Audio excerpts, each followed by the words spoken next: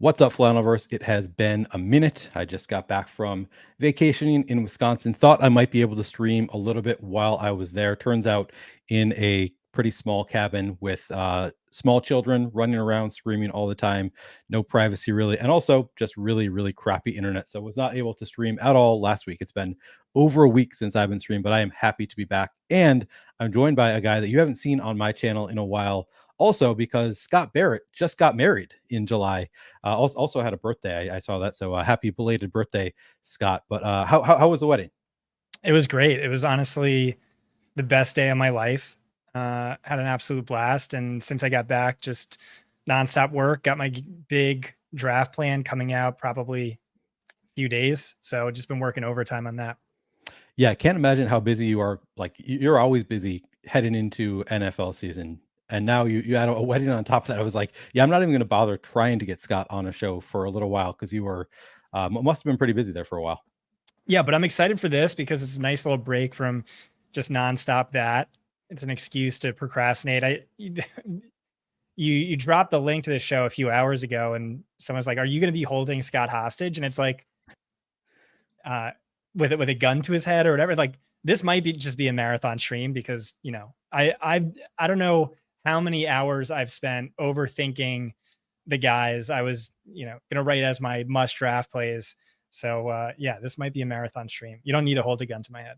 Oh hell yeah! I mean, it's going to be a marathon stream regardless. Hopefully, I mean, I'd love to have you stay on for as long as you are willing to stay on. Yeah, I admittedly do not have a gun set up in your apartment house, whatever. So we're just gonna have to have Scott agree to stay on for as long as he will. Let's fit with the theme though. Hostage situation. This is how we're gonna approach these drafts, right? We're gonna do a minimum of 2. First draft, I'm holding you hostage. We're playing by my rules. We're going to do it my way. Yep. Second draft, we're going to play by your rules. You're holding me hostage. We're going to go crazy with the stacks. And then the third way, maybe we'll be able to find a balance and we'll call it a day. But that's what I want to do. I forgot we had talked about doing that. You're talking about like potentially just going after your guys, not worrying about the bye weeks, not worrying about the correlations as much. You're just like you're gonna get your guys. Is that kind of your way, or Yeah, are we gonna figure it out? Like who are you getting on this show? Yeah, I know it says King of Best Ball below. I just put that to mess with you. I've done like 20 drafts. Like I was drafting 150 plus teams 7 years ago in the Best Ball 10 days. For whatever reason, I just like haven't been able to get like as into it as I should. I mean, we talked about this. Like your title under your name should be the people's best ball bro. Like I think something that's turning people off in best ball is like it's so like clicky and elitist and like I don't know. It's just like I said, it feels very niche right now and like oversaturated in niche. And they need someone with mass appeal to reach to the common man. And I think that's you. I think you're the perfect person for that. But anyway, hard for me to get into best ball, but it's like I've looked at the win rate stuff. I've looked at, I've read a bunch of articles that were excellent. But like ultimately, like who are you getting on the show right now? It's me who's supposed to be like the best player take Scott. And yep. Like that's my bread and butter. And like, I really think that at the end of the day, that's what's going to move the needle more than anything else is drafting the right players. Like you can get so lost in the sauce on elite quarterback versus zero RB versus hero tight end with whatever. And it's like, realistically, like I'm looking at underdog ADP. I'm seeing like players mispriced by multiple rounds. Let me just draft as many of those players as possible. Let me build my strategy around those core players. And I think that's going to give us the biggest edge. Like I had a tweet again, this is like partly why I'm not as into best ball. It's like I'll put tweets out and like no one cares about my best ball thoughts. I was like, Josh Allen might be, based on game theory and all this other stuff, the single best pick you can make on underdog right now. And like someone was like, opportunity cost and like you're giving up this and it's just wide receivers are so important. It's like, yeah, but I see some great late round wide receiver values. Like I think you're going to be better than okay.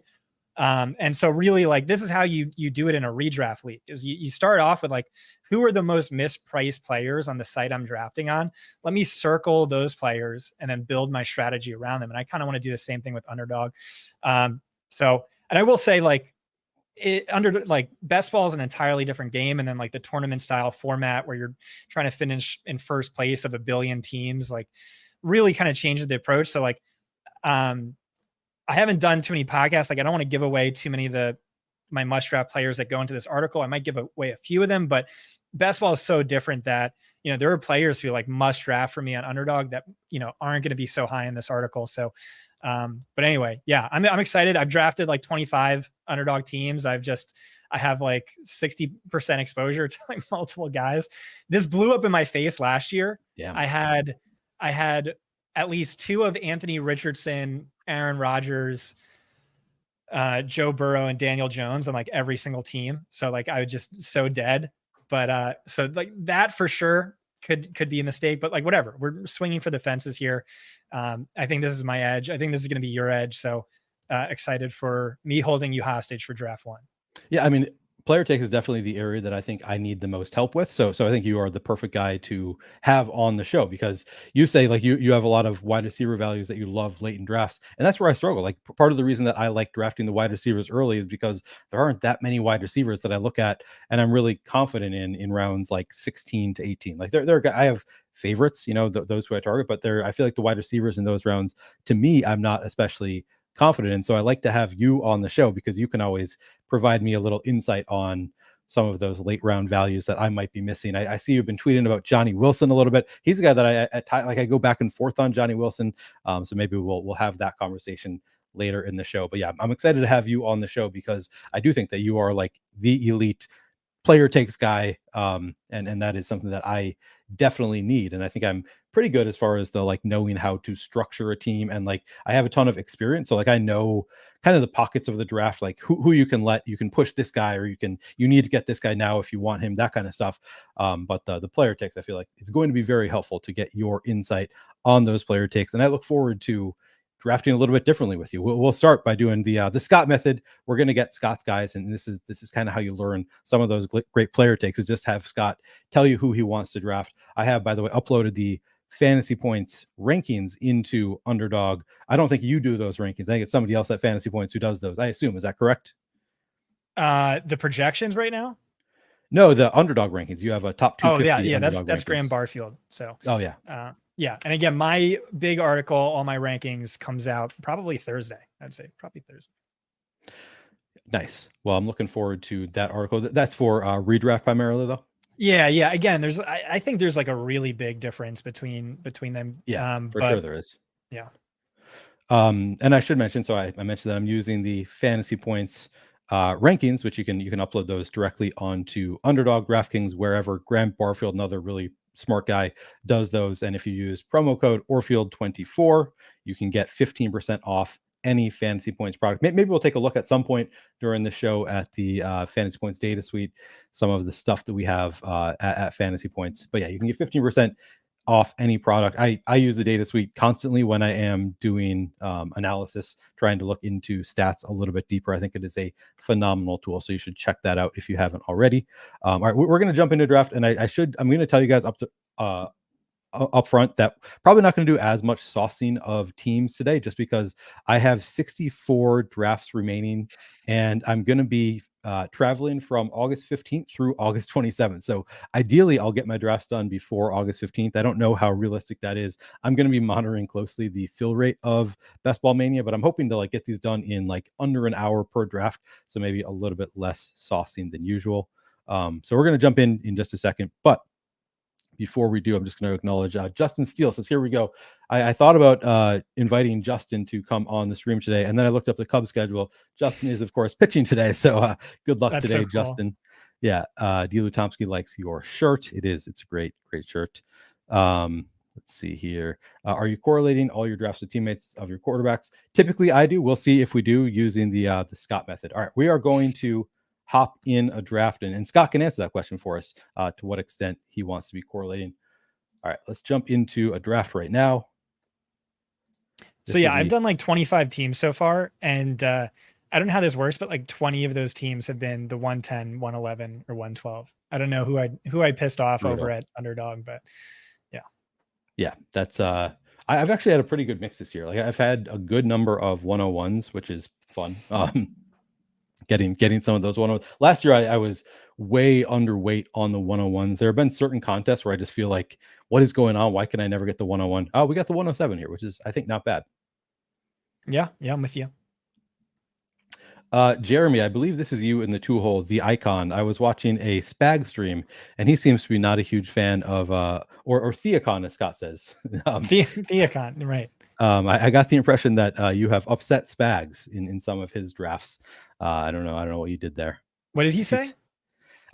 Chris Spags. I was just watching a Splash Play stream, and he did not like having Jeremy Theacon in his drafts. He said he always throws off the drafts, and I don't know. And I have not been paying close enough attention to know where that comes from, what Jeremy does to upset Spags. But knock it off, Jeremy. Stop upsetting Spags. Just kidding. I have no idea what's going on. 107. How do you feel about that, Scott? Yeah, I think that's great. Man, this is a hot take. Musgrave goes in the Kittle Pitts range next year. I'm out on that take, I think. I wrote him up in my underdog values article. I've come down on that though. There's just so many wide receivers who are going to get the ball. It looks like a 4-way wide receiver committee situation. They want to play more 12 with Kraft and Musgrave. So I've kind of walked that back a little bit. Okay. All right. This is your draft, Scott. So you're going to tell me who you want. This is I'll sort by ADP here. I assume that's your preference. Yeah. Ideally Amon-Ra. If not, then yeah, let's take Amon-Ra. If not, then Brees, I was going to say. So again, one, that's a great spot to be in. Yeah. I know in one of our streams, you said that the 106 historically is the best spot to draft from. That's right. You're not forced to reach like you are with a 101 or 112. You can soak up ADP value. Historically, that's the best win rate in the aggregate. But every year is its own. The second best, because it's kind of the same thing, except you're slightly later pick. I don't think so. Last time I looked at it, I think then it tilts back to like a top 3 pick. Interesting. Okay. Jeremy says, yeah, he hates me. I was in 44 of his best Ball Manias last year. Man, that's a lot. That's a lot. But he does stream a lot of them.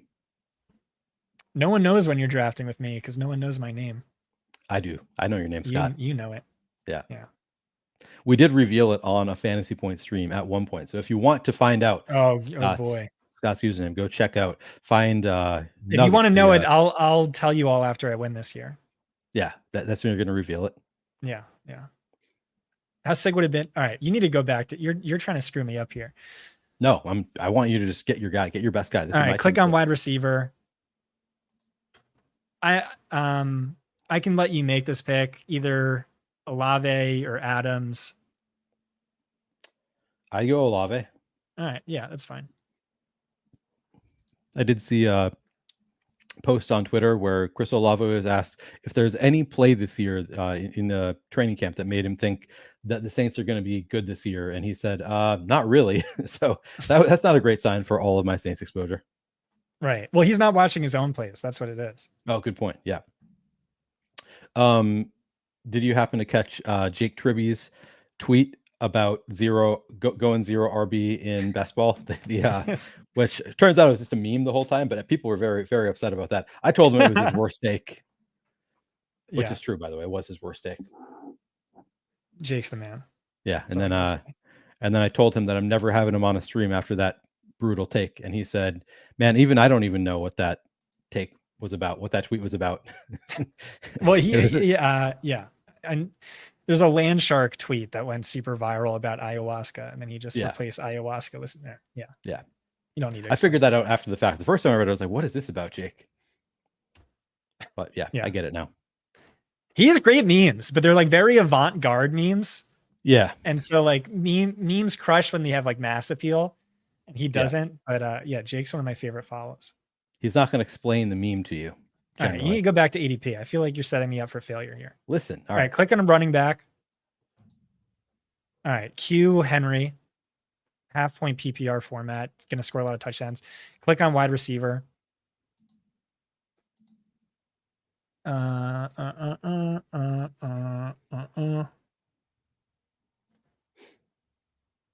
Yeah, Henry or best available wide receiver. I will say I don't love DJ Moore. I don't love Stephon Diggs. I don't love Pittman. I like Dell. Okay. I mean, we could My go. Texan sources are saying Diggs is far and away the most involved wide receiver. So let's take Henry. Diggs is far and away the most involved wide receiver, like well above Nico, well above Tank.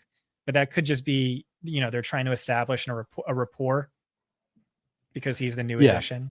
It could be. I was sort of convinced. Ben Gretsch convinced me to be kind of in on Stephon Diggs this year, just with the thought process of historically he has been like he goes to a new place and he's on his best behavior, and he he's working his ass off to be as involved as possible, trying to get a new contract, and that sort of tracks with me for like what I know of Diggs as a person, like that he is super competitive until he gets disgruntled. So I kind of I buy into that narrative. That's totally a narrative street kind of thing, but I think I buy into that one. That Diggs is like in his first year in Houston in a contract year, wants to prove that the Bills were wrong, to not treat him right. We'll see about that, because like part of what made him happy was he was the guy. He was getting like 15 targets per game, and like now, Nico's great, Tank Della's great.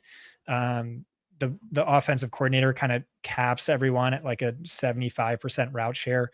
So we'll see. But I mean, no, I certainly get that argument. Yeah. I'm buying into it in part because I don't really love this range of wide receivers. Like I kind of like Dell, but I think I do prefer Diggs over Dell. Don't love Pittman. Just kind of a tough spot. So I'm telling myself. Yeah, agreed. And you're seeing that in home league drafts. I tweeted about it. Like the mid round 2 to mid round 4 is like super gross. Like the only players where that like really pop by ADP in that range.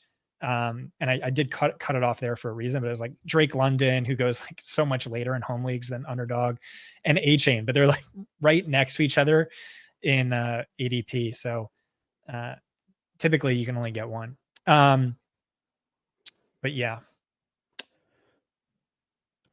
Do you want to save your player take here? No, you can queue it up. We're fine even if he goes. Right. Josh Allen, I would queue up. Amari T. You're not high on Zay Flowers. I think I knew that. That's one of you and Debro disagree. Debro's really in on Zay Flowers this year. You're not really into it. Not versus T or Amari. Yeah. So again, Josh Allen might be the best overall pick on underdog right now. Best counter argument is just like Jaden Daniels is a god. Joe Burrow is mispriced by multiple rounds. Do you want to take Josh? All right. Yeah. This is get Scott's guys draft. Okay. We're getting Josh Allen way past ADP when you think he's already. To be fair, Amari's one of my guys too. So like I like that range. This is a good draft so far. Yeah, I'm feeling this draft. We'll see if you allow me to take any Bills receivers to pair with Josh Allen. Dude, we're totally not going to do that. We'll see. Maybe Curtis Samuel can fall sometimes when you're the Allen owner who isn't so excited to take him. I saw Mac Hollins kind of limped off practice. I saw a tweet about it. That's the thing. I was in Wisconsin, not getting a ton of information, like not really able to utilize the internet, but I still have like notifications on for enough sources on Twitter that like I was getting kind of the chatter of what's going on. And all I saw was in passing, I saw Mac Hollins limped off, and I was like, damn it. Cause he's one of the guys that I think I'm the only person who is mixing him in the 18th round. So that's brutal for me. Yeah. I wouldn't be drafting Mac Hollins. I just think I don't like him. I don't like those crowded situations. I think Keon just kind of just fully kicks him to the curb at one point, but you never know. Yeah. I just, I started drafting him partly on you kind of providing that they talked about him as a guy that they like early on in the offseason. And then I didn't draft him for a while. The best Buffalo guys are saying the same thing. Like they're really high on him. Can you go back to ADP and not screw me over? I guess. All right, here's ADP. All right, click on running back. You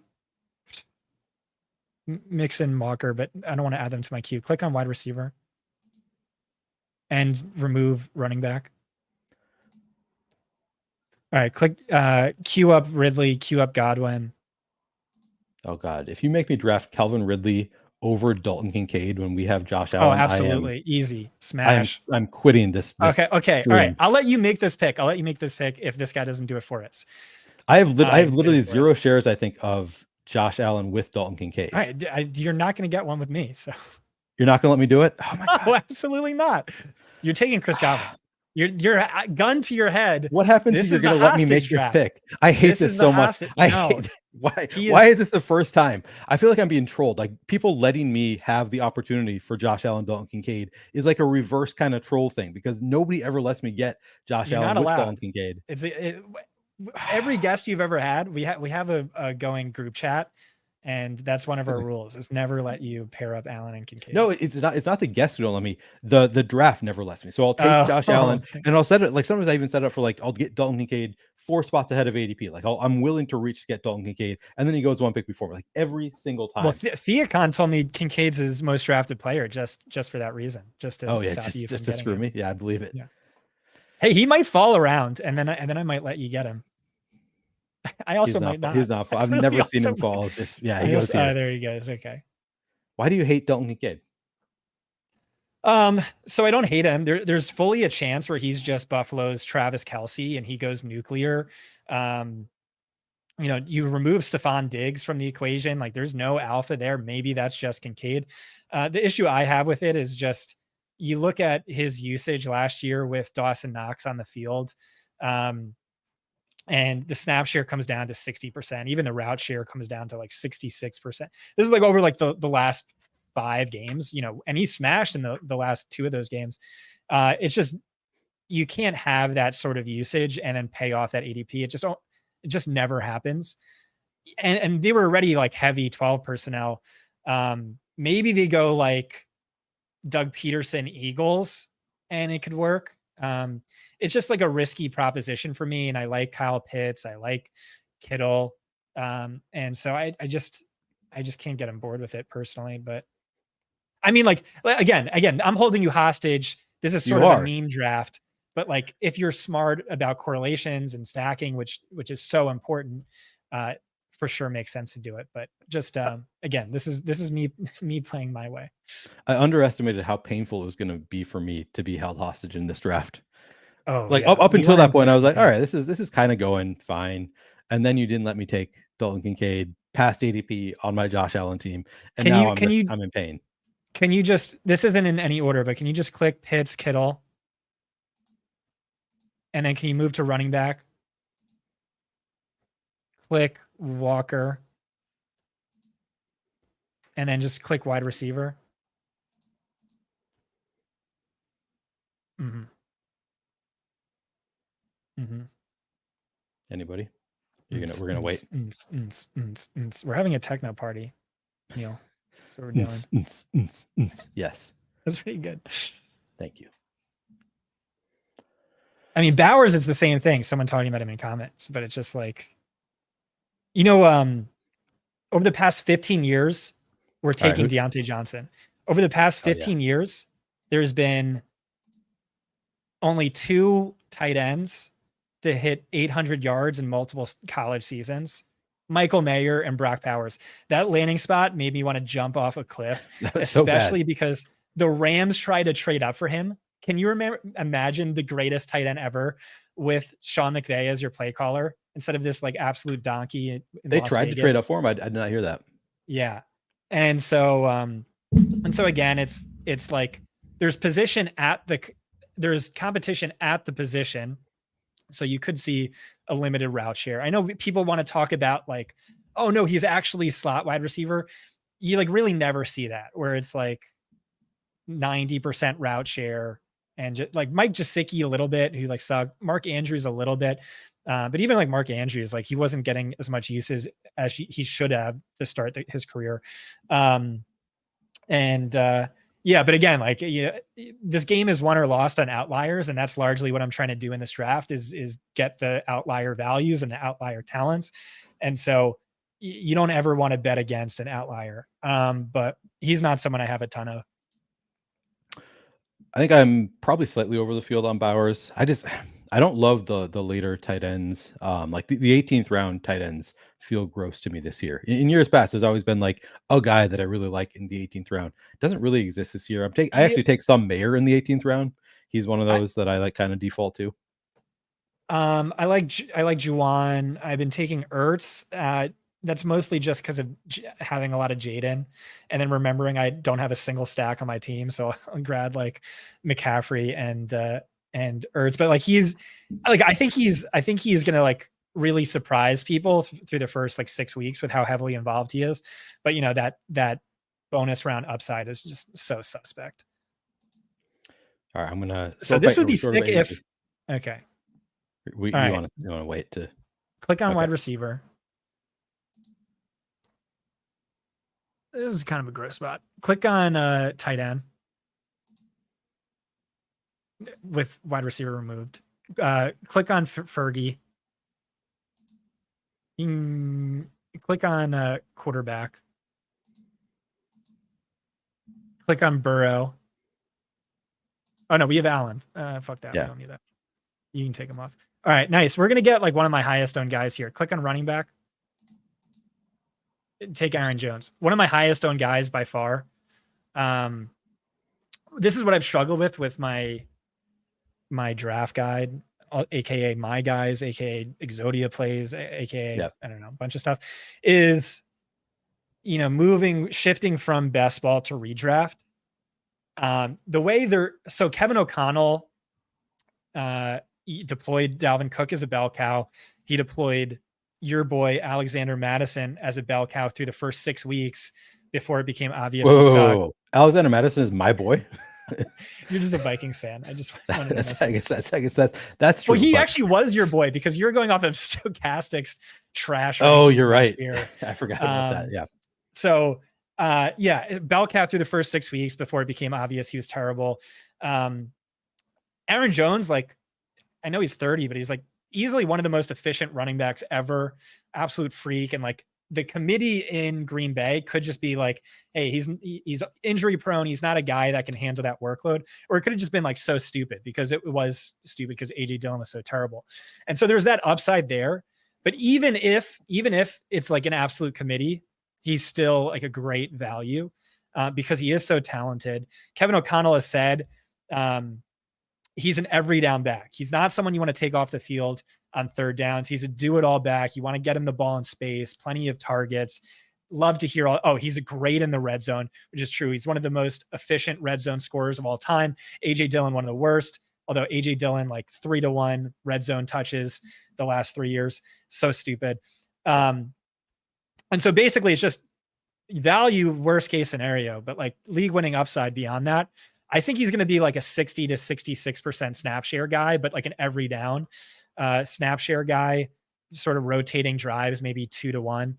And so I don't know. I really like him. I like this offense. It's, they lead the league in plays or rank top 3 every year. So plenty of volume to go around. They want to be more run heavy. JJ McCarthy threw the ball 6 times per game last year. Let's go back to ADP real quick though. Threw the ball to running backs. No. He threw the ball like 8 times per game in total last year. Oh, it was just like a super run heavy. Oh, that's right. Hardball offense. Yeah. All right. We are sorted by ADP. Click on quarterback. Yeah, Dak's great. Daniels is great, but I mean, we have Josh Allen, so we're good. Yeah. Don't click on them. Click on tight end. No quarterback. Yeah, and Njoku is going to be there in a few rounds. So I like Jake. Is he a big ADP faller? Can you click on running 5 back? picks past ADP. All right, click on running back. Click on Brooks and click on Mostert. And click on wide receiver. Okay. I know. Did we do that already? Yeah. Okay. Do you have a preference here? I mean, we get Ferguson past ADP a little bit, and we don't have a tight end yet. Yeah, I also like Njoku, but all right, this could be like a monumental decision that just like destroys the draft. But we'll take Fergie. Click on Njoku though. See, my thing, Fergie, you wanted him in the last pick, or you were at least thinking about him for the last pick. Yeah. I just wanted to know where the other positions are. Gotcha. Click on Click on quarterback. I just click on. Did Jaden Daniels go? No, I click on Dak and Jaden. Because like really, this is how I navigate through. And then click on running back one more time. I just want to see. Yeah, and so this is. Did Chase Brown go already? Man, no way. So he's one of the best, absolute best picks you can make. Yeah, he went at 88. Wow. Well, what was I gonna say? Yeah, this is just kind of like how I like to navigate through the room is just know where the other positions are at, but really just keep my default to running back, wide receiver. Interesting. What do you mean by that exactly? So like where the tier breaks are at quarterback and tight end, and like really not give it too much thought, and then just look at running back and wide receiver. And like if I like a running back or wide receiver, I take them. If I don't, then I'll go back to the other positions, which maybe we're at now. I'd queue up Shaheed. I'd queue Shakir up is there too. I'd queue up. Fuck him. I'd queue up running back Tajay Spears. Spears over Pollard. Interesting. Yeah, and so can we remind me of our team? How many wide receivers do we have? So we are at 1, 2, 4, 1. Our wide receivers are Amon-Ra, Olave, Godwin, Deontay. All right, you can make this pick. I mean, Shaheed would be part of a stack with Olave. Yeah, but I'm not going to let you draft Carr because he's terrible.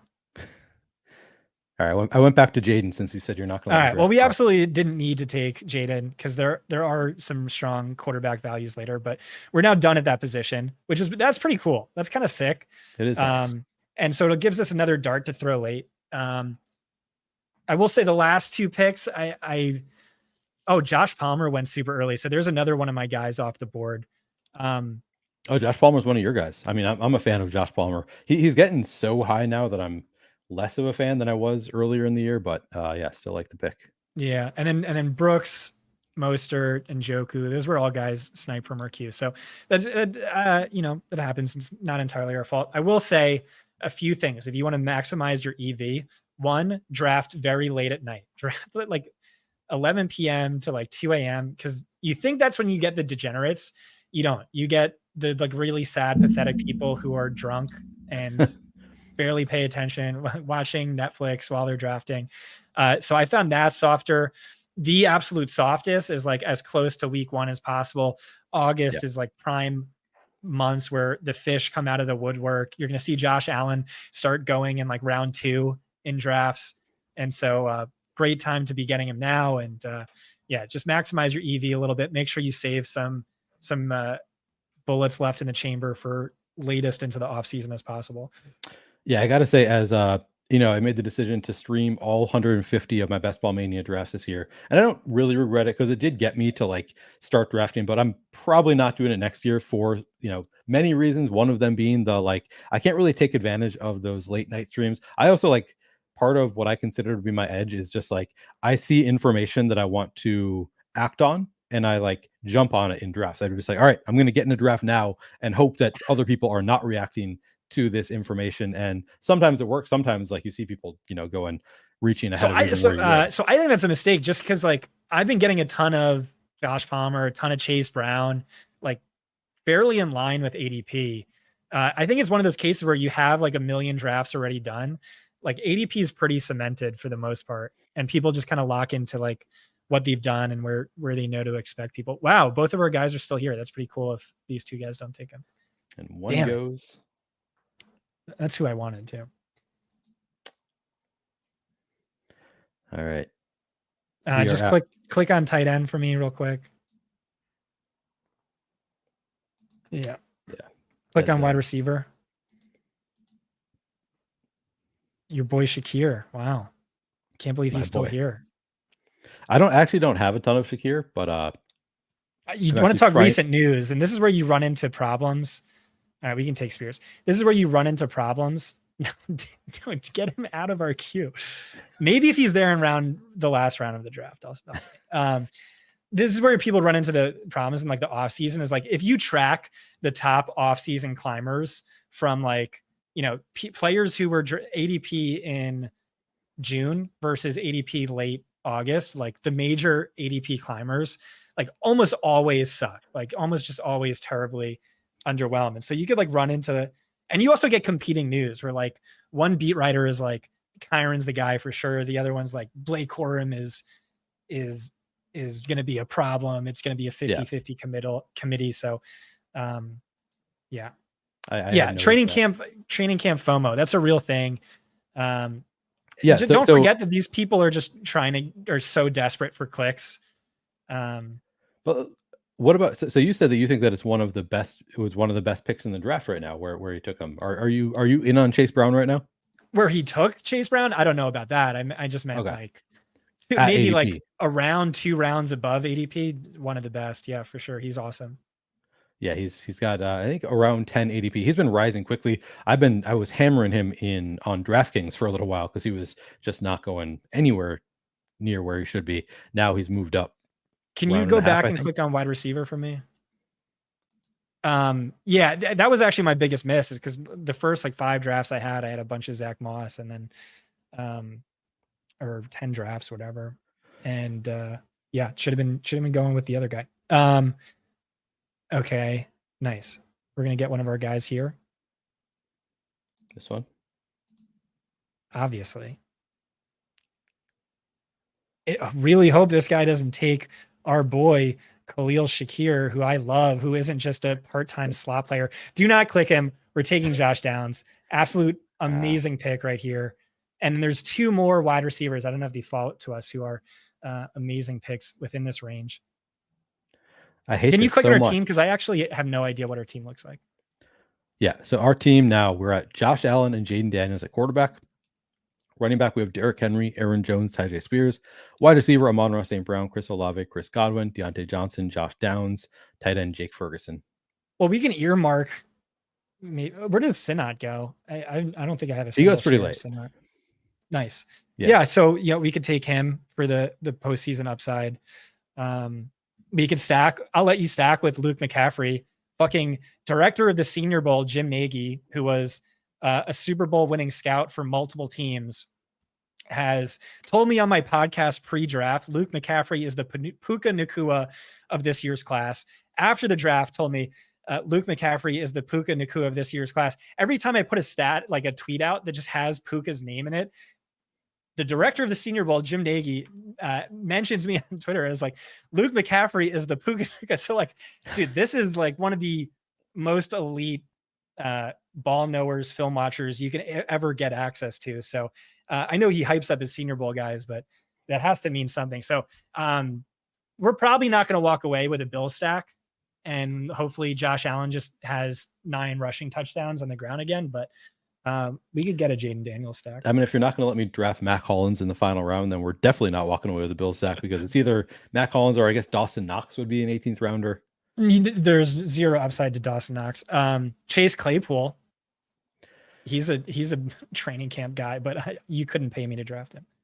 All right, so yeah, we're not going to have a Bill stack. We just let 2 Bills players, both Dalton Kincaid and Khalil Shakir, fell way past ADP, and Scott still would not. I mean, like that very well could be a mistake. You look at what Joe Brady did with wide receivers on the Panthers. Like all those guys finished as fantasy wide receiver 2s in 2020. It's receivers who are catching passes from Josh Allen. That might be a huge mistake.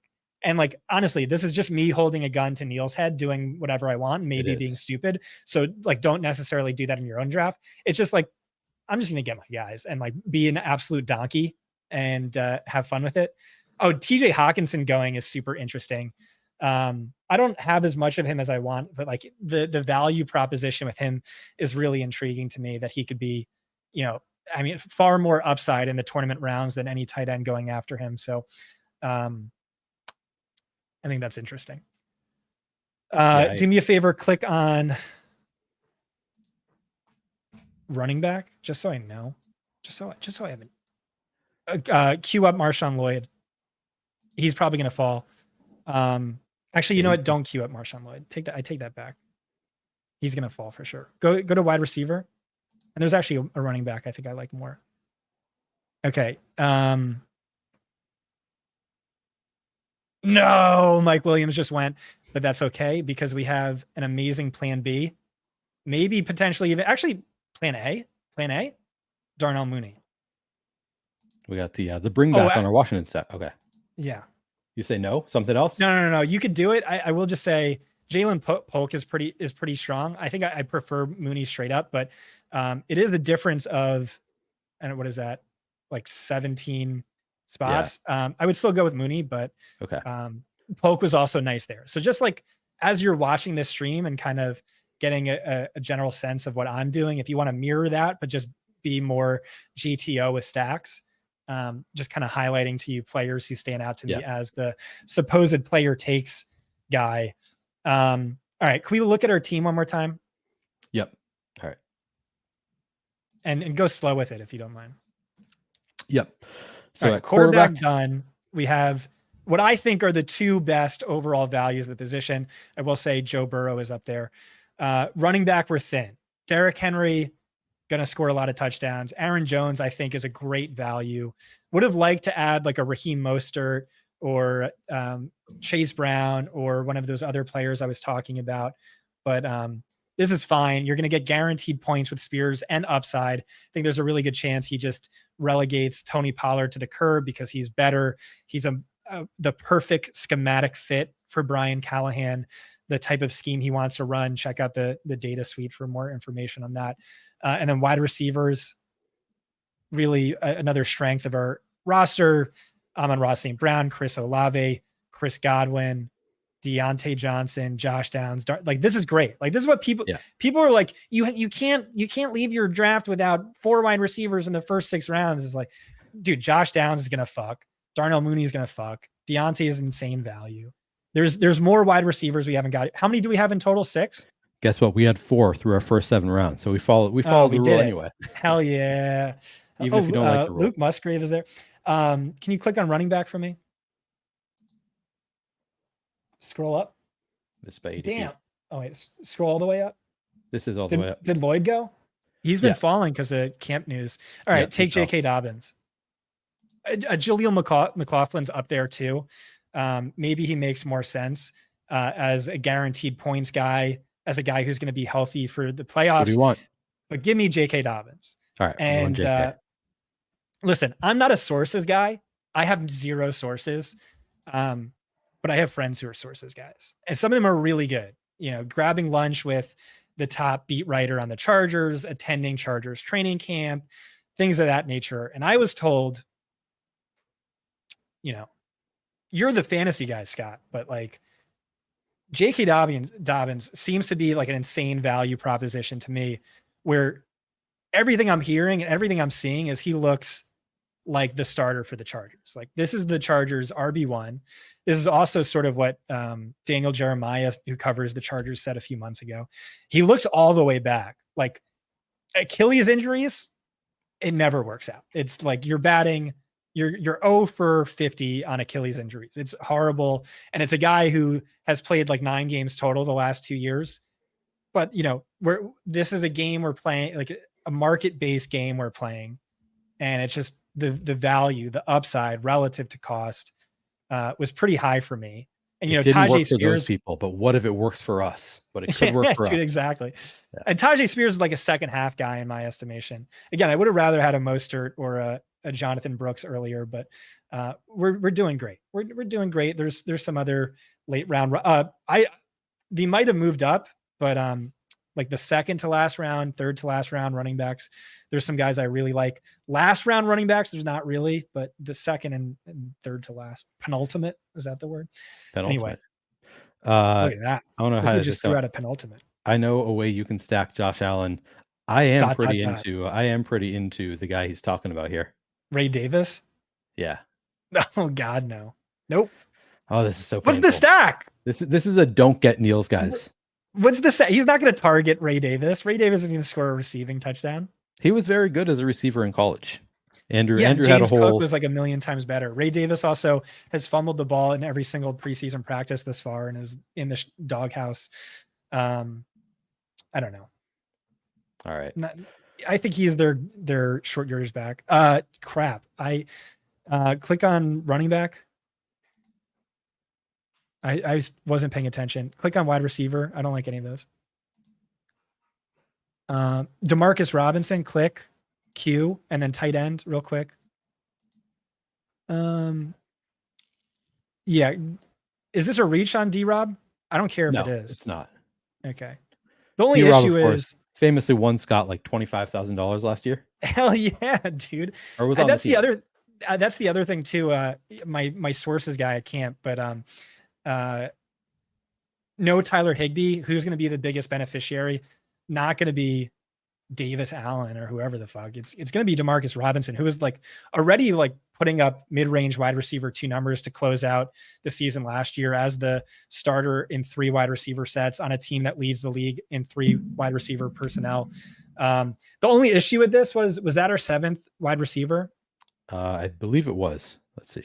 All right, so then it blocks us out of some other, but like I do see a massive teardrop at the after D-Rob goes. There is a tight end I love here. There is a running back I love here. Okay, good. We are still unstacked with both of our quarterbacks, by the way. If they go, it gets tricky. What's that? We're unstacked with both of our quarterbacks. Yeah. Just pointing that out. Well, where does Sinat go again? I think I told you to look it up. Yeah, 195. All right, yeah. So he'll be there last round. You want to earmark him as tight end 3? You want to take him around early? I can sign off on that. Good. You're 1 stack.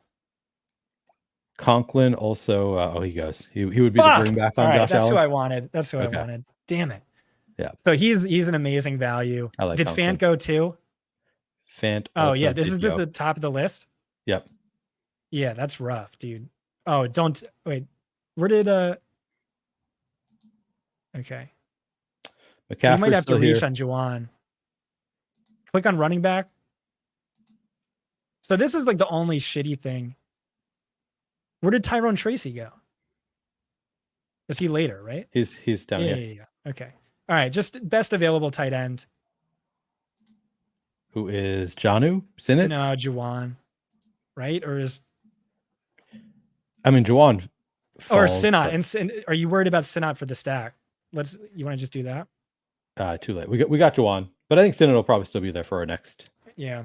So this is like the only one fuck up was it Theacon who took Conklin? You just assume. Look at that run, dude. That sucked. No, he took Fant. Yeah, we had four tight ends go before us. Yeah, I like Fant too, but I really had my heart set on Conklin. That kind of stinks for us. Yeah, Conklin has been a late round tight end target for me when I don't go double elite.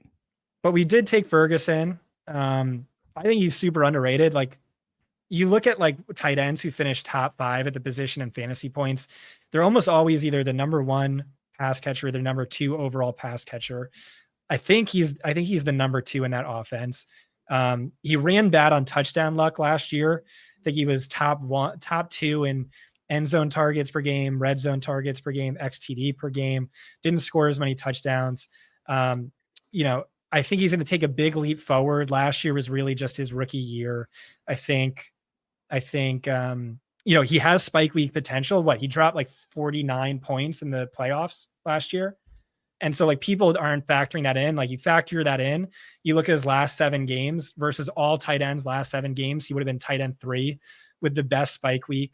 This guy, Andrew, agrees with me on Conklin as a screaming value. Yeah. Just like amazing floor for that ADP range, really good upside with Aaron Rodgers coming back. Conklin's been like the number 2 or number 3 pass catcher for the team. How many years in a row now? I will say I love Mike Williams. Remember, I was pissed we got sniped on him. But still just great touchdown upside with Aaron Rodgers there. And so, yeah. Hodge. Yeah, a little bit late, but we're just finishing our first draft and it's going to be a long stream. So plenty more to come. Good to see you. All right, let's go back to ADP and make sure we don't screw up. Yeah. And by the way, for those of you who did not tune in from the beginning, this is the Scott takes all of his guys and just messes with Neil draft. We are just totally Scott is just trolling me right now. The anti-stack draft. Yeah. So if you hate the draft, it's Scott's fault. If you love the draft, I'm in charge of it. I'm clicking the buttons. Yeah. All right. So you want to reach on Sinat to give a stack and a tight end 3? I could sign off on it. All right. Finish our tight end room. Yeah. We've done it quarterback and tight end. Yeah. I mean, we honestly could take a 4th in the last round. Maybe that's ill-advised, but just, yeah.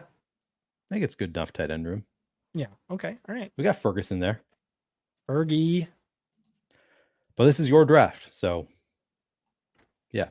Yeah. One thing I noticed, because like my first 4 drafts were all Neil drafts. And then I started drafting on my own when I was traveling for the wedding and stuff. Those drafts are always so much better than when I'm on here. I think it's because just the navigation of the ADP page. Yeah. And like being able to scroll all the way down, or just, I don't know, but I have more fun when I do it with you. So that's all that matters. Okay, good. As long as it's more fun. Hopefully you're going to love this team because I'm letting you make all the picks. So my question for you is, if we win $1 million with this team, what is the payout? I think it has to be 50-50, even if, I had more say over it. And the next one, if you win $1 million, it has to be 50-50, even though that would be really 100% you. I think you're saying that because you know that my team is going to be better than yours. I know it. Yeah. That's why you're saying it. The they're all 50-50. I'm not going to go back and be like, all right, you made 70% of the picks in this one, so I'm going to give you 70%. No, it's all 50-50. Yeah, I appreciate that. All right. We have how many running backs? So we are at 2-4-7-3. We have Derrick Henry, Aaron Jones. All right, let's click running back and let's go running back to close out. Are any of my guys still here? This is by ADP. Pierce. See, yeah, this is by ADP. Oh, fuck me. All right. All right, this is not ideal. We should have taken a running back last round, but we should have taken Ray Davis 2 rounds ago. Oh God. Oh God.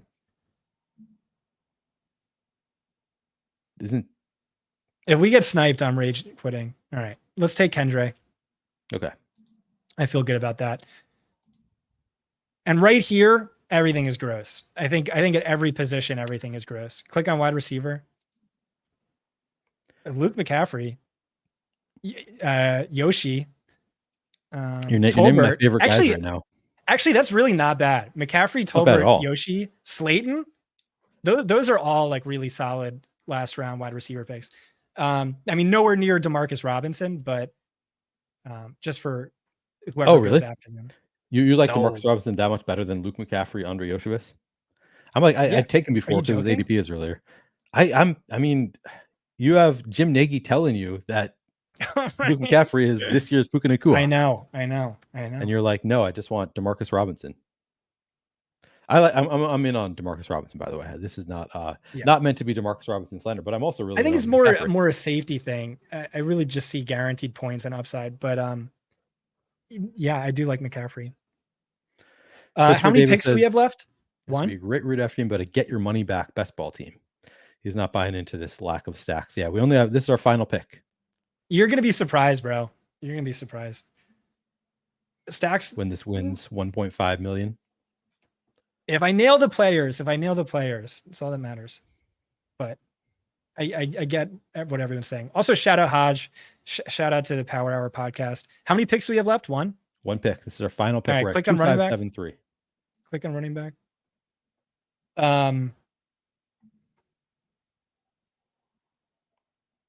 Oh, Deneric Prince went? Damn. All right, scroll down. Click Trey Sermon. Click Donta Foreman. Yeah, we got to give it a couple seconds beforehand. Yeah, I'm gonna have to. It's gonna be Sermon. That's fine. Okay.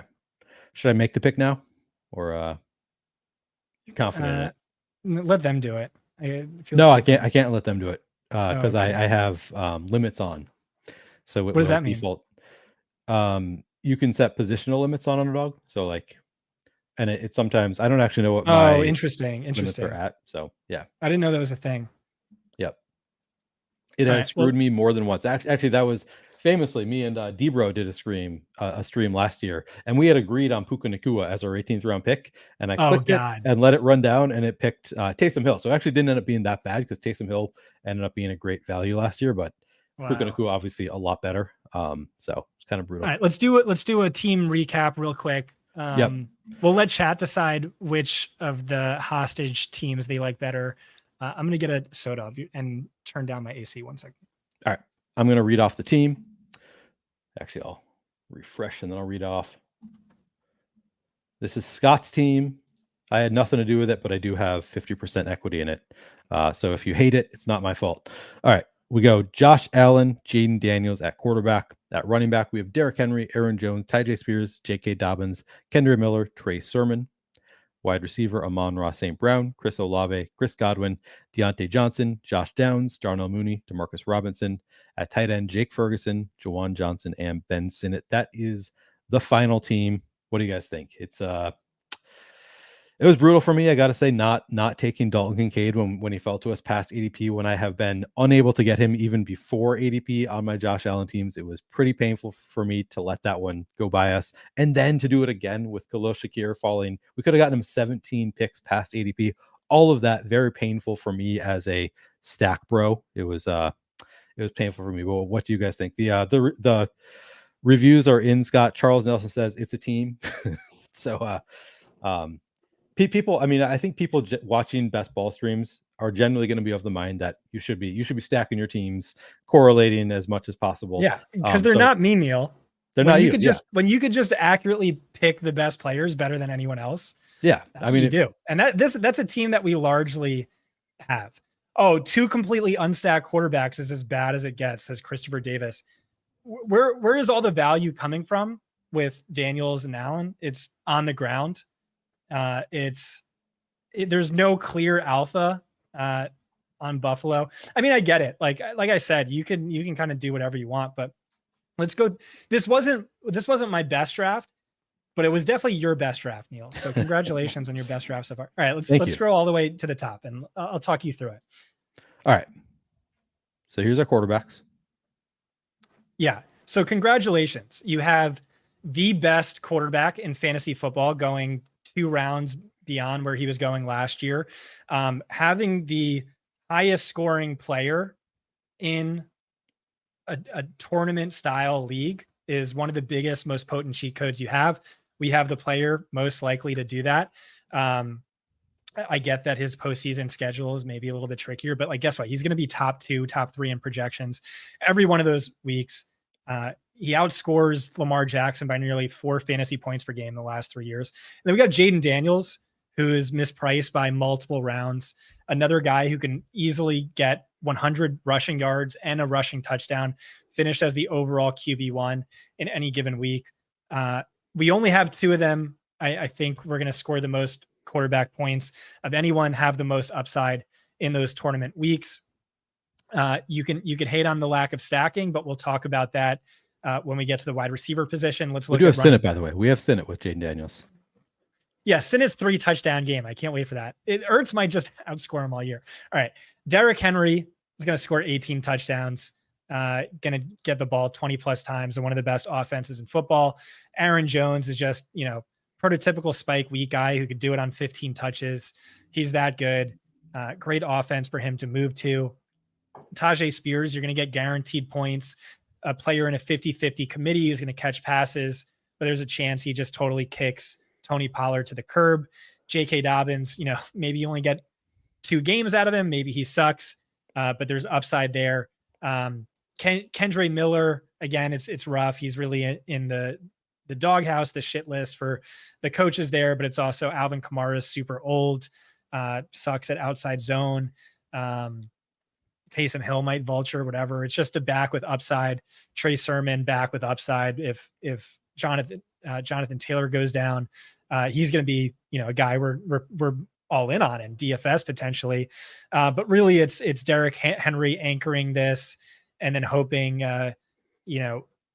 one of Aaron Jones, Tyjae Spears has a spike week when you need it. And then wide receivers, again, would have preferred to have like a Mostert or someone or Jonathan Brooks, but Amon-Ra St. Brown, Chris Olave, Chris Godwin, Deontay Johnson, all going to fuck. I didn't say it before. Chris Godwin's going to be in the Cooper Kupp role. Love Godwin, yeah. for the Buccaneers. I think he's a great pick. Deontay Johnson's going to be in the Dave Canales, Mike Evans Alpha X role for the Panthers. Only receiver who can separate on that team. Josh Downs, I think the gap between Pittman and Downs is so much closer than anyone thinks. You saw that before Downs' week 9 injury. You saw that just when they were on the field together. You've seen that in practice this year. You've heard that from the GM. You've heard that from the coaches. Amazing high floor pick. I think there's underrated upside. Darnell Mooney, amazing spike week potential for who he is. Sure, he's the number 3 receiver, but it's a, could be the number 2 above Pitts. Probably not, but it's a team that runs heavy 11 personnel. It's going to air the ball out, massive quarterback upgrade. And it's historically a spike week guy. Demarcus Robinson, also spike week potential. Decent floor, showing what he did last year in a team that lives in 11 personnel. No Tyler Higbee. So wide receiver is great. Like, honestly, it's a chance it might be too great. Like, there's a chance that maybe we should have replaced one of those players with a running back, sure, or a tight end. But I think that's great, and I don't worry about the stack, right? So it's like it does. How many times does Curtis Samuel break 15 fantasy points? How many times does Khalil Shakir here break a 60% snap share? Maybe never. And so Jahan Dotson or Luke McCaffrey, and it's like, who's giving you the best chance at like a 20-point game? Like, give me Darnell Mooney, give me Josh Downs at cost. And so that's at least my justification. I could be wrong, but like, as I was saying before, is like the best ball community is so insular, and it's so like hive minds, And so like, I'm just trying to push you to think a little outside the box, and outside the box. Good plug there. Lean into my strengths as an analyst. You don't have to tail me, and then tight end. Yeah. Hopefully Jake Fergie's the guy. Maybe Juwan has a season closer to his 2022. Maybe the new regime gets him more involved. Maybe Taysom Hill just cucks him. Who knows? He's just a guy we took late. Ben Sinnott. Ideally, he gets the Zach Ertz role in the Cliff Kingsbury offense at some point before the playoff weeks, and we have a stack which people love and think is magic. So magic auto win. Ben Sinnott. I do think it's an auto win when you have a stack. Jaden Daniels averages 70 rushing yards per game, except for the championship week. He instead throws for 500 yards and 5 touchdowns, all to Ben Sinnott. Beautiful. That's the dream right there. Good team, Scott. I'm looking forward to this next one where I get to just do whatever I want. Scott's just going to be there trolling me or helping me. I don't know what his plan is exactly for this Neil draft coming up, but I'm very excited to draft my way. I hope I have the same decision points that we had in this one, because we had so many of my favorite players, like players I would really want on this team, falling to us well past ADP, and Scott did not let me draft them. So it'll be fun. But yeah, it's definitely an interesting team. I think that this is, it's going to be a good team because we got all of Scott's guys. Scott is supreme ball knower. He knows how to find the best value guys. So it's going to be a good team despite the lack of stacking. We're going to get into our next draft. I want to give a couple of shout outs real quick. First of all, the Pound. What's up, Pat? Good to see you here. If you guys haven't checked out Best Ball Overlay, I was playing around with it. I had a conversation with Pat probably over a month ago at this point about potentially doing some affiliate with them. Have not actually signed the paperwork, have not done anything with it because I've been so busy. But I did finally check it out today. I was actually looking at they have a rankings page where you can adjust the rankings very easily on their page, your own personalized rankings. It is very cool. So check out Best Ball Overlay if you haven't already. Want to give a shout out to D'Lo Tomsky. All right, I said I'm not going to sauce teams, but since he's just asking us to look at his wide receiver room, that is easy enough to do. We'll just take a quick look. I don't know what he's talking about with the wide receiver room. Yeah, Jay Jets, Adams, Cup, Cooper, McLaurin, Reed, Baker. That is a very strong wide receiver room. So that is my review of your wide receiver room. Really strong, really good players there.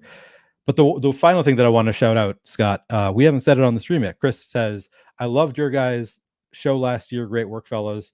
It's back this year. We're going to be doing Outside the Box again on Saturdays this year. It is going to be on the Fantasy Points channel. I am really excited to be doing that with Scott once again. It was I feel like I learned so much doing the Outside the Box show with Scott last year. We made some killer teams. We got into the top 1% with 2 of our teams, like way out. I mean, that's such a small sample size, not really meaningful, but like way outperformed expectations with the teams that we made on the streams. Scott, I'm excited to do it again.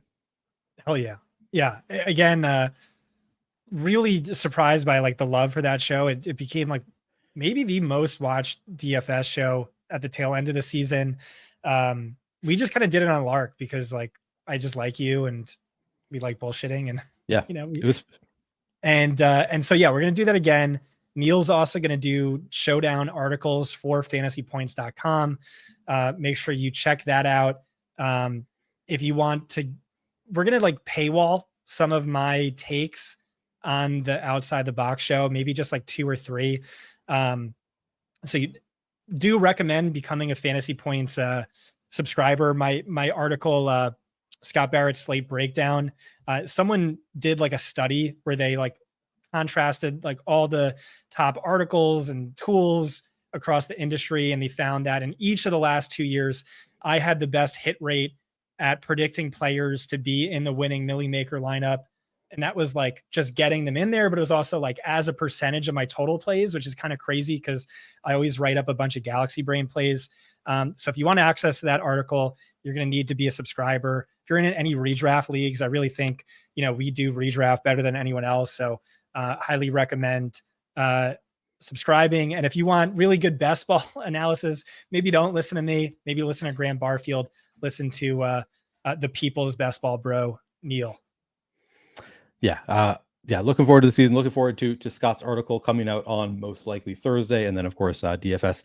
And as Scott said, I'll be writing the showdown articles for Fantasy Points as well. I'm not announcing all of my plans for the DFS season, but those are the things that I'm doing with Fantasy Points Outside the Box again with Scott on the Fantasy Points channel. Then I'm going to be doing some, I assume, paywalled articles on Showdown for Fantasy Points. And then the plan right now is to do my live shows for Showdown right here on this channel. So if you're not already subscribed, this is where I'm going to do my DFS Showdown shows on this channel. By the way, trying to get to 2,000 subscribers before the NFL season. We're at 1,832 last I looked. So if you haven't already subscribed, really appreciate anybody subscribing, liking the channel, commenting on the video, etc., etc. Can we do trivia real quick for a second? Yeah, let's do trivia. Sure. All right. I will give you $100 without looking it up. Yep. You can tell me the last name of King Charles and the royal family. DuPont. It's Mountbatten, Windsor. Yeah, I did not know that. Yeah, I have no idea. The other day I was just thinking to myself, like, how do I not know the last name? And then I like Googled it. I'm like, oh, it's because no one knows this. Why is this a secret? All right, trivia question for the listeners. Or maybe it's just a question. Maybe it's not a trick. Did you know that Neil won $1 million playing DFS? Why do you not talk about this on every single show? Like I would just mention that every 5 minutes. You're a DFS millionaire. Yeah, no, that is true. I did win a solo millie. Couple years. It's been 3 years at this point. Man, I cannot believe. Wait, what's how a solo long. millie? So I was single bullet. No. I was the only one who won that. So like, right. Won a full $1 million. I have also. You don't say it that way. You say it was a main slate. Yeah. Main slate millie. I've had a few NFL showdown split millies where other people also won, but I have the one main slate solo millie. Yeah, solo millie. I guess I don't know how you're supposed to say it.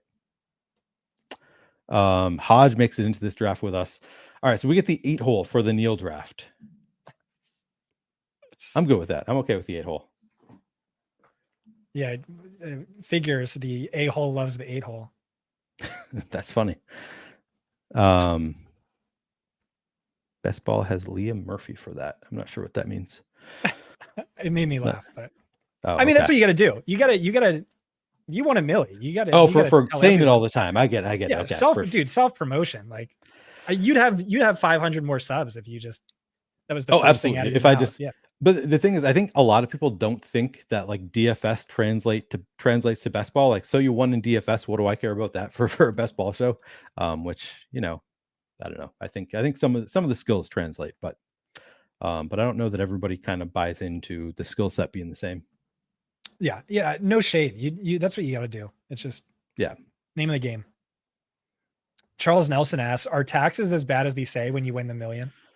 Yeah. So I want to say I Yeah. paid like 450,000 in taxes that year. There, That's so disgusting. I mean, that's also that's probably not just the milli. There's probably some other tax in there, but yeah, definitely. I think over 400,000 for like the milli alone. That's Um, horrible. yeah, no, it's the taxes are bad. I also paid off. I had like $200,000 in student loan debt that I had to pay off at that time, which is nice Oh, to get that yeah. from law school. Like I had tons of student loan debt, so it was nice to be able to pay it off. Man, But that is yeah, so gross, dude. you don't really become a millionaire when you win the milli, even though they call it the milli maker. It's a lie.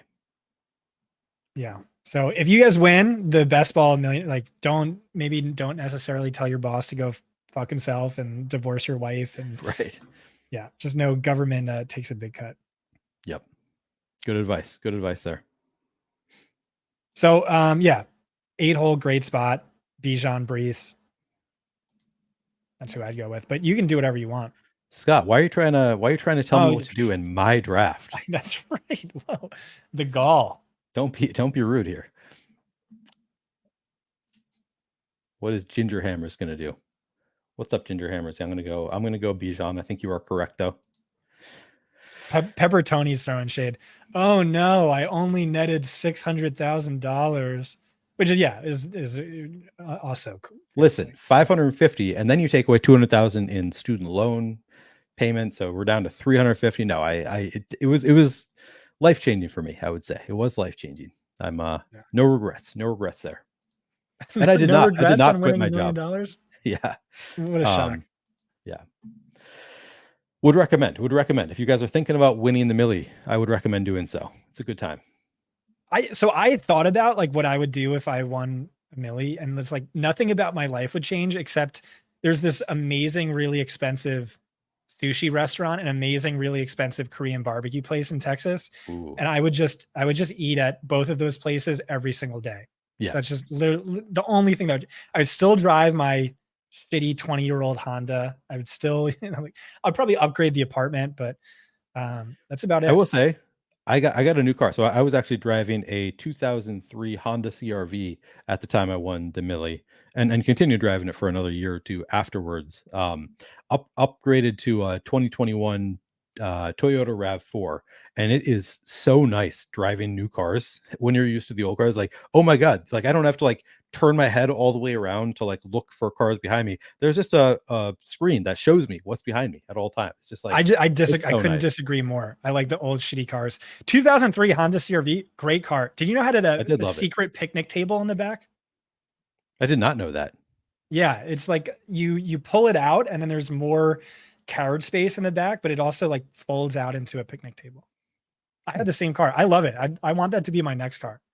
Like, I don't know why anyone buys nice cars. I want old shitty cars where I don't care if I get into an accident. I do hear you. Get the Bijan Drake London stack. Haven't got this one a lot. Interesting. All right. Well, I mean, I like that.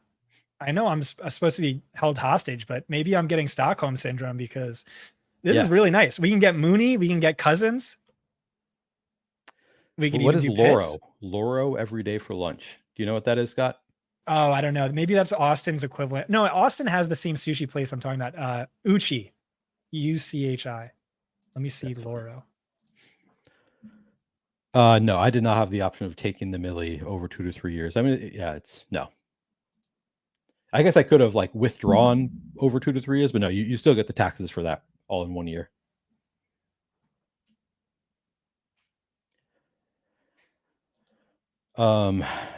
Uchi. He says Uchi. Okay.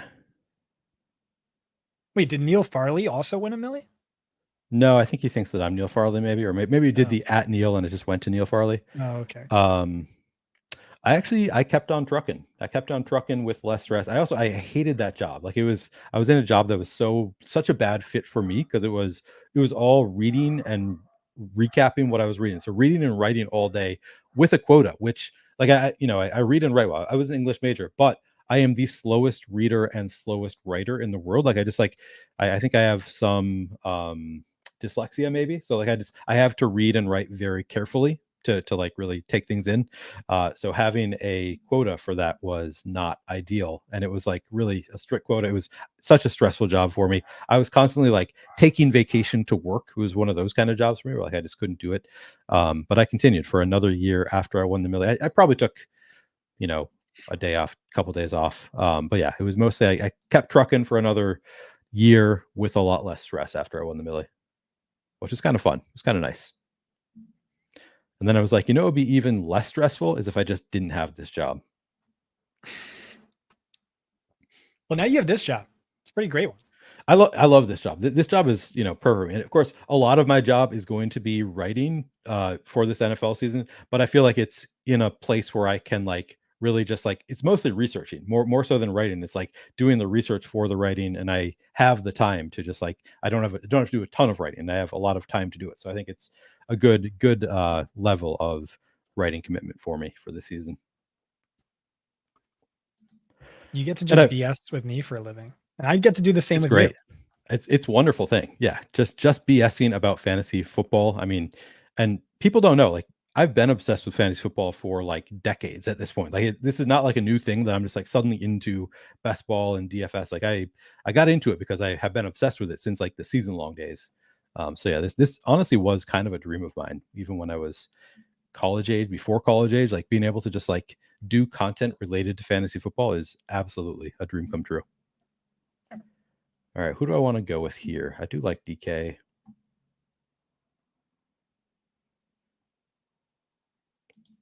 You could take Josh Allen and not stack him with anyone.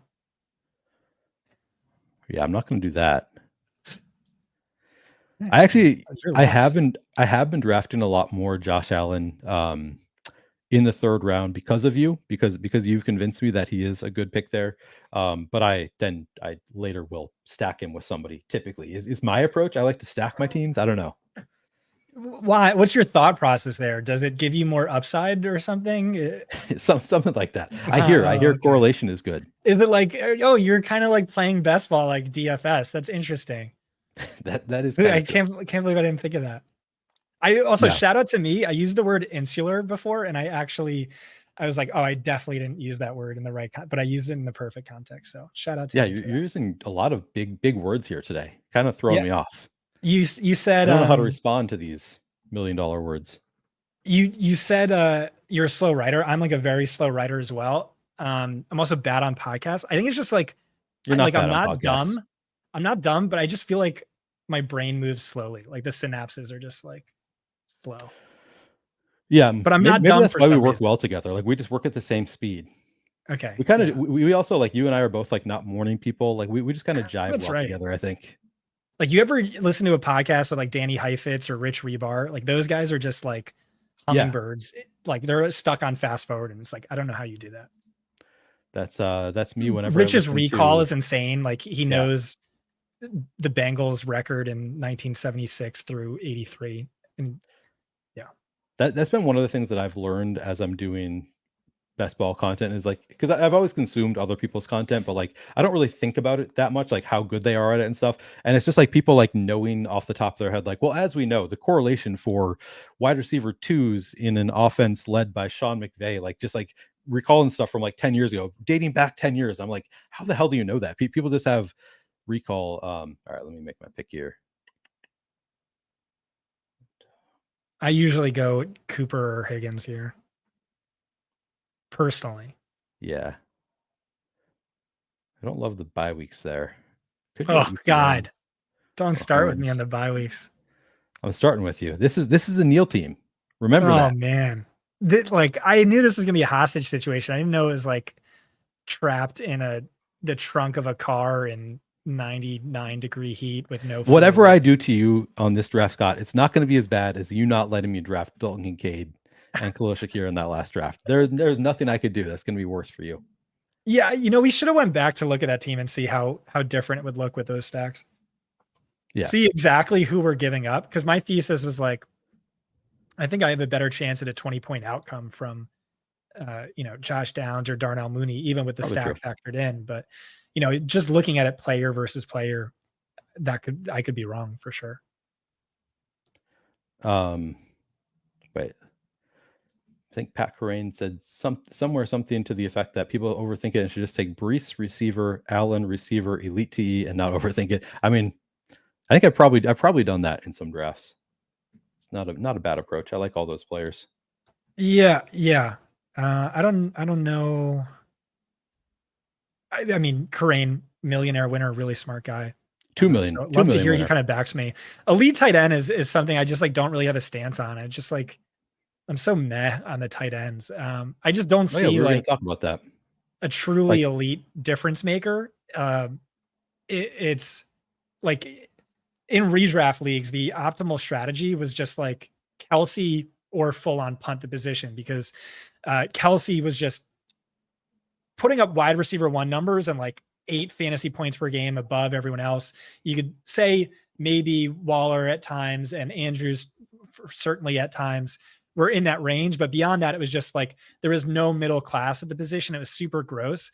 And so I get that the tight end position is like better and deeper at the top. I just don't know that there's that like league wrecking potential. There might be like I like Mark Andrews a lot. I like Trey McBride or whatever. And so like people are talking about elite tight end as this top 7, right? But it's like I don't see it as elite. I see it as like good, like good.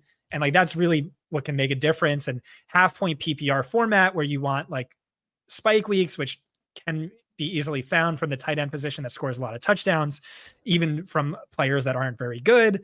And so there's all that.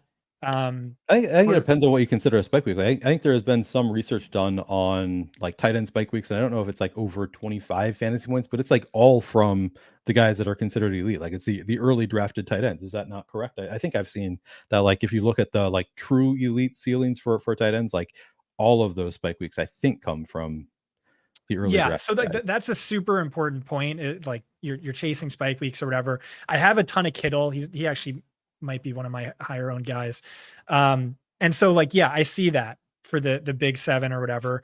It's just like the big 3 versus the latter 3 in that big 7. And then even like you could go a step further where it's like, well, what about Njoku, Engram, and Ferguson? If you look at them over their last 7 games versus all players over their all other tight ends over the last 7 games, those were the top 3 tight ends. And they were like 2 fantasy points per game. I have the tweet, just like scroll down my timeline, more fantasy points per game than everyone else. It's like people think Trey McBride was this league winner. I love Trey McBride, but like, look at his numbers in the second half last year. Like he wasn't really a league winner by any stretch. He was fine.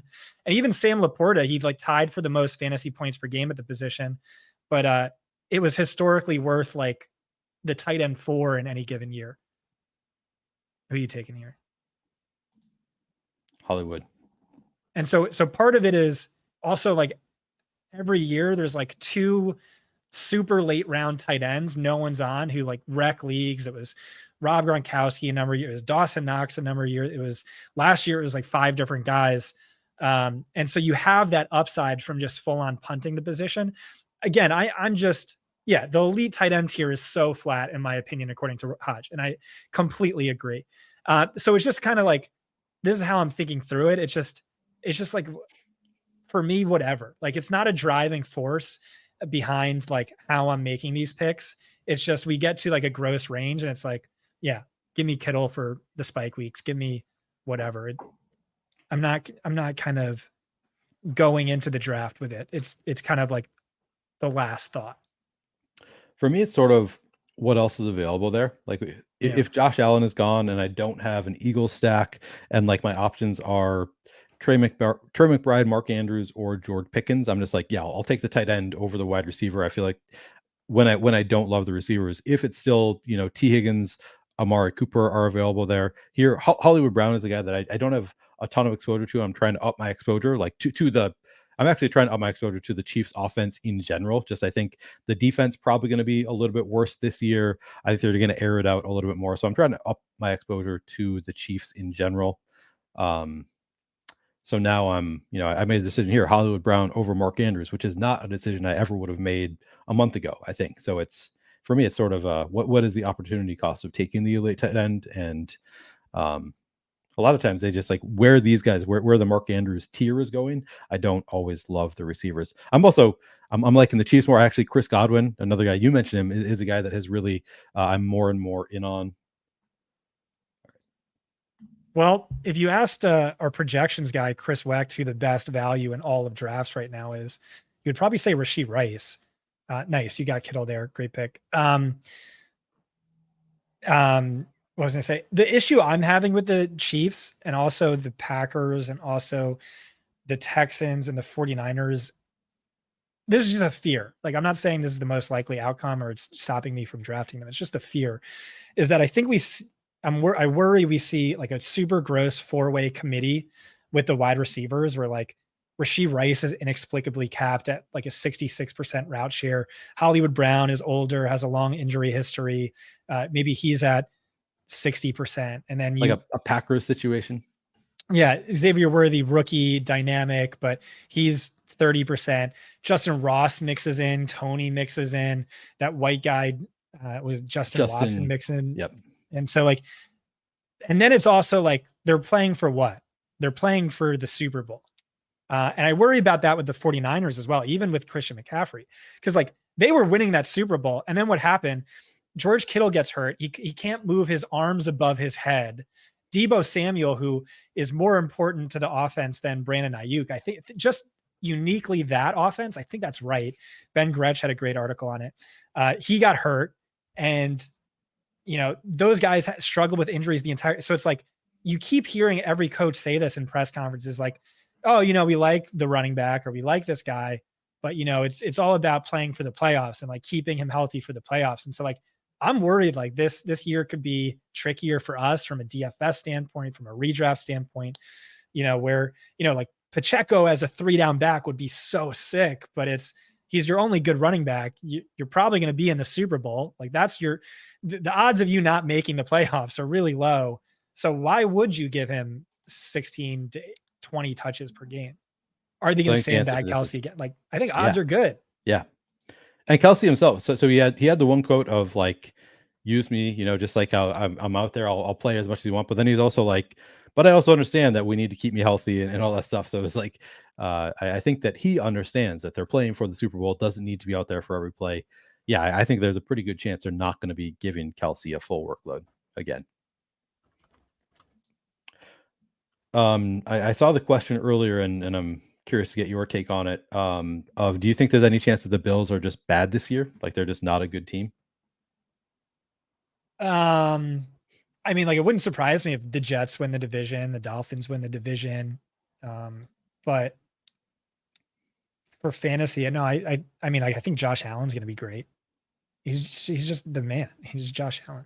I wouldn't take Brian Thomas here personally. Oh, well, especially with all the wide receivers you already have. But again, I don't have a say here. I have you're the duct tape passenger over my here. mouth. Yeah. You know, you're not going to say it. So what do you dislike about Brian Thomas?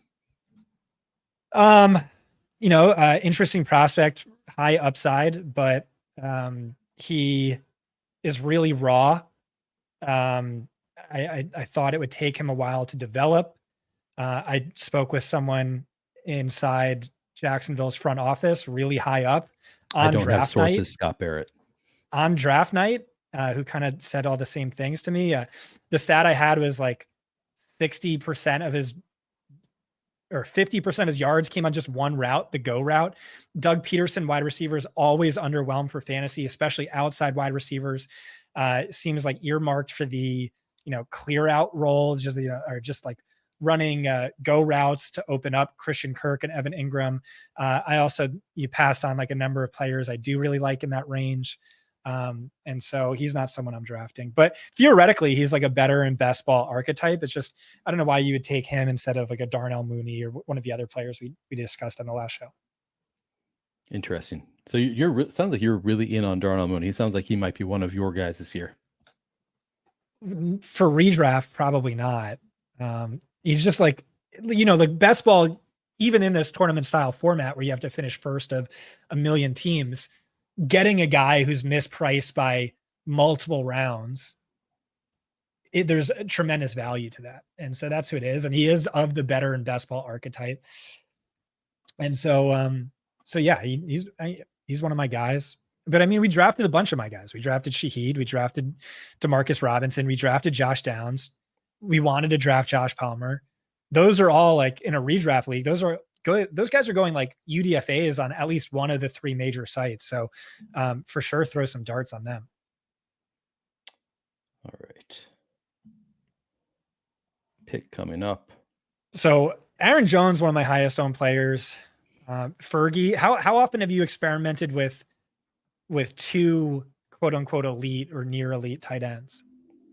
I was doing it a lot early in the draft season. I think I've done it less and less, but I still do it probably more than the average, I would guess. Kind of depends what else is available. Now I'm a little bit scared off of DeAndre Hopkins. And DeAndre Hopkins and Jordan Addison both falling quite a bit. So now it's, I think, more, I don't know.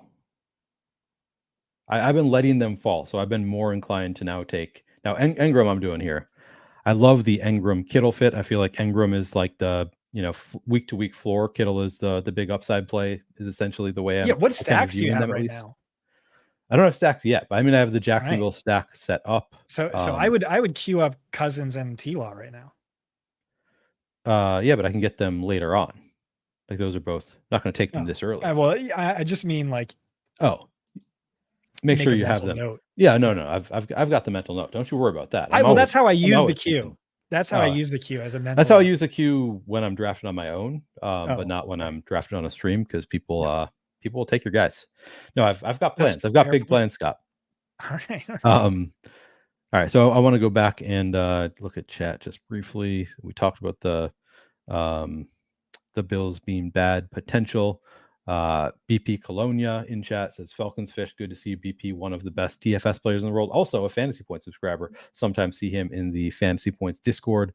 Good to see you, Parker. I also enjoyed this. You calling Justin Watson that white guy. That was funny.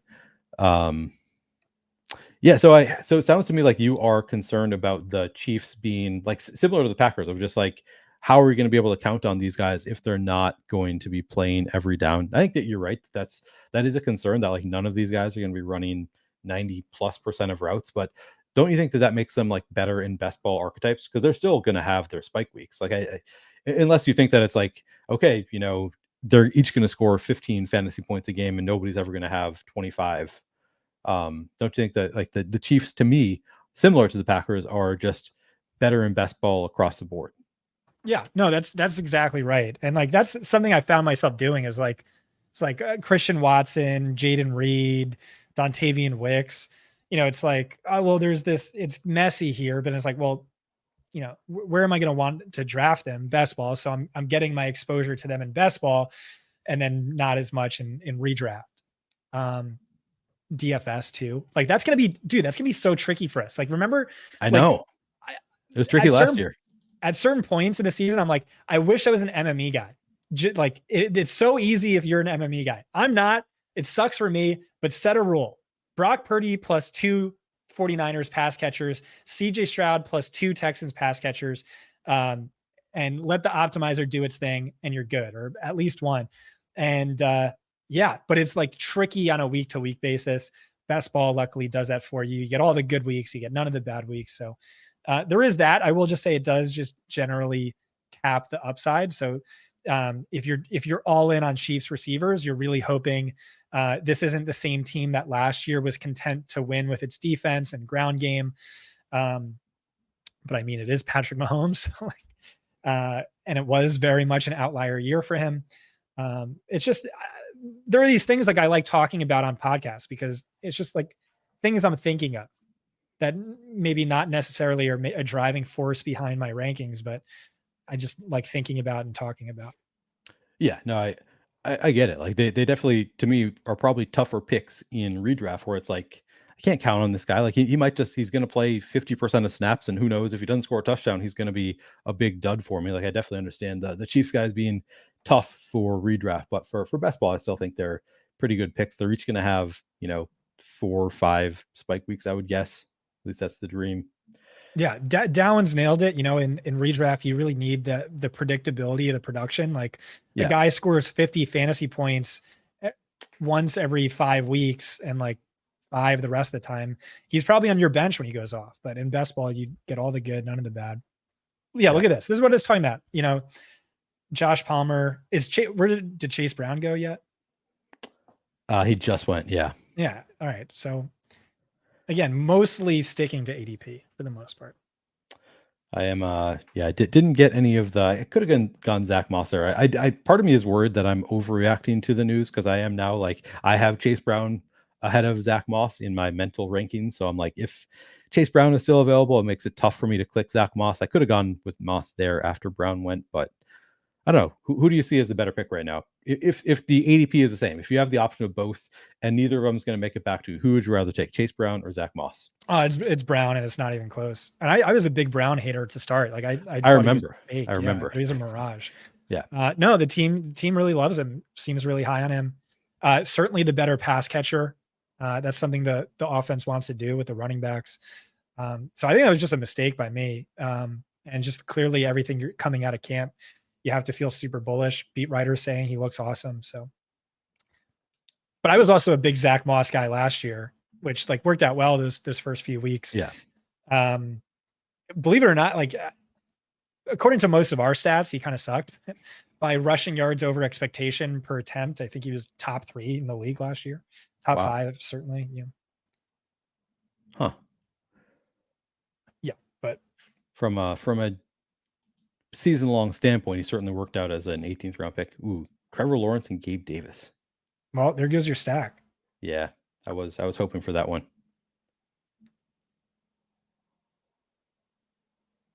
Where does Justin Fields go if he's announced the week 1 starter? I think at this point there is enough like stickiness to ADP. Things move so slowly. Right. It's probably round 9. Right. Would be my guess. But like that's a good advantage because ADP is so sticky. You just take him 2 rounds earlier every single time, get him 90% of the time, and then 3 weeks later he's going 2 rounds earlier than that.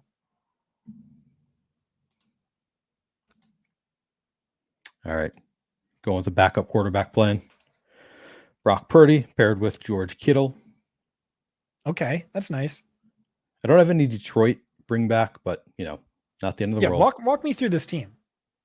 Yeah, so this team so far we have Brock Purdy at quarterback, just one quarterback. Bijan Robinson, so we have the anchor hero RB with Bijan going to have to hammer running backs late, obviously. Drake London, DK Metcalf, Amari Cooper, Hollywood Brown, Brian Thomas, Josh Palmer. I feel like that's a good mix of floor and upside at wide receiver. And then the tight end room is going to be closed here at Kittle and Ingram. I feel like Kittle is the you would call him the Konami code. He's got that huge upside for 25, 30 fantasy points. Evan Ingram just going to be targeted, 7-8 times per game. He's going to have a pretty consistent floor. So I feel like they're a pretty good pairing. I like the Ingram Kittle pairing for where they go in drafts. You get both the upside and the floor in your tight end room. Hasn't gone exactly according to plan. I thought I'd be able to get Trevor Lawrence since I had both Ingram and Thomas. Didn't think he'd go ahead of ADP, but them's the breaks. I'll recover. Hopefully add on an Atlanta stack. Running back's pretty gross right about now, so yeah, that's the thing. I am putting myself in a little bit of a running back hole. I did not expect it to go so gross so quickly. So I think I'm still adjusting to the casuals coming in. Like I'm so used to the way things were a month ago where like right now you just have so many great running backs you could hammer. Actually, even a week ago, like I was like kind of earmarking a spot for Chase Brown because I was like, all the news was so good on Chase Brown, but he's still like the ADP took a little while to move. People weren't taking him. So it's like, all right, I'm going to just take Chase Brown in every draft. And I was able to a week ago. And now it's like people have caught on Chase Brown. So that's I'm probably not adjusting quick enough to the moving landscape. Here I am feeling a little pain here with the running back situation, but still some upside, I think. Yeah. I'll get there with volume. I've got my hero in Bijan. So it's all good. Yeah. But yeah, it's mostly going to be a volume thing, I think. We'll see. That running back. Man, the running back run continues here. When I need running back now, 6 of the last 7 have been running backs. It's not ideal. Not ideal with my start. Maybe a lot of other people had the same plans I did. Yeah, who went all in on running back? Scroll all the way to the top. So Will MVP No one really. starts with 2 running backs. Gingerhammer starts with 2 running backs. I guess that's where the run went. 7. Yeah. Well, look at this. Shiv doesn't start until 64, but I think it was Kenneth Walker, Zamir White, DeAndre Swift, Zach Moss, Javonte Williams. So 5 straight there. There's some good value in those running backs. Yeah. Javonte has a little bit 2022 Josh Jacobs vibes. Like probably not. I know. But there's just a little bit of that. I'm pretty in on Javonte. You listen to some beats and it's like, oh, Sean Payton hates his guts. Others are like, no, he's clearly RB1. I know. It is hard to read. All right, who do I want here?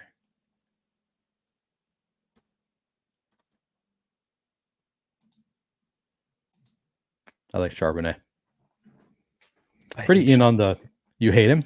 Yeah. I feel like he's got a high floor, high ceiling. Like he's probably in a split backfield as the RB1B. I see you disagreeing. We'll talk about it. But I think that, new regime, he has a little bit more upside. I know Kenneth Walker just has the ability to break off a run like nobody else, but I think Zach Charbonnet is a talented running back. I think they're going to use him a good amount also. Why do you hate him?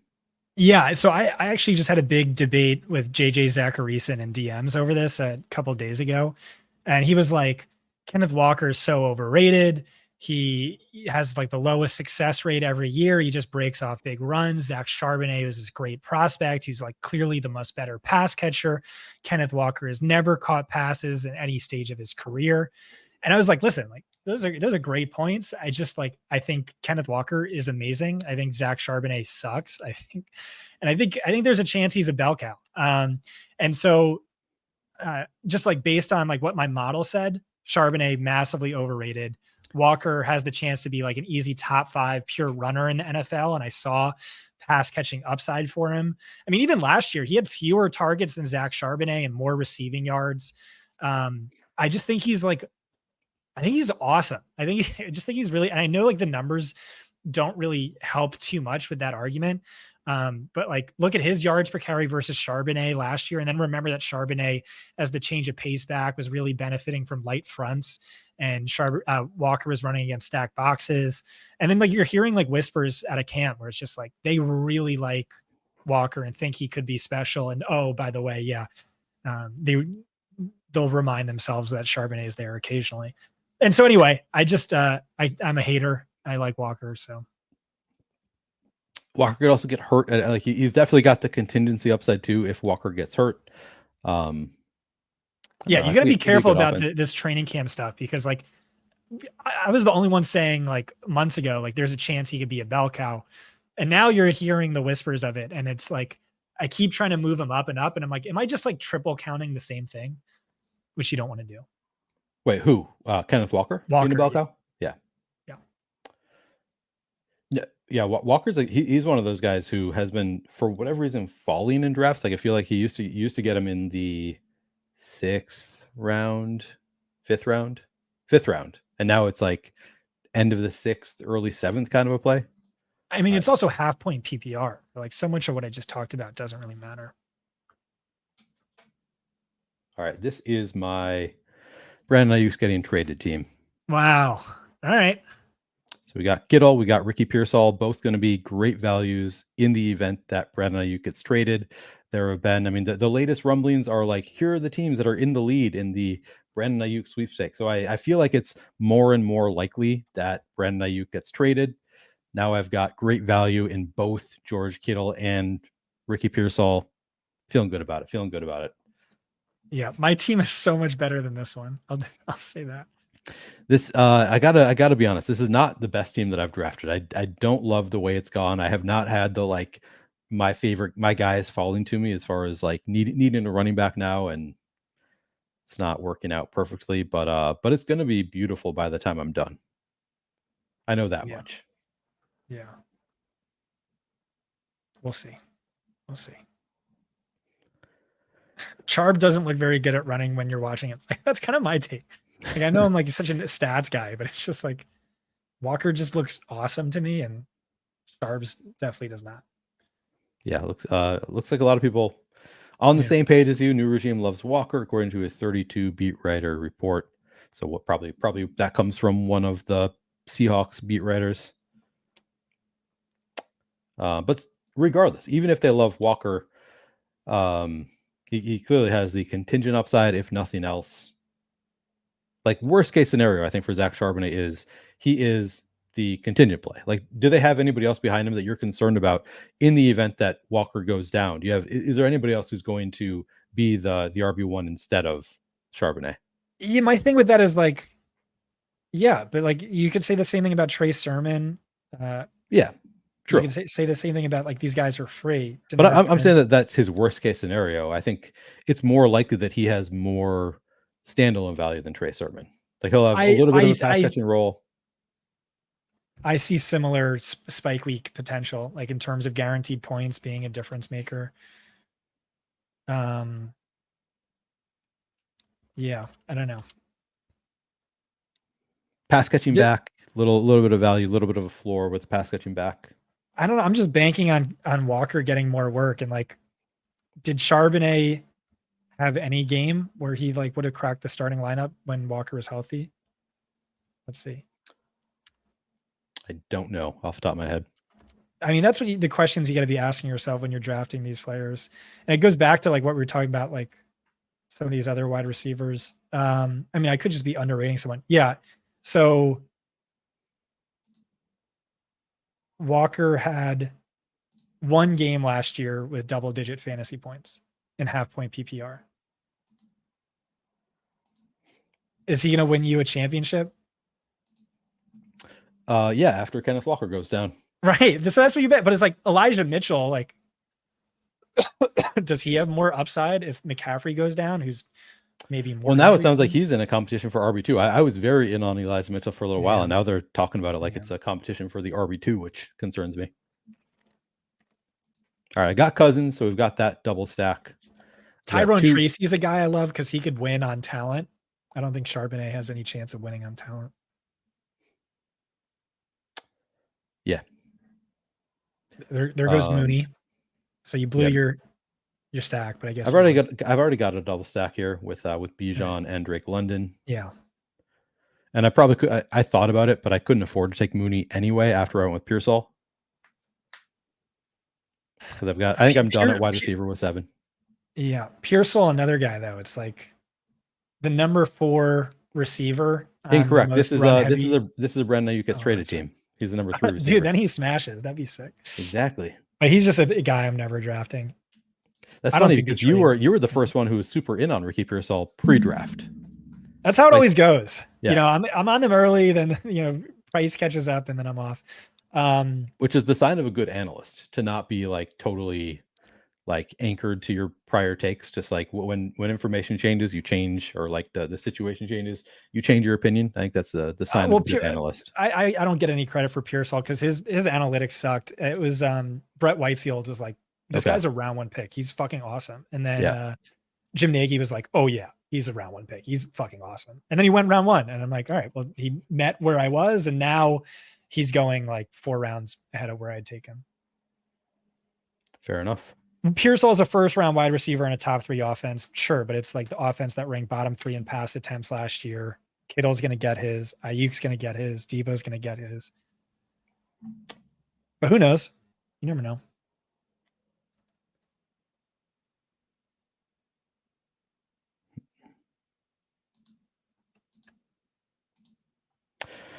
Gibson to me, similar to Zach Charbonnet, like standalone value upside. I love it. Our drafts are going to be so different. And then the next draft, we're going to have to draft like combining our takes. So Gibson was another guy JJ and I debated, and I think JJ kind of more won the debate. like with Walker, I think Steven and Aaron Jones, I think Stevenson is a strong value if this is a committee. If it's not, I think there's massive upside. And like, I'm bullish on the potential that there's not a committee, because like he just signed this fat contract. He's now like the 6th highest paid running back in football. Gibson has missed a ton of camp with injury. I think Gibson stinks. Per sources, the Commanders are so happy to get rid of him because they have this like custom in-house stat where it's like yards left on the field due to poor vision. And he like ranked worst in that stat every year he was with them. And I don't think he's a great pass catcher. I think Stevenson's a really good one, but I don't know. JJ made some great points, and it was like, he's actually improved in yards per target every year of his career. He's always been a target share guy. It's just, you remove Belichick, I think there's a chance it's not the LeGarrette Blount, James White committee we've all become accustomed to, but like more likely than not it is. It's just for this pick, it's like, what's the upside? Again, like Antonio Gibson, did he have a usable week at any point last year or over the last 2 years? I'd say probably not. He wasn't on this dynamic Patriots offense, though. That's right. Let's see.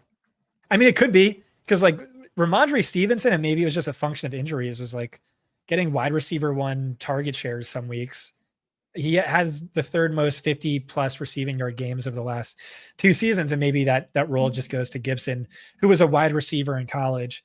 Gibson had 1 game over 10.1 fantasy points last year, scored 14. Was he ever the starting running back last year? No, he was just a scat back, but he's not going to be the starting running bak this year. Or are you saying what if Ramondre goes down? I think if Ramondre goes down, I think that he would be. Yeah, but you could say that about Trey Sermon. You could say that about Deneric Prince. You could say that about all these guys who are free. Tyrone Tracy, dude, fucking Tyrone Tracy is Will awesome. You stop saying Tyrone Tracy's name? Audric Estime while I'm desperate for running backs. Or he was free. Yeah, my bad. Yeah, because I do have. Oh man, yeah. Christopher says this draft has gone a little sideways without T-Law. Some drafts just don't work out. Don't worry, I'm recovering this draft. This is going to be a beauty. Not worried about it. Someone asked how I feel about Ty Chandler. Yeah, I was gonna ask you that. I'm just team Aaron Jones. I think it's like a 2-1 committee is like the median outcome, with maybe more upside for Jones. I question the standalone value that comes with that, especially with them saying how much they like Jones in the red zone and as a pass catcher. But Jones is always hurt. Like he's one of those guys where you have to bake in. He's going to miss 3 games. Those 3 games come during the playoff weeks. He's an amazing pick, but this just like goes back to what we're saying about how I view handcuffs is like, give me the free ones, because we're taking Antonio Gibson. We're taking Charbonnet, 2 guys with 2 combined double-digit games of the last year or so. Okay, just give me the free let me point something out. I think I'm done at every position other than running back, though. So like okay. I'm gonna go with the free ones too, but I'm taking Oh, you have no choice. Yeah. So like if you're mixing in Gibson, if you're comparing Gibson and Zach Charbonnet, if you're telling me that you would rather have all of those late round guys ahead of these guys, then that's fair enough. But like I'm going to take these guys, and also the late round guys is the plan at least. You're also drafting 150 of these, so it makes sense to just diversify and get ADP. Whereas I'm like, I have guys where I have 60% exposure to, which is like stupid. Yeah. You're on the clock, or you're on deck. Now I am. I did D-Rob. Davis. Yeah, but now you miss out on D-Rob, bro, at value. Yeah, it's true. That's okay. Yeah, I'm just going to do it. All right. Can you show me your team again in the draft grid view? Yeah. All right. So my team go with Bijan, Drake London, DK Metcalf, Amari Cooper, Hollywood Brown, George Kittle, Brian Thomas, Evan Ingram, Josh Palmer.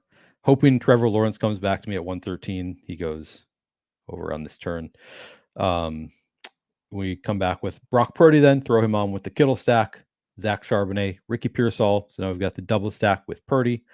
Wait, Kirk Cousins. You pass on Nick Chubb for Charbonnet, or did he go the pick before you? Yeah, I passed on Nick Chubb for Charbonnet. That's brutal. I'm pretty out on Nick Chubb. Dude, I'm talking to my doctors. All the doctors I talked to, the injury experts on Twitter, said late September return. And then one of them, all it takes is one, said Yeah, I don't want Nick Chubb is never a guy I want to doubt. I think there's a good chance he's 100% for the playoffs, or at least back into his typical role by then. And like, what does your roster need? Is it needs that upside for the playoffs? You need it, or you need an injury for the starter to one of these other guys. But I for sure would have taken. Oh, dude, I Chubb over. See, this is what you got to take the duct tape off of my mouth. You know, this hostage draft isn't working out too well for you, Neil. You need my player takes. No, I'm loving it. This is my best draft yet. This draft is going to absolutely crush. This is how hilarious would it be if this is the one where you win 1.5 million on, and then you got to give up half of and that. I'm just getting trolled the whole time. And half of that to me. Yeah. Yeah. Yeah. And I'm like, Zach Charbonnet, dude. Yeah, this is the dumbest pick. Yeah. 40 points. Walker was healthy. He's just the hot hand. He's just a better running back. They had what if he is a better running back? Estime, one of my favorite late round picks. So that's that hurts. Shout out to Denver's analytics front office, because they always take my guys. Marvin Mims might not have worked out so well. Troy Franklin maybe not so great, but you got Estime, so that's all that matters. Oh, and they got Blake Watson. Oh yeah, I can throw him onto the stack. Eli Mitchell onto my Niners stack. Brock Purdy, 5 touchdowns, 200 receiving yards for Elijah Mitchell. That's right. Mitchell, Kittle has 1 touchdown. That's enough at tight end that week. That's the thing with the tight ends that I keep on going back and forth on, is like, okay, you want the guys who have the ability to absolutely break things in the playoff weeks, but then it's also like, what if no tight ends score more than 15 fantasy points that week, which is very live to happen in any given week? No tight end scores more than 15 fantasy points. Then, like, are you glad you have the elite guy, or would you rather just have the 18th round guy who scored the touchdown? And that's yeah. So that's why you got to mix it up. So how are we going to end this? You're welcome, Hodge. Running backs. We're slamming running backs. All right, dude. At least you got roster construction down. This is a 2-7-7-2 build. Yeah, just the way this draft happened for me. Did not get the good running backs that I wanted early on, so I'm hammering just a bunch of guys with contingent upside. Yeah, it'll work out. It'll work out just fine. Strong wide receivers room, strong tight end room. Quarterbacks are meh. Could work out. How boring are your other shows, Neil? Is it just like looking at the advanced win rate data? You really need to draft wide receivers with your first 10 round picks. I mean, yeah, that's what the player does not. The player does not matter. That's the goal. Take Parker Hesse. Who cares about the player? You just draft the right construction. Players are irrelevant. Player. Draft position. The guy says no sources, just league office and doctors. Yeah, you early in the show, Scott. I don't have any sources. Then you're like, well, I talked to this front office guy and this. And it's like you have so many sources, and you claim to not have sources. I'm just name dropping, bro. Like you never tell anyone about your $1 million win. I gotta every single show. I'm like, I was talking to the director of analytics for an NFL team I won't name.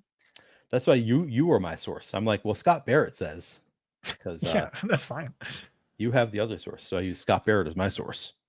Yeah, which is how it works. And I'm talking to my guy who talked to a guy who talked to a guy, and it's a game of telephone where you sometimes look really stupid, which has happened to me. So,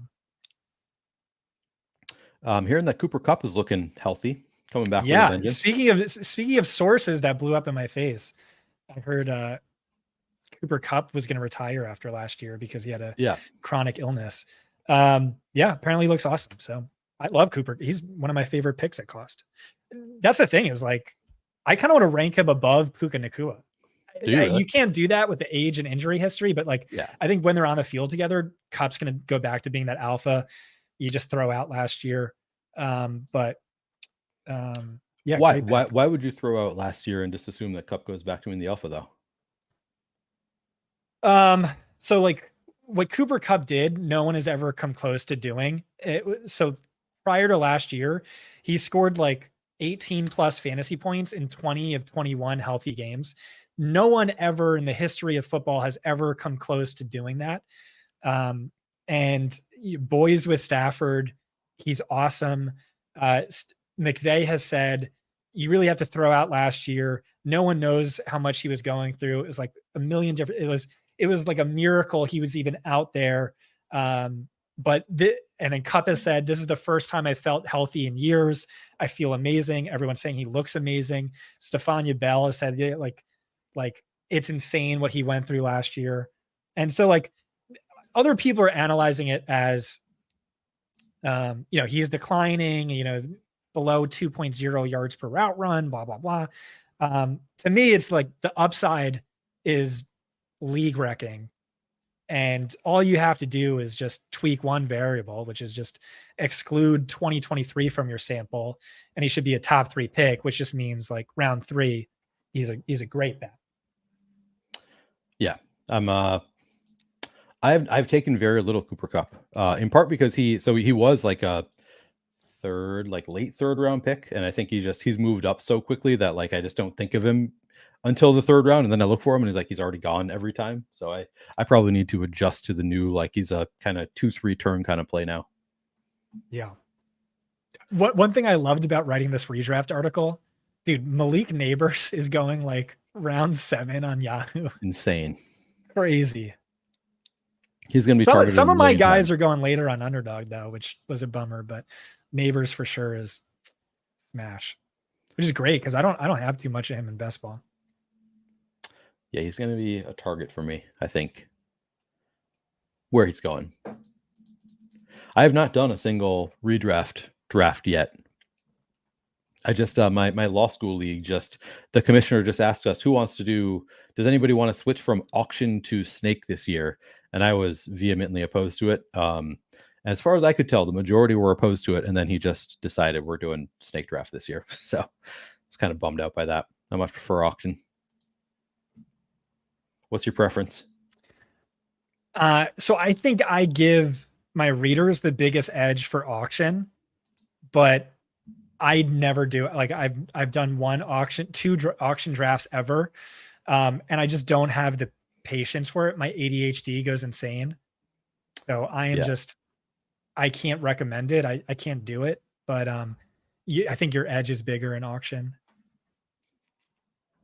CEH, I feel like, is a guy who has been falling, and I'm still kind of into it. Like I'm not totally sold on Deneric Prince overtaking CEH. I mean, coaches, Andy Reid was asked like who is going to be, I forget what he has, like who's going to do that third down, like pass pro and stuff. And he's like, well, Pacheco can do it. CEH can do it. Like I think he's still going to be pretty involved there and probably most likely to be the contingent guy.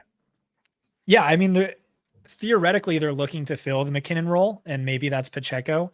But again, if you're trying to win the Super Bowl, maybe you don't give him 100% of the snaps, right? Like, right. And CEH, he had like an 80 catch season in college. I know he stinks, but there is that. So yeah, I'm with you.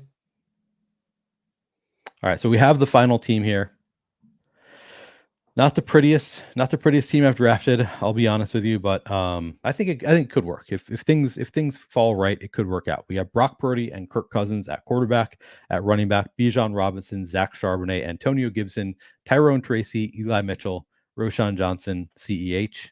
Wide receiver, Drake London, DK Metcalf, Amari Cooper, Hollywood Brown, Brian Thomas, Joshua Palmer, Ricky Pearsall, and at tight end, George Kittle and Evan Ingram. So if you look at individual positions, I think Brock Purdy and Kirk Cousins is strong enough if they manage to stay healthy. I think that's good enough quarterback room, both on very good teams, obviously. Running back. You only need 1 out of 6 guys every week, theoretically, of the running backs. Yeah, and I got 7 here. So yeah, because we have Bijan. Yeah, for the RB2. Yeah. So let's see. Pull it back up here. I'm going to have to refill my water before we do our next draft. I actually have to go. I need to do something and get back to the article. Yeah. But okay.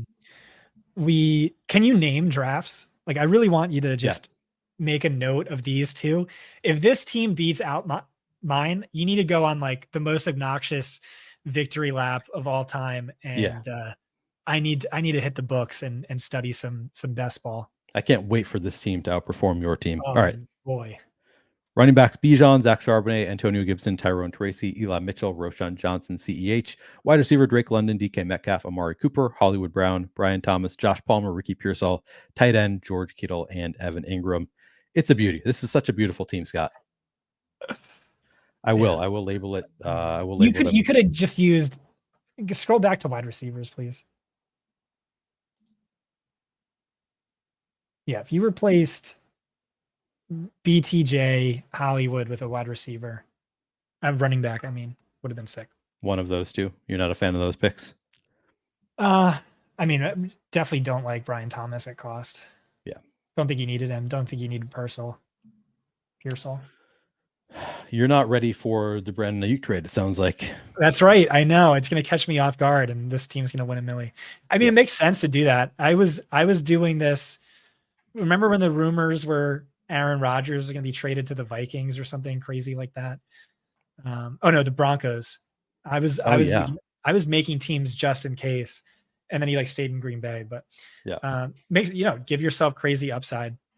People aren't thinking of that. Bummer. D-Bro just told me he's not going to be able to make it on the stream today, so I'll be solo for a while here, I think. Oh, sorry about that, Neil. Yeah. All right. So you were going to get going. Anything to any final plug? I mean, you said you're working on your article. That is the article that's coming out Thursday. Yeah. Just a fantasy point sub. I think it's going to make your lives better, more enriching. Yeah, literally and physically. Orfield 24, get 15% off. The data suite is absolutely awesome. Check that out if you haven't already checked it out.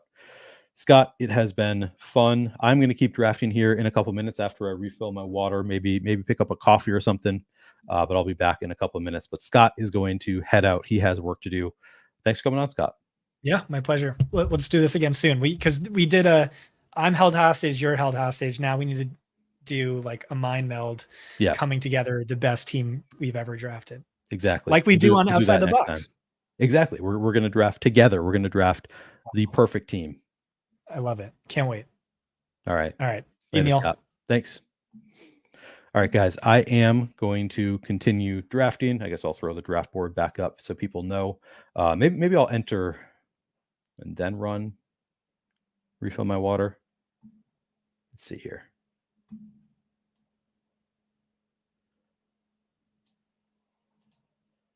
All right, I'm going to enter now. I'll be right back. Oh, and it's almost full.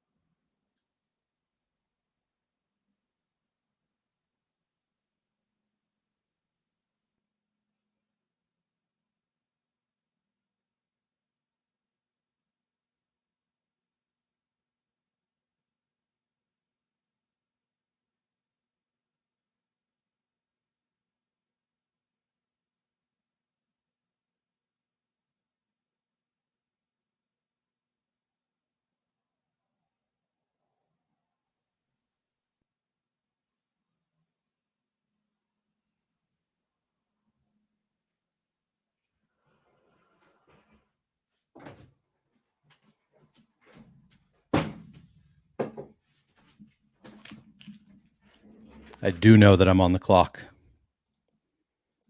but it's an easy first round one. We'll go Tyreek Hill with the 103.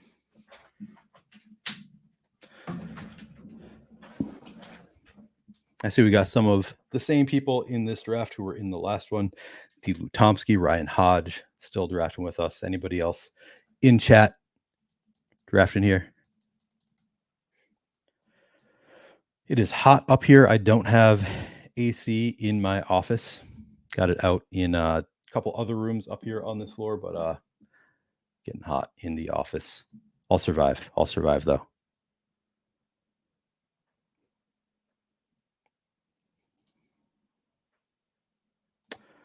Dameon Pierce on a good Texans team being number 2 feels valuable, yay or nay? Yeah, I probably need to draft more Dameon Pierce. I've seen a lot of sharp people are pretty in on Pierce. I've been out on him just because he wasn't good last year. Like his yard per carry was just so bad. And they clearly, like, he came in with a role and they just decided that he was not that dude. So to me, I was pretty out on Dameon Pierce, but I think he's still the RB2 there, and it is a good offense.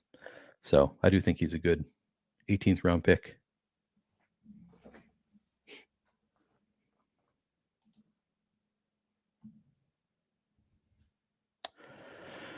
Am I worried about the Dolphins laying an egg week 17 in Cleveland? A little bit, but I think Tyreek Hill is going to get his no matter what. Like, as long as he's healthy, he's just such an alpha. So much more efficient than like any other wide receiver in the league that I'm not that worried about it. Who knows? Maybe they'll have nice weather in Cleveland in week 17. Could happen. Unlikely. But as long as he's healthy, I think he'll put up some fantasy points. So not that worried about it. 90 degrees there. It's probably 90 degrees in my office, would be my guess. Right around 90 degrees. It's a bit much. I like the heat better than the cold. I'll take it.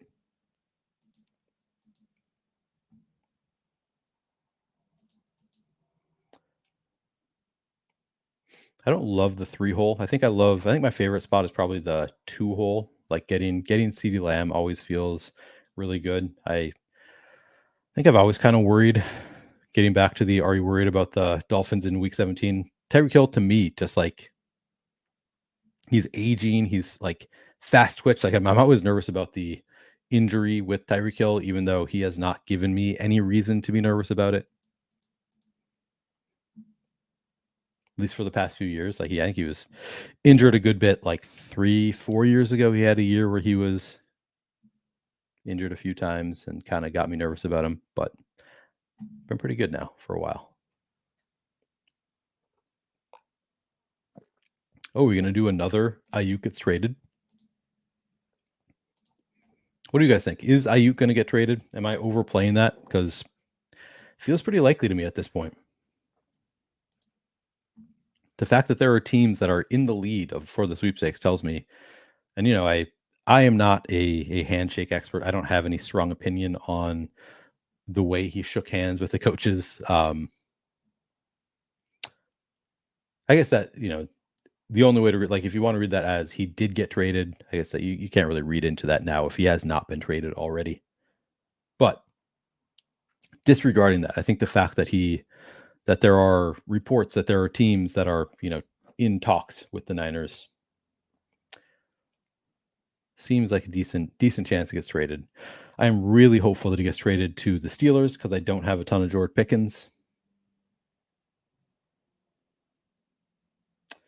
I would not love it if he gets traded to the Browns.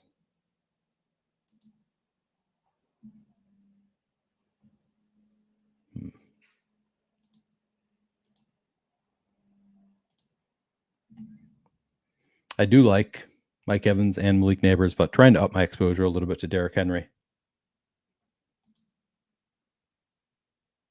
Some of those early running backs that I just haven't been clicking them because I do so much zero RB, trying to do a little bit more, hero RB teams with a couple earlier running backs. Yeah, that's fair. C40 says everyone worried about Cleveland and the Jets last year. that game went completely off. I was not in on it because I was like, of all the games you could target, that one to me was like, why would you target that game? And then it was the game you needed. There were a couple players that just went nuclear in that game.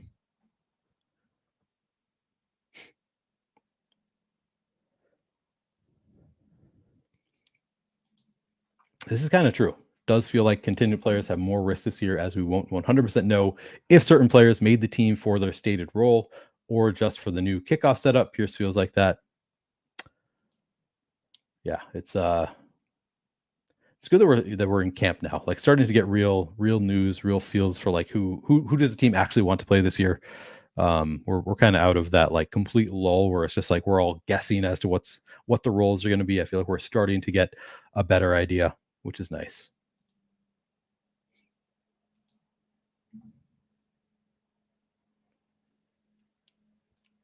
Yep, Derrick Henry could break everything if they want him to. If they just say we're in it with Henry, not Lamar. I think he also could just open things up for Lamar Jackson. Like, could just the threat of Derrick Henry could open the door for Lamar Jackson having some more red zone touchdowns, I think.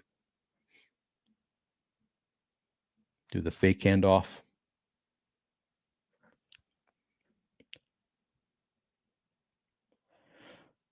But yeah, it's definitely, I'm in a million slow drafts right now. I've done a bunch of like the $5 contests that are out right now.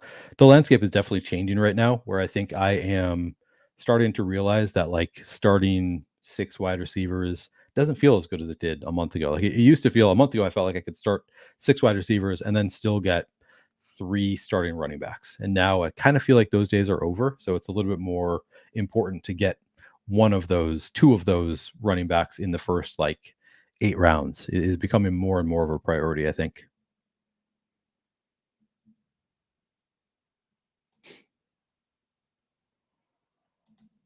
I think Henry almost has to get 20 touchdowns to pay off his ADP. I mean,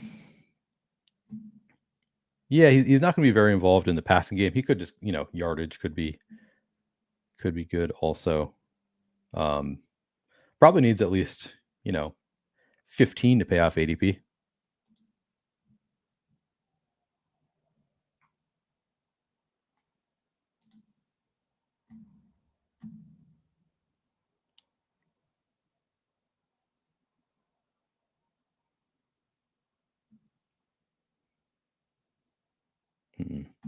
I would think about going Mahomes here, but as a bye week pro, I don't want to do. I find myself often in this situation where it's like, okay, then I have Mahomes and I have Tyreek Hill. I kind of want to do the Miami stack later, so I'm going to skip it. Going to skip the Mahomes stack.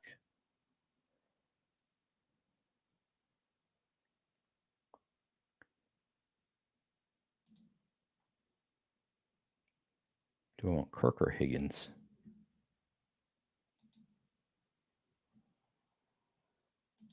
Yeah, I'll go Kirk. I feel like I have that choice to make in half of my drafts around this part. Christian Kirk, T. Higgins. I try to mix it up. I don't have a strong take between those two. Kirk, you can get the quarterback a little bit later. I do think that T-Law has like big upside. Could take a big step forward. Have felt that way for a couple of years though. So we'll see. But I like T-Law quite a bit.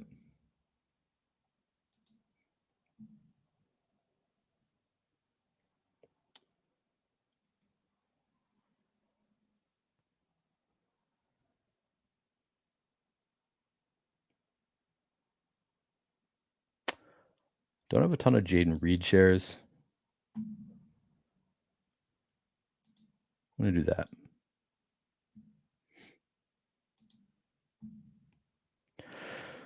Kind of like overstacking the Packers. Like if I have Jordan Love, I always want to have 2 receivers, I think.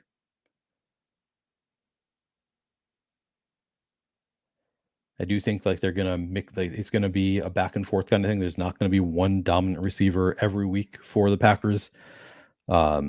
So I like having a couple Packers on every Jordan Love team.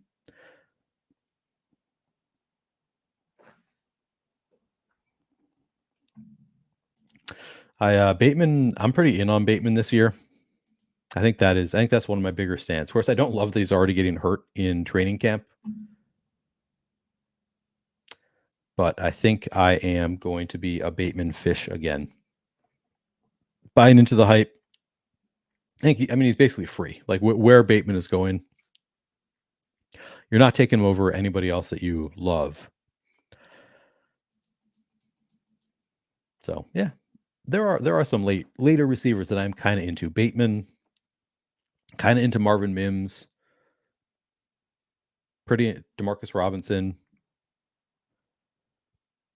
which allows me to take some more early running backs also. So I think we need to be adjusting to the new drafters coming in. Benny S. Hey Neil, do you ever play DK best ball? I do. I do play a good amount of DK best ball. Also, I have not been streaming them. It has been. I made the decision early in the spring, to stream all 150 best ball mania drafts. Probably a mistake. Probably not my best decision. I need to do something that was going to force me to start streaming at that point. I just did not have the motivation at the time. So I said, you know what? I'm going to get myself motivated. I am going to announce it. I'm going to stream all 150. It's going to be fun. And I sort of regret it. I sort of regret making that claim. Not really. It's been fun. I'm enjoying doing it.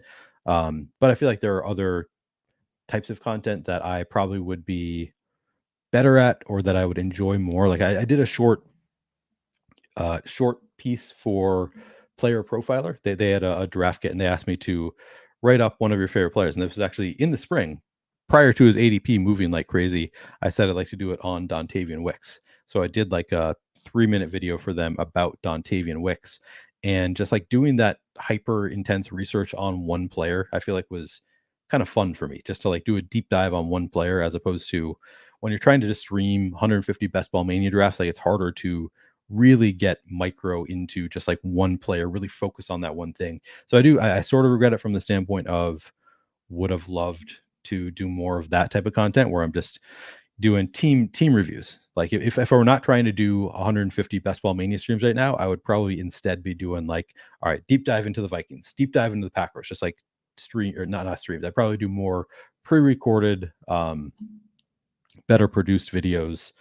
And I probably would spend more time focusing on the production, like learning how to produce videos myself. So I have some minor regrets about doing the 150 stream drafts, but at the same time, I think it was kind of something that I needed to do to motivate myself, get myself started with the channel. Because I was like, for a little while, I was a little bit, sick during the winter, had a lot going on, was just like not streaming, and wanted to get the channel going. So I don't really have regrets, but probably do it differently next year. And one thing I'll do is more to come back to the question that made me go on this little tangent, some more DraftKings probably next year.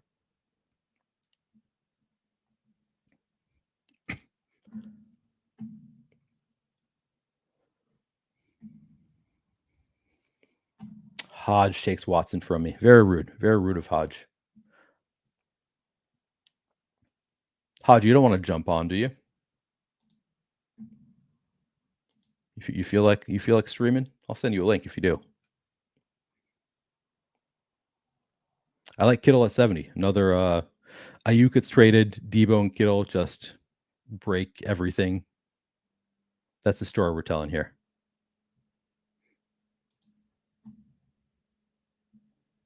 Hell yeah, Hodge. All right, we're going to get Hodge on the stream.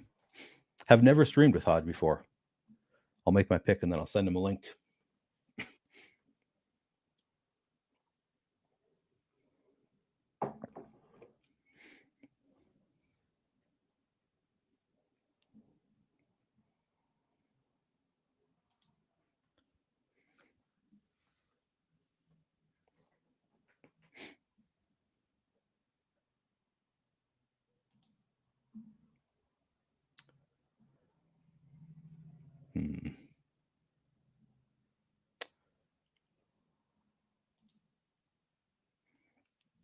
I guess add on to my Jacksonville stack. Both Brian Thomas and Evan Ingram there. I just did the Kittle and Ingram thing last time. Screw it. I'm going to do it again. Be done at tight end. All right. Going to throw Hodge a link.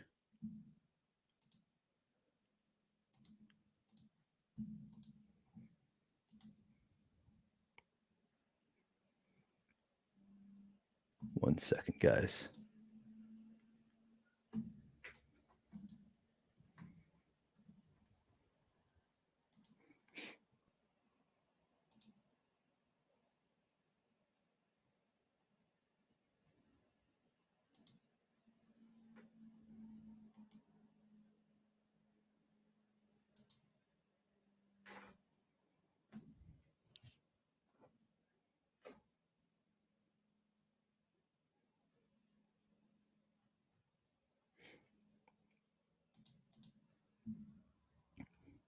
All right, back to the draft.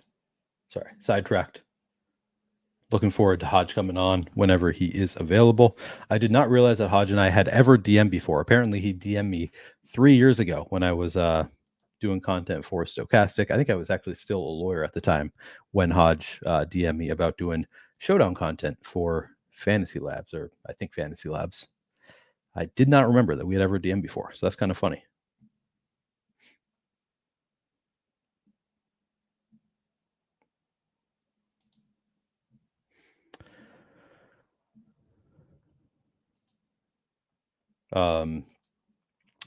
Yeah, that's what I mean. Winning a milli. That's one thing that allowed me to do was to not have to stick to the law thing, because otherwise, like spending that much money on law school, like to then not become a lawyer, much tougher decision if you don't win the milli. Here he is. Hodge, you ready to come on? Give me a thumbs up when you're ready. I think that's a thumbs up. It's behind your microphone. Okay, there we go. All right, Hodge is ready. What's going on, man? Thanks for coming on. You're muted right now, by the way. What's up, big dog? Sorry about that. I was getting the mic all set up. Hadn't done a show in a hot minute, so yeah, I thought it was a long shot. When I asked you to come on, I was like, yeah, I mean, it's probably not like feeling like streaming right now. We haven't talked about it previously, and then you're ready to go. Appreciate it.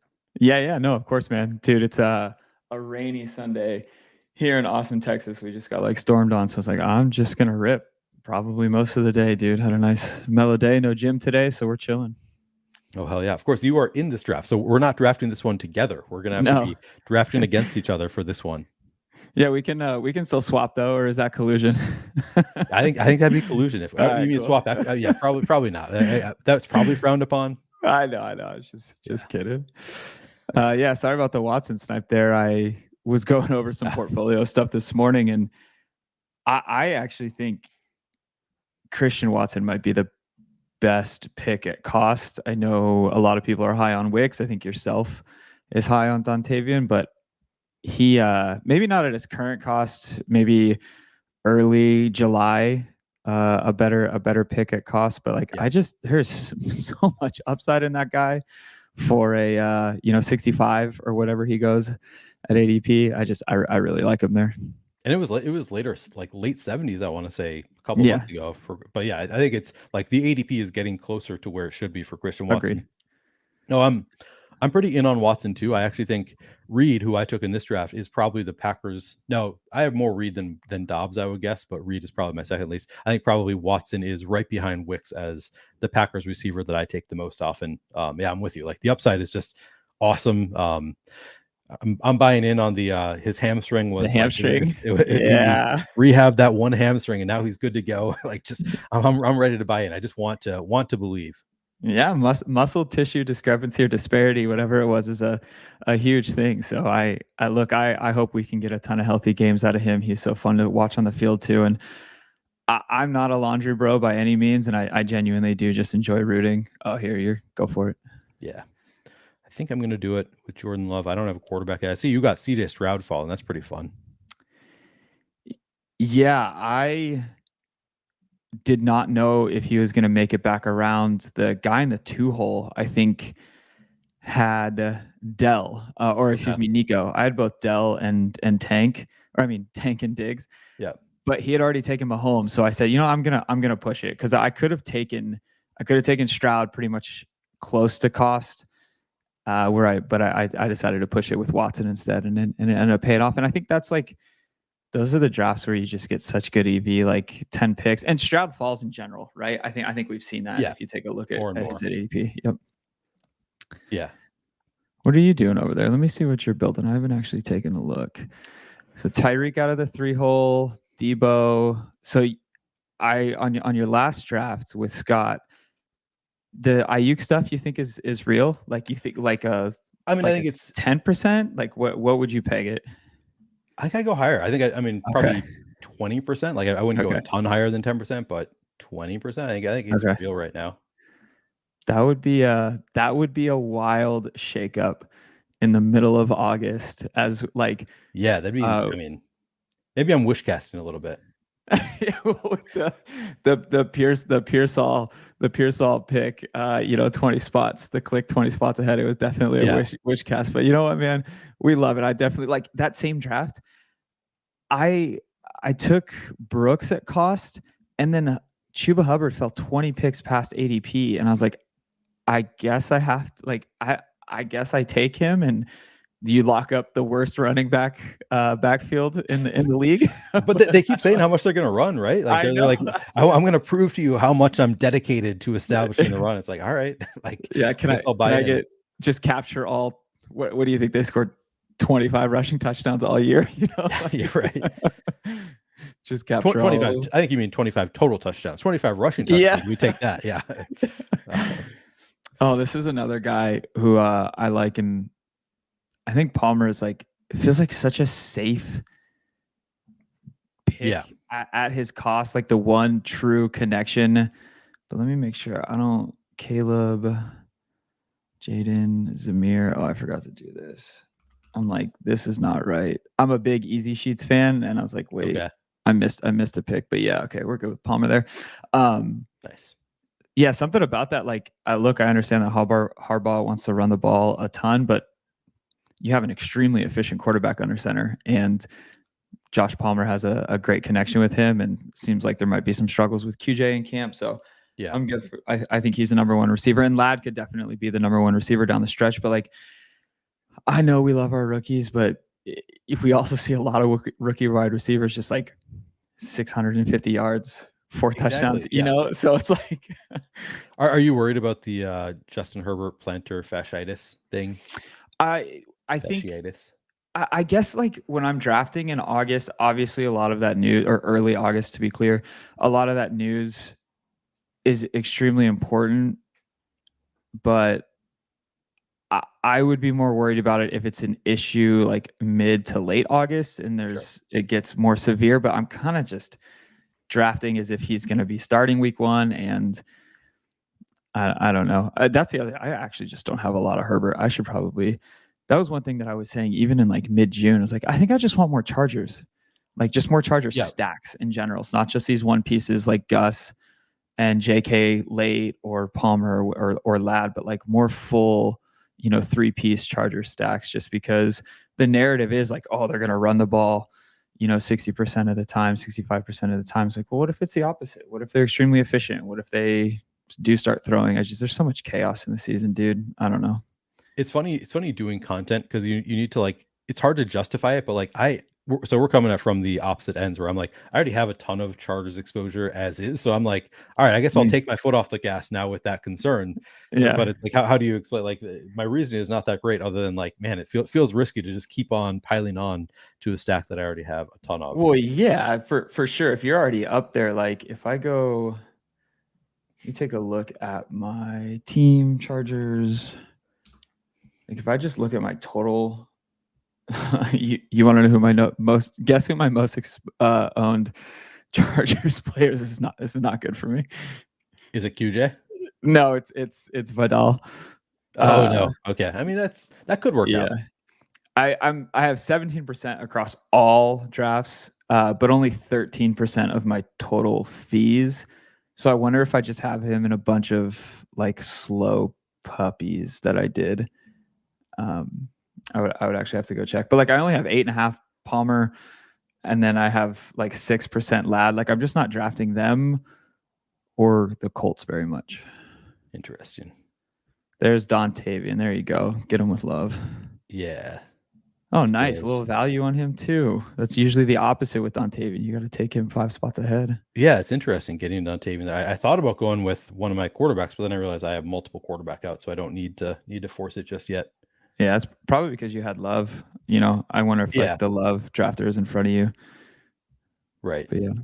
Don't feel like they need to go with Dontavian Wicks there. Yeah, Wicks is somebody that I was super in on early in the year, and I've been more and more like a little bit nervous about it, just from a like, why didn't they play him when they like in the playoffs last year? They didn't play a ton of Wicks in the NFC Championship game. They didn't play a ton of Wicks. I'm like, scares me a little bit, but still, I think the way Jordan Love has talked about him, like I think Jordan Love said he's going to have a monster year, which I'm like, all right, if Jordan Love is saying that, I'm going to believe him. I know. I try and rule out, like I just try and let that go in one ear and out the other. And yeah, I think digesting that information can be so difficult, especially when it's like confirming your own bias. You know, like the confirmation bias stuff is so sick. It's like, oh hell yeah, they're gonna run Zamir White into the ground. I'm like, oh hell yeah, I got 20% Zamir White. Keep smashing, you know? Yeah. I've been thinking about that from like a content standpoint. If that is something that like, so this is the first year that I'm really doing fantasy football I guess I did a little bit last year for Stochastic, but it was like a pretty minor part of my job doing fantasy football content. I would imagine that over years of doing it, you get better at like knowing what is real, like, you know, recognizing those patterns of like, okay, when they talk about a player like this, what does it mean? And like, I like to think that I'm generally pretty good at like interpreting coach speak, but some of this stuff is like, is this just total bullshit? Does like, you know, Pete Carroll just like speaks glowingly of every single player. Like that's something we knew about Pete Carroll when he was the coach. And like, it's hard to know sometimes to what extent you need to be believing what the coaches are telling you. I don't know if you heard, Hodge, I was saying right before you came on that I had not remembered that you and I had ever DM'd before until I went to send you the link. And I was like, oh, Hodge had asked me about doing Showdown content 3 years ago for Fantasy Labs. And I completely forgot about that. Oh, that's so good. My DMs from you are literally just the link. But yeah, that checks out, man. I mean, you were crushing 3 years ago. Was that post or pre Millie? 3 years ago. Well, let's see. The Millie would have been in 2020. Man, I think it might have been 2020. So I think it was post Millie. It was post Millie. Okay, it was post Millie. Okay, yeah, you wouldn't have known who I was pre Millie. Well, I was just gonna say maybe I would recognize talent before the Millie, but I guess not. I guess the Millie put you on the map. Yeah, no, nobody knew who I was at that point. Yeah, definitely post Millie. 2020. That might have been also my best year of Showdown was in 2021, where I had some big wins. So that would make sense. Let's see. Am I on the clock here? I gotta catch up on my sheet. Oh, yeah. Man, y'all who stream and multitask and do all this, I don't have an overlay on right now, so I'm checking forward.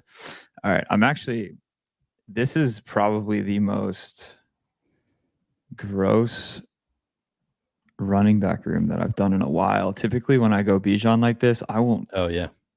I will take 4 running backs, but I'm actually going to click a 5th. I just want as much of this Dallas team too. They're kind of like the Chiefs to me. I just try and draft good players on good teams, although I do click Jonathan Brooks too much.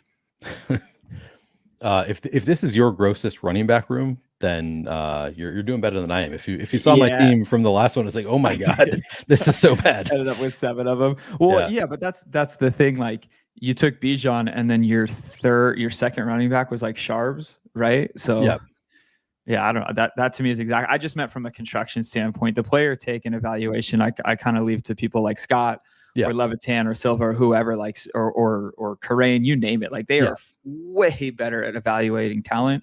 The one thing that I think that I can control, and I'm not even saying that I'm great at it, is just, you know, #optimal roster construction and making sure that I'm not taking 3 elites or whatever it may be, or only 4 running backs when you go hero, or if you do take 5, like your 5th is the 18th or 17th pick, whatever it may be. Yeah. I did just take Ricky Pearsall added him on 142. despite not having Brock Purdy. What do you think of that? I took him at 142, a little bit ahead of ADP, just again doing the Brandon Ayuk gets traded. Now I don't have Purdy, who is the one player who might get hurt by Brandon Ayuk being traded, but I have all of the players who I think would positively benefit in Kittle, Pearsall, and Debo. I'm just super into. I'm just buying into Ricky Pearsall. I'm also again going back to the like, what have you done so far? I am really underweight on Pearsall so far, so I'm like, oh my god, I don't want to majorly regret this. So I'm into it. Two things. One, I think getting as many pieces as I just said to good offenses, even if you don't have their quarterback, is totally fine. Yeah, like just great. If it's not a 2-touchdown Kittle week, maybe it's a 3-touchdown CMC week or a 2-touchdown CMC week, right? Like those players are going to ping pong all over, and perhaps with no Ayuk that there is more Pearsall. But what I like, and I'm just, after doing this for a few years, why not just wait until 147? Like, isn't his ADP 155 or something? Because Vandal has Purdy, so I just didn't think there's any way who makes it back to me. Hell yeah. See that, and that's why you're actually, you can multitask. You can actually look at the board and stream and pick. And I'm like struggling just trying to enter in my picks in my sheet over here and be on stream. You say that, and then I just handcuffed Raheem Mostert with Jalen Warren, which was not Jalen White, which was not really my intention. If I probably would have gone a different direction if I looked at my running backs and then just, I guess, immediately forgot that I had Raheem Mostert. But I think that's fine to have both Mostert and Wright. Like, one of them will be relevant probably all year. I was just going to say, once again, at least they're on a great team, right? Like, you're not taking, for instance, 160. See, this is where I need to actually see if this Lamar drafter is in front of me, and I may just do this regardless. Where's Lamar? I'm gonna miss it anyways, even if he's behind you. Oh, see, so I could have probably waited on this. Yeah. But I wasn't looking, and I definitely want that with the bet that I have on Houston. Yep. So like that's a huge reach, in all honesty, knowing that Lamar was gonna be behind me. And then I probably could have just gotten him at cost, because I pick at 161 and he's 160, I think. So would have liked to have waited there, but the correlation maybe is worth it. I don't know.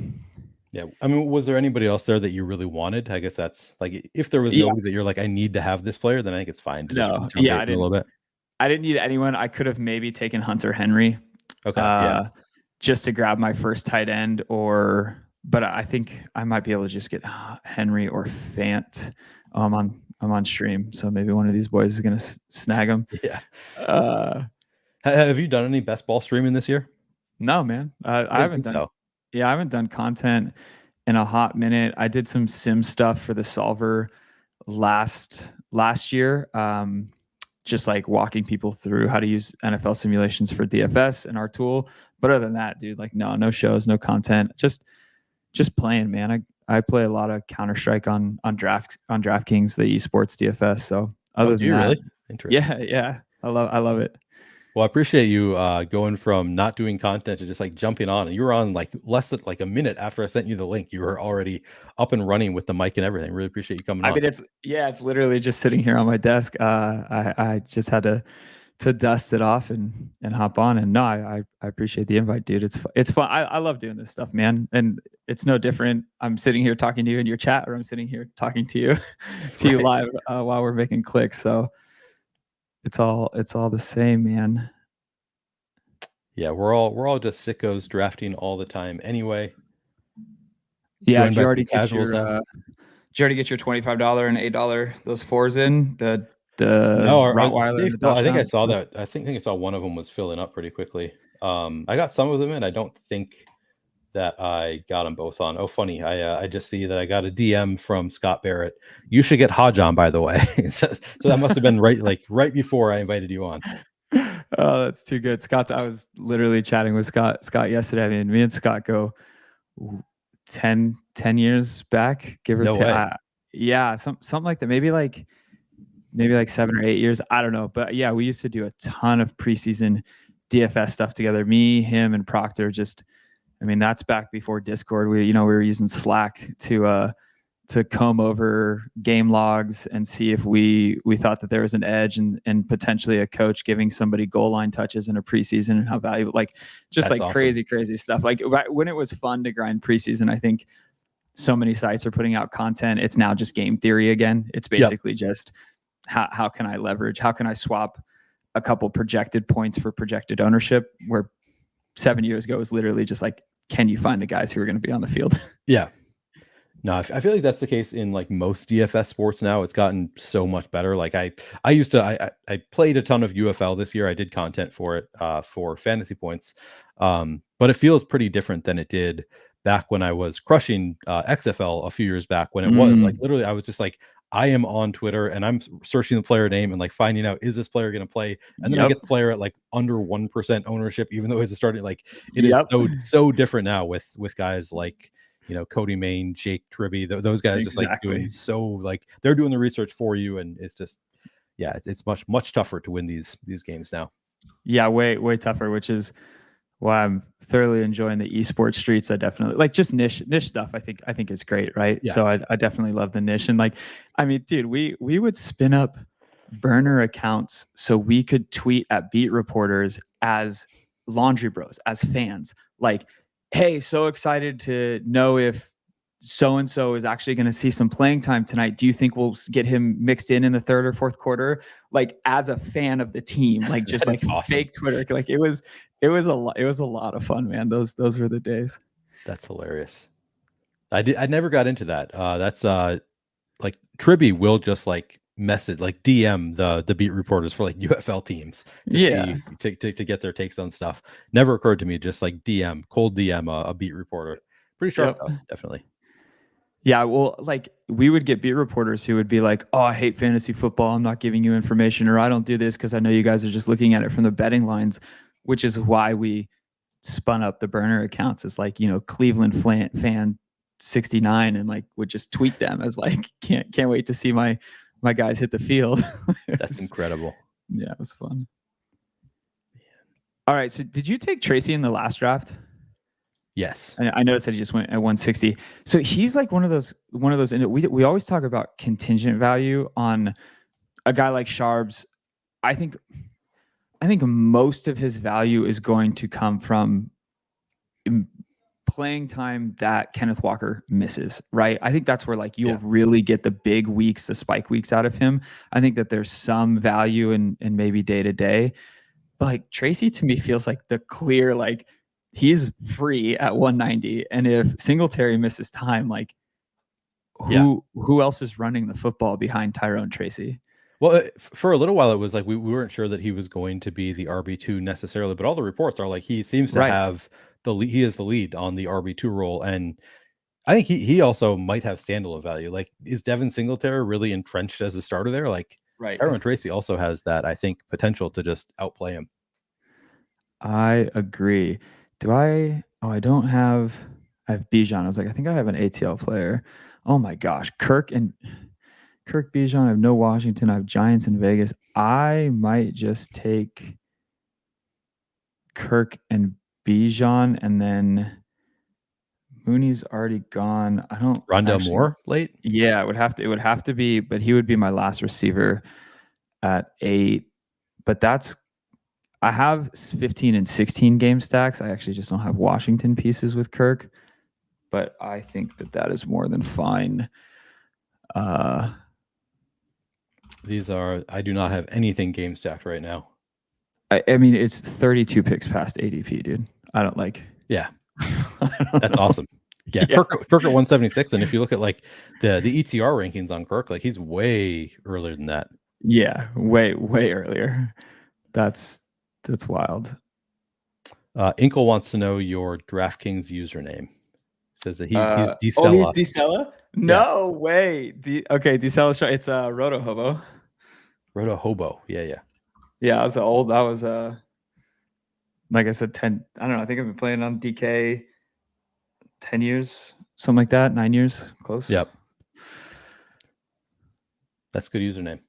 Yeah, I see Decel is always posted in like the $85 winner take alls, the $25 winner take alls. It's super small stakes in Counter-Strike. Like it's tough to get unless you want to rip like sometimes there's a 2K head-to-head posted. So like unless you want to rip those head-to-heads, it's kind of hard to get down anything overly meaningful. But occasionally they have like 5K to first, 10K to first.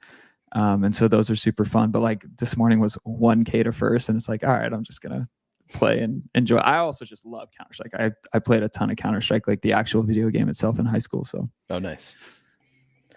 Do you actually watch the competitions? oh like, yeah, they stream it for you? So okay, so what's funny is like you obviously have your individuals in DFS football who are like, nah, it's like a big field game. It's a no ball. I watch the tape. I don't care what your spreadsheet says. Like, I'm actually a big believer in just like a lot of the data behind football and kind of going with that. And it's not so much like a feel game. I don't do any projections for Counter-Strike. I watch like 10,000 hours of Counter-Strike. Like it's absurd how much Counter-Strike that I'll actually watch. So I do enjoy watching the games themselves. Are there database players in Counter-Strike? Like, you think people are running the numbers? Are those stats available? Yeah, for sure. Like okay. I'm gonna auto. Oh, That's shit. okay. It's okay. I had it queued, and it was nice. I got a queue in just for an ADP. Yeah, Wanda 185 feels pretty good. Nice little value there. Yeah, just don't know what I'm gonna. I guess I can still go more. I could just only go 2 tight ends too with Hunter Henry. Anyways, yeah, I had a web scraper for hltv.org, which would pull all of the data. So like there's like assist and all those types of things, just like you would get an assist in basketball or whatever it may be. So like you're pulling all of that information off HLTV, and then you can put that into a rating, and then you can do projections. So I used to do all that stuff in Google Sheets and had somebody build me a couple formulas who are way smarter than I am, but not anymore, man. I literally just pick. It's such a fun ownership game. Like there's so much variant. There's more variance in Counter-Strike than there is in baseball or football. Like there's so much variance in that sport. So it's super fun to play. I think I like the high variance sports in general are more fun. Although I don't know, I like NBA too, where it's like where you can take advantage of news and like just know that people don't play the projections correctly. Yeah, no, for sure. Gosh, dude, I feel like the last time I played an NBA contest was maybe like Christmas Day 5 years ago. Like I haven't played NBA in so long. It's just like with the late swap stuff, which I guess they fixed, right? Like 2 years ago, they fixed in what sense? Like it's fixed in the sense like they made it better for the casual players where they no longer have the late swap, or was that just Vandal? No, so they experimented with it this year, like just on Fridays for a little while. They were doing no late swap, but in general they still had late swap this year. Yeah, and that's the edge, dude. And like I'm not going to grind that. So I know I'm paying the rake if I'm not taking advantage of late swap. Yeah. No, it's definitely, I mean, if you can't stick around and like react to news for NBA, you should not play. Like, that's just good decision for sure. Yeah. Reformed Racer does all the Saber Sim CS stuff. Yes. You talk to him regularly. Yeah, it's Will. I know Will. Yeah, Will. I'll use that stuff. Will's in there constantly. I think he does everything that he does is through projections and sims. Because sometimes I'll see one of his lineups and I'm like, that came out of a sim, because there's no way that you would actually play this opposing player like it was a mistake or something. Really? Yeah, I mean, I don't know. You know, sims are gonna sim, but that's my assumption, at least when I see some of those. Yeah. So you work on the solver, which I don't think I've ever actually used the solver.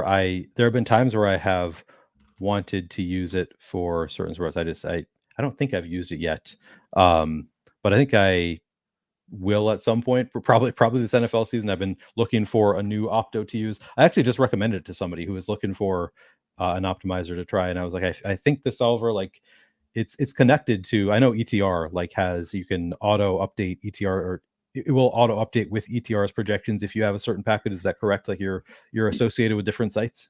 Yeah, definitely. So the solver itself is really just a great tool, and we have a lot of different partnerships. We partner with 444, we partner with ETR, we partner with Ship It Nation. We have some like standalone content creators, Davis Maddock, who we're in conversations with right now. I actually just sent him the agreement, so I don't even know if I should have said that, but whatever.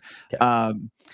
And some other like individual content creators who do projections. If you are a subscriber to their platform, their projections just auto update in the optimizer for you. So you don't have to go back to their site, click the CSV, upload the CSV, wait for them to update. Like as soon as they make a push, it's already updated on the solver's web application itself in the optimizer. So it's really nice. And yeah, ETR powers all of our field lineups for simulations.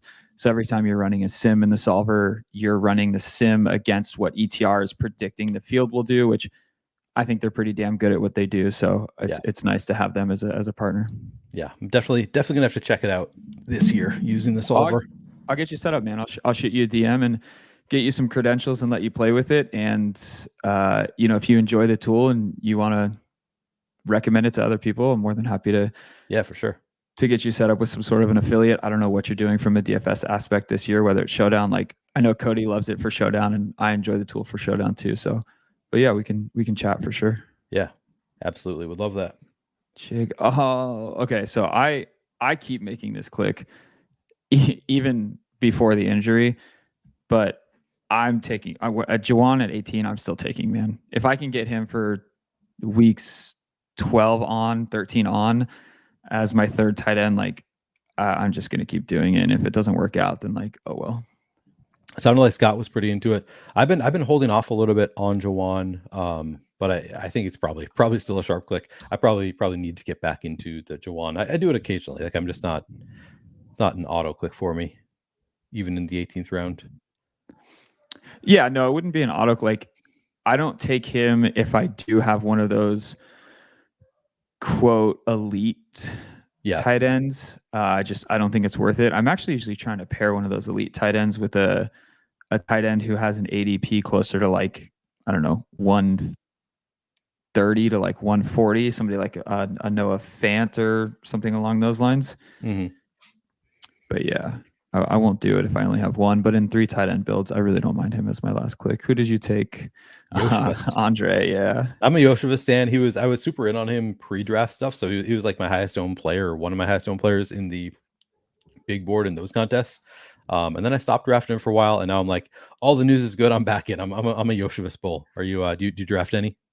Yeah, I will, especially in weekly winners where I think I really want differentiation and lower owned in individuals for sure. Those weekly winners are where I'm like really trying to scroll down. I don't do it as much in BBM, and I don't know if that's sharp or not, but yeah, in weekly winners, I definitely do it.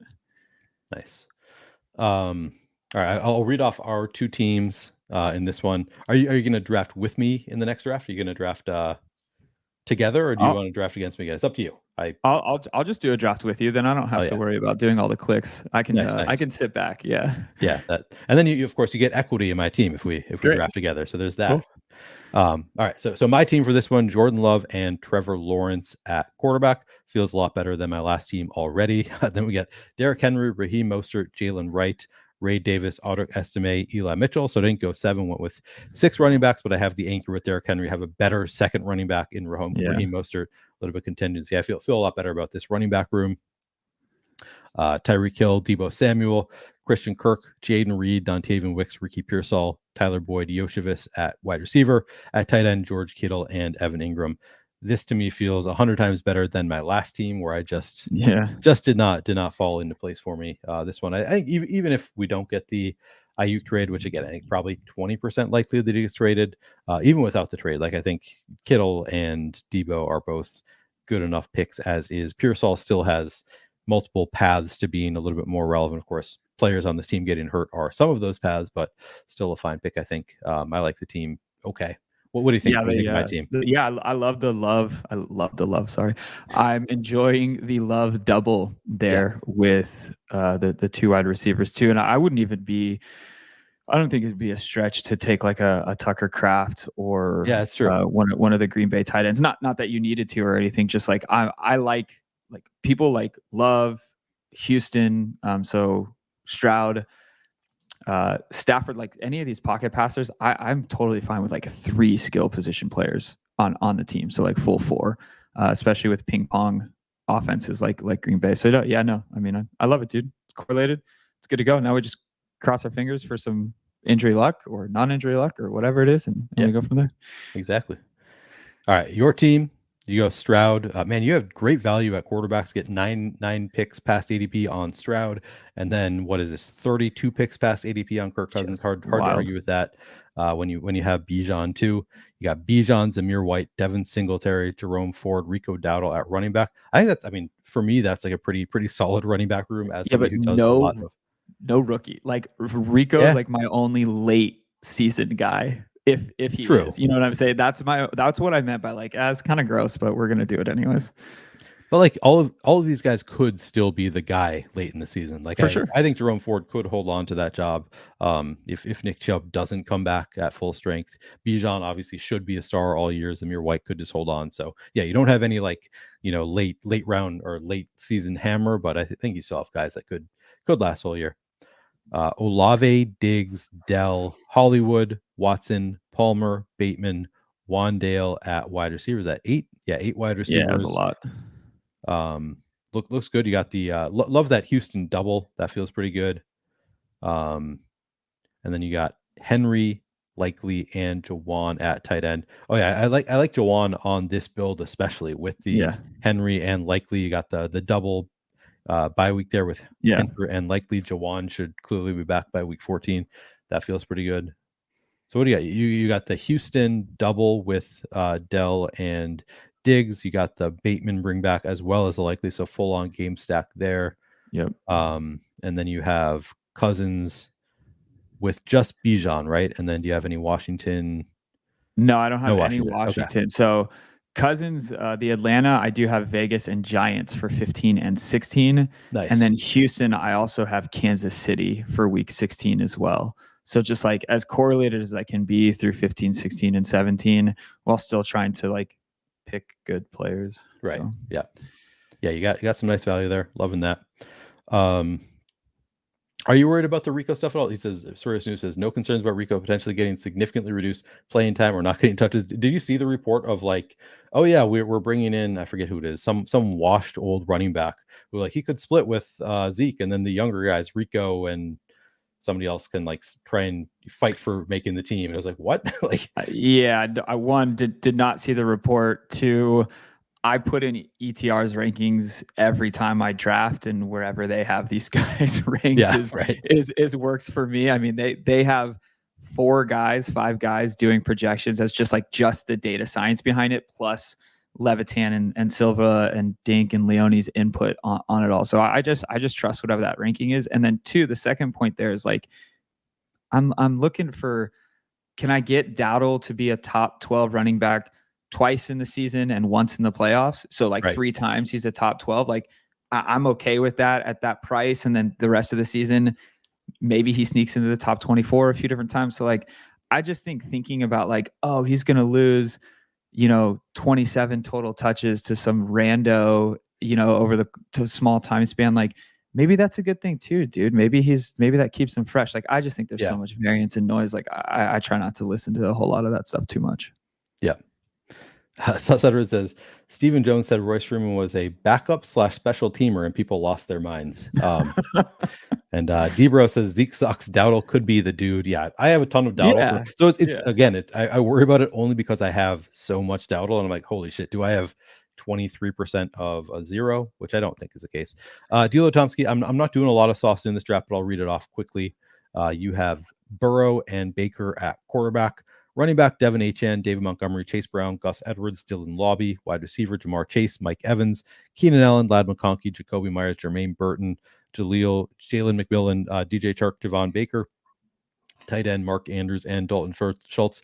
Unfortunately, your team is dead because you're going to get 0 points at tight end in week 14. Sorry, man. You had a nice try there. I like the Burrow double with Chase and Burton, just those 2, it looks like. Baker with Mike Evans. Yeah, this looks like a good team to me. Oh, and Jalen McMillan there. I like that. Very strong. Burrow, another guy who I think is like almost mandatory to double. Yeah, like, I really just don't want Burrow and Chase. Like I want Burrow, Chase, and I don't even care if it's Jasicki late. Like, you know what I'm saying? Like, so yeah. And you have those late round options with Burrow, which is nice. Like you can Right. throw on a Yoshivas on pretty much any draft you want to. Yoshivas Right. or Burrow. You could throw on a Charlie Jones if you need to, whatever. All right, we are going to jump into another draft here where we'll draft this one together. If you guys want to get in now. Cool. All And right, then I just shoot you a PayPal, so we split the equity. No. You don't need to shoot me anything. My rule is if you draft with me on the stream, you have 50% equity in the team without paying me. However, I'm not going to send you money unless we make the final. If you want to get paid out for your $25 or whatever, you have to Venmo request me. I make you feel shame if we don't make the final and you still want your share. You have to send me a Venmo request. That's my rule. Yeah, tell you what, if it'll be 5 figures plus, and I'll send the request. Okay, I think I'll send if it's 5 figures plus. I'm just going to send you the money. Yeah. Okay, cool. Not going to put you through the shame if we make real money. Yeah, no. Oh, the best part about if you win is that you'll actually send it to my bank account, and it won't go into my underdog account, so I can't blow it on playoff and pick. That's true. So yeah, it's actually a really good thing if you win and I just brick out. Like right. You just get the money. Yeah. Yeah. What'd you pull? 6. 6. Yeah. Nice spot. What do you? I don't mind it at all. I think there's so many fun ways to go. If you are low on one of the top tier running backs, you just click whichever one you might be low on. If you have an opinion, sometimes you get a Chase or a Jefferson, fall, if you will. Yep. Do you have a lot of Amon-Ra? I'm like scary low on him. Me too. Amon-Ra is the one I was going to say who I am super low on. Amon-Ra exposure, and he goes with 101 here. Oh my god. Oh, haven't seen that before. That happened to me earlier today, and I got CD at 3. It was literally this scenario. That's so funny. Hell yeah. I like that for us. We're gonna get one of. I mean, I would have been fine taking him on Raw because again, I have low exposure. You have low exposure. Might have been a good spot to get him, but oh well. It's fun if the room is doing weird stuff. Yes, I agree. Chase. I assume we see Tyreek here, and then you prefer roster construction wise, just taking JJ. I do typically. I'm also a Vikings fan, so that helps too. Oh, that's a win. There you go. Yeah. It's always nice when it lines up. Yeah. Oh, I don't hate taking Tyreek Hill at 106 though. Give me that all day. All right, that's some fun. That's just because it's different. Like honestly, they're all one tier for me. Like Same. I think I do prefer CD over the rest, but outside of CD, it's like Amon-Ra, Chase, Jefferson, Hill. To me, is just like CD is probably. Do you think CD like would you consider him part of that tier? He probably is. I don't know. Part of the Jamar and Justin tier. Yeah. I only say no because I think the quarterback, I think he might be in a tier of his own simply because the quarterback play is questionable with Justin. It might be questionable with Burrow, but I'm trying to like not care about the hand thing. Yep. Nothing changed for CD. So like we should just see massive targets. So I think you're probably splitting hairs, but if I had to, I would put him in his own tier, which is why he's the clear 1-1 or 1-2, depending on your room. So I'd probably put him in his own tier, but the rest of those individuals, Hill, Justin Jefferson, Jamar, are in their own tier. And then I actually have what's his name, who we're both low on. Amon-Ra. The sun god, a little outside of that, especially in half point on underdog.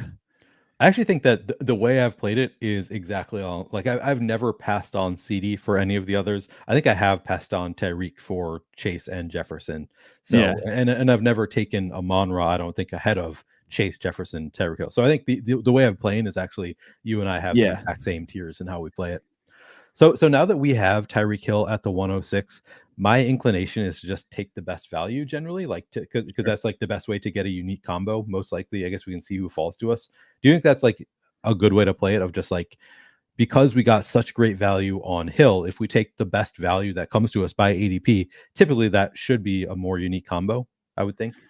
Yeah, I would agree. How often do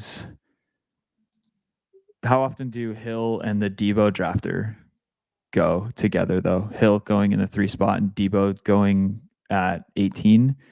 Yeah. Because like that's 16, that's week 16 correlation. That's the only reson why I'm saying it is the San Francisco. Nice week 16. Yeah. Good call. But no, I think you definitely just take the value period. Like, oh God, you're gonna Even if it's Jonathan Taylor, or do we go back on it if it's John? I mean, we could take Waddle. Doesn't feel that, man. We didn't get any great value. I was sort of hoping that it would be Olave here. I would probably just do JT and set it up like a hero RB, like straight up. All right, let's do it. Unique combo, probably. Yeah, Honestly, exactly. I don't think that any of these are that unique. Just looking at the available options, like I thought we'd have a more unique combo, but I don't really think any of these are that weird to fall to Hill. I guess it's just that we have such a flat tier at the end of round 2, beginning of round 3, that like they're all kind of interchangeable. So that's kind of a bummer. Yeah, let me see. I'm gonna see what JT's ADP was in like June.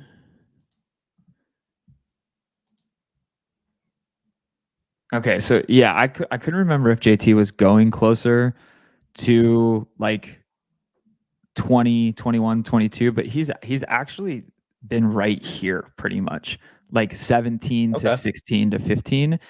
So it might be a little bit more unique to have Hill for sure and JT, because like I don't think you're getting JT at 23 or whatever. So 23 or 22, even going all the way back to some like late June. Let me take a look at early June. Yeah, dude. I mean, early June, he was 15.7. Like this is where he's been. All right. So we probably do have a unique combo here. Yeah, which is why I think, as much as we both were just like, oh gosh, running back, you just take the value. You just take the ADP value. Yep. Sweet. So yeah, I think that works out nice. Now we have so Malik Neighbors would be the top by ADP. Derrick Henry's there, Stephon Diggs, Michael Pittman. Anybody that you love in this range? Yeah, I click Malik almost every time. I love Malik Neighbors. I'll go with it. Yeah. He's one that I think he has been kind of all over the map in terms of ADP. So like I don't think in terms of uniqueness he has much, but yeah, I just like the pick. No, yeah, I think it's great. I mean, we're getting him a couple spots past his current value, which I think is nice. And then for what it's worth, he plays Indianapolis in week 17. Yeah. Oh, so like I eat up, like I understand that we want the full game stack for week 17 in a field like this, right? But I eat up the mini correlations. I think if you can build teams that are just as highly correlated as possible with little pieces here and here, you're just giving yourself that extra 0.5% of an edge. It's probably not even 0.5%, but you get the idea of an edge in these weeks. So like it also sets us up for like maybe Josh Down falls. I don't know exactly what his ADP is, but like 130-ish, I want to say. Yeah. So now it's like, okay, do we just also, I hate the Giants quarterback situation though. That's one of those ones where like it's really tough for me. Like I guess we just click Daniel Jones, but like is he really starting the latter half of the season? Yeah. Like it's tough. We definitely can't be counting on Daniel Jones. I click it sometimes. I think he's a fine last round pick. Yeah, but I don't. I agree as well, especially in 3 quarterback builds where you can take on a little bit of that risk because you already have 2. So Meatwad asks, I'm like an hour and a half behind, but can Scott explain Ramondre's massive upside in the New England Patriots offense to me like a 5? Unfortunately, I don't think Scott can. No. How do you feel about Ramondre? I mean, I don't click him, but it's very similar to maybe I should. This is where I click him past value. I don't take the guy at cost or before cost by any means, but I definitely don't mind clicking him a little bit past value. I have a hard. I just prefer May and the receivers like Baker and Polk and Pop Douglas and stuff like that. So maybe that's something that I need to work on. But yeah, I don't know. Yeah, I don't. Ramondre to me is a fine pick. Like I just in that range, I'm like he's right there to me with Najee, with Jalen Warren. Like they all to me are like similar bets. I don't know. Yeah, I don't go too out of my way for it. Who do you typically end up here? If he falls to us, I would probably just go with Laporta. I draft a lot of McBride. Okay, Laporta goes. I'd be fine with. I don't take a ton of George Pickens, but I'd be fine doing it if you like him here. He's Slightly Yeah, past ADP. I think that's great. I think taking Pickens. I think we definitely just take a wide receiver, so that's totally fine. Do you like Pickens better than Cooper and Higgins and Kirk? I mean, the only thing is Cooper we would have with Hill for week 17. Oh yeah, we should do that, I think, right? Okay. Yeah. Would you prefer it? Yeah, I think that correlation, dude. Every time if we're splitting hairs, like give me the correlation every single time. So yep. Somebody asked on one of my streams maybe a month ago, like how much correlation is too much, and I think my answer was if you could correlate every single pick on your team with some other player, I'd do it. Like I think correlation, you can correlate as much as possible is ideal. So I'm with you. We're literally correlated at every single pick so far, which I don't always care about. Like these first 5, 6, 7 round picks, like great. If I'm usually looking for correlation with those picks later on because it's just easier to line up your draft. But we have 15, 16, or 17 correlation on all 4 picks. Yeah. Yeah. Hill and Cooper has a legit 90-point ceiling combined. Yeah, absolutely. If the weather cooperates, that's we can dream of a nice 60-degree day in Cleveland. Did we just get 45-point projections for these guys? We did. Yeah. Okay, cool. I think he's right. Yeah. I mean, that's a ceiling and a half for sure. I'll take it. Yeah. I think we just win if that happens, right? Like if that happens and we make week 17, I think we just win straight up. I mean, the downside there is that it's going to be a pretty everyone else is going to have it. Yeah. Although we got both Hill and Cooper past ADP. Maybe it's not. Maybe it's not going to be that common. I think maybe it's Cooper and Waddle are paired together more. I don't know. Yeah, I would have to check Cooper's like June ADP. Are you using the easy sheets to look at past ADPs, or is that something over? I was using Best Ball Explorer to look at the past ADPs. They just have like a free ADP tool. You can type in the start date, and it'll show you what it was. Then it shows you what it is like a month ago and then today. So you can kind of look at a full chart. I was sort of hoping to take A-Rich, or at least that would have been the idea of A-Rich, but he goes ahead of ADP, which not the end of the world. No, I mean, I would. I almost think you're eating some of your own upside there because you're definitely banking on touchdowns. But once again, it does just give me the correlation. If they can score 5 touchdowns, like there's a good chance it's coming from those 2 players. What do you like? So here's ADPs. Lamar. There's no real reason to take Lamar other than Yeah, I guess you could go for your you like taking elite tight ends, right? So like how is Kincaid like an okay guy for you at this spot? Yeah. I'm like, I don't go crazy for Kincaid, but like I think he's trying to mix him in a little bit more. Yeah. The only other guy who would technically fall into our range would be Kittle at 67. Yep. So I like Kincaid. I think there's some uncertainty about the receiving core in Buffalo, and I think Kincaid is just like such a sick spot because, and I mentioned this earlier with Scott, I want the guys at the latter part of this elite tight end tier, right? So give me the Kits and the Piddles. Kincaid kind of is towards that back half of it too. So like I think that's great. Both of the Chiefs wide receivers were gone. Those are just like massive targets for me. It was 2 ahead of ADP to take Worthy, which I think that guy just took ahead of ADP. So like Dalton looked fine. Yeah, no, I liked it. I'm still a little bit sad that Scott did not let me get the Josh Allen, Dalton Kincaid combo earlier. I don't know if you caught that part of the stream. I must have missed it. Yeah. That's right. You came after the first draft. So the first draft we did a Scott takes his guys. Like Scott is leading it. He's holding me hostage. I can't have any input.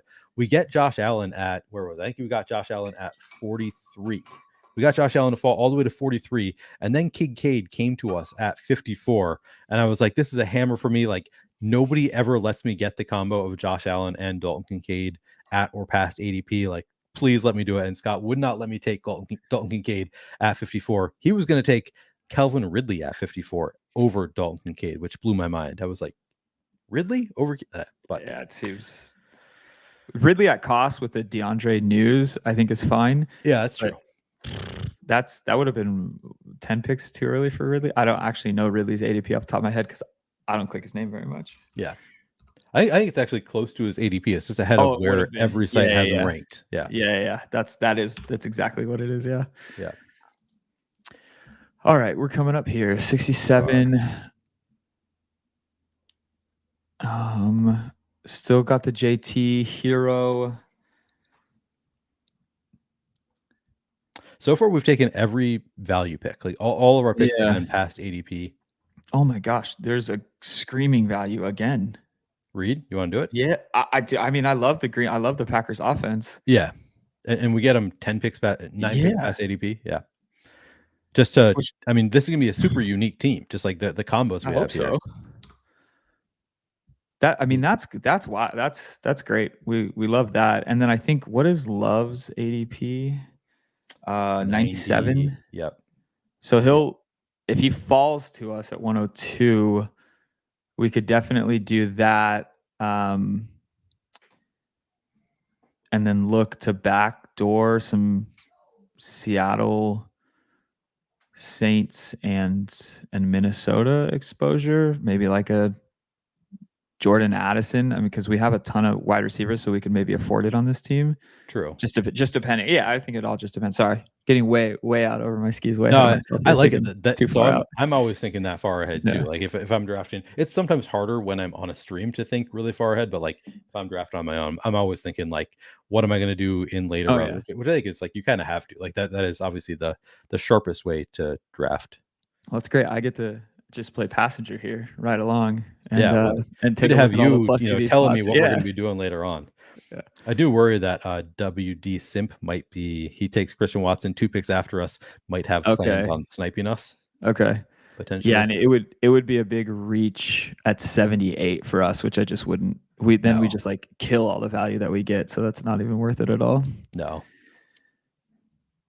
But yeah, we'll see. We'll see what happens. Yeah, I mean, if he doesn't take him though, at this right here at what 76? Yeah. I mean, we'll be in front of him at 93, 91. Yeah, I don't know. Anyways, that's whatever. not too far ahead. Like, yeah, I like Jordan Love enough that I would be fine with taking him there at 91 if he comes back to us. I know. I just wonder if it like kills the Reed uniqueness. You know, I know. I don't know enough to. I would assume that it does, but yeah, I don't know. Anyways, we got it coming up here. Reed, the ADP is right here, and Love. Yeah, I don't know. That's actually not. No, that's not bad at all. Yeah, but it depends on what this kid does right here. Yeah. Can I take a look at ADP? Yeah. So we don't have any Houston.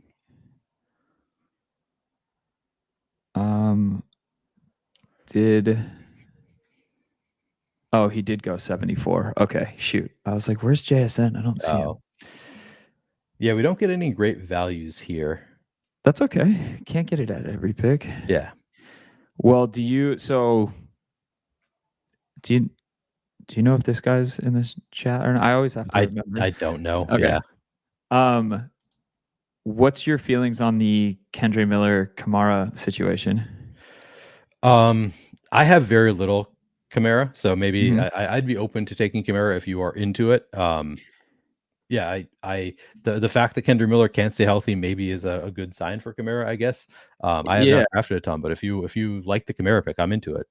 I don't hate it. I would say like we might want Brian Thomas or a Keon Coleman here, but I don't really want to pair Keon and Dalton together without Josh. So like, I think Thomas is probably the only other wide receiver we're looking at. All right. Okay. We only have 1 second left. So I like Brian Thomas. Scott was not super into Brian Thomas. He did not like when I picked him. So scared me a little bit, but past ADP a little bit. So we, continue to scoop up a little bit of ADP value. Yeah. Scott's right about a lot and wrong about some. He's not going to be right about everything. Yeah, exactly. Right. Yeah. That's kind of too like, yeah, I mean, he even said this himself. He was like, you're getting 150 of these in. Are you doing, it sounds like you're getting a bunch down on DK too. So like, just from a portfolio standpoint, like just click the guy and like, don't worry about the player. Yeah. That's how I feel about some of these these individuals who are like on not good offenses. Like, remember when Cleveland wasn't going to be a good offense, and then for like 7 games with Joe Flacco they were, or 4 games or whatever it was, and it's just like, I don't know, man. These teams come out of, there's so much chaos, dude. I just feel like whatever. What if Canales genuinely is the greatest quarterback whisperer of all time, and Carolina's like a 500 team? You know what I'm saying? And like that's enough at their cost. Like, at least we will get some touchdowns out of them. So I don't know. Yep. No, I think Brian Thomas, a pretty solid pick there. I like the pick. I have been drafting a ton of Brian Thomas, so that's where, again, it gives me pause, because I have, like, I'm pretty well over the field, I think, on Brian Thomas. So it's a little bit scary to continue to pile on with guys if you're not really, like, I'm not super confident on Brian in Brian Thomas.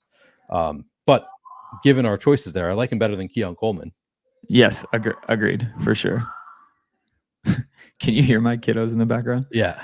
Okay. Yeah. give me 1 second. It's not a problem.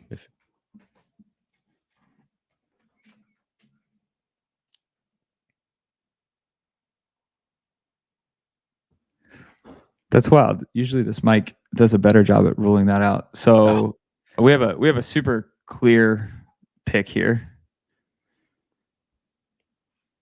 Yeah.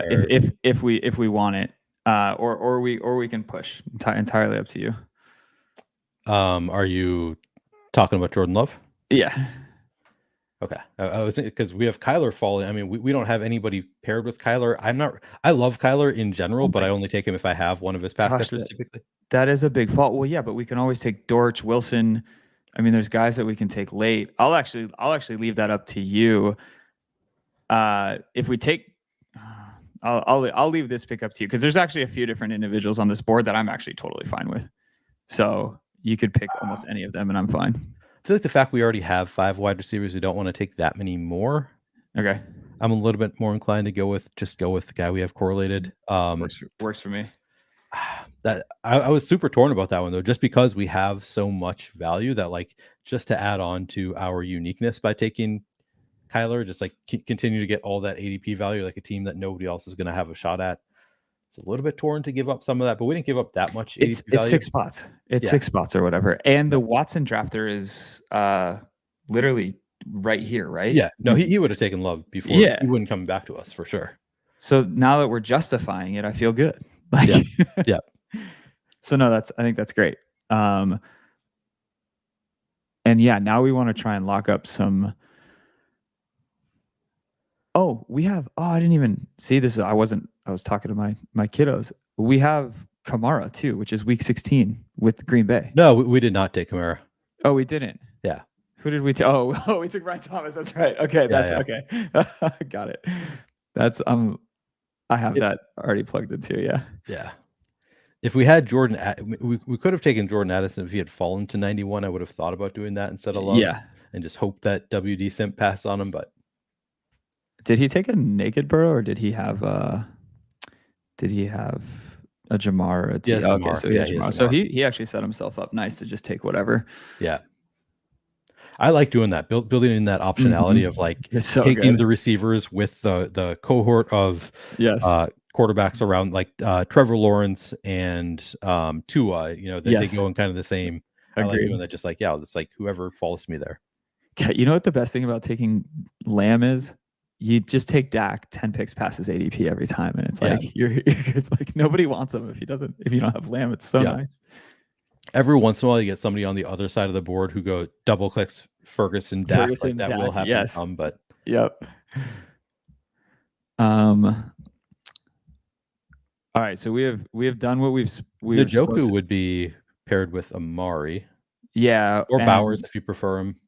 Njoku's paired with Amari, which or Dobbs. Sets us up. We do a double set if you want. I think we take the double with Dobbs. Do the double with Dobbs.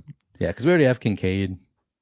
And I think we just keep punting. The only other thing that I was going to suggest was a Tennessee running back who I think is sitting right there. With Brian Thomas. But other than that, like I would much rather have the Love double.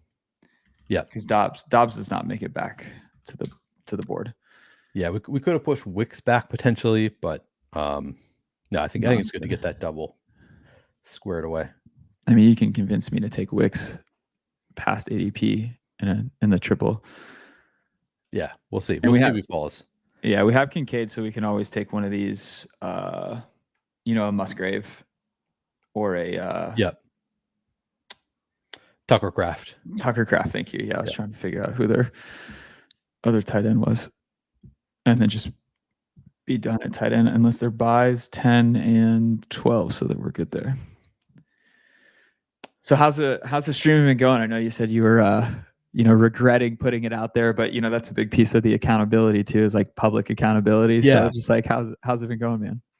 It's been going well. So part of the regret is also that we did not have plans to do 2 August vacations when I agreed to do it. So I was kind of like, all right, I'll stream throughout August. I'm going to be traveling from August 15th now through the 27th. I was actually invited, maybe the 26th.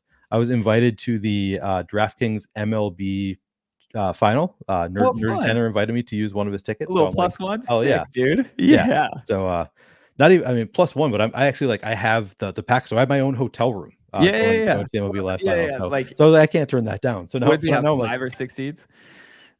I think he just has 2. I'm not sure. Nice. About that. Well, that was super kind of him then. You're stoked, dude. Yeah. So I'm really excited. Like we're gonna be traveling up to Oregon and Washington starting next week. But then it's like, man, do I try to get them all done before my trip? Because I don't want to risk like BBM filling while I'm gone.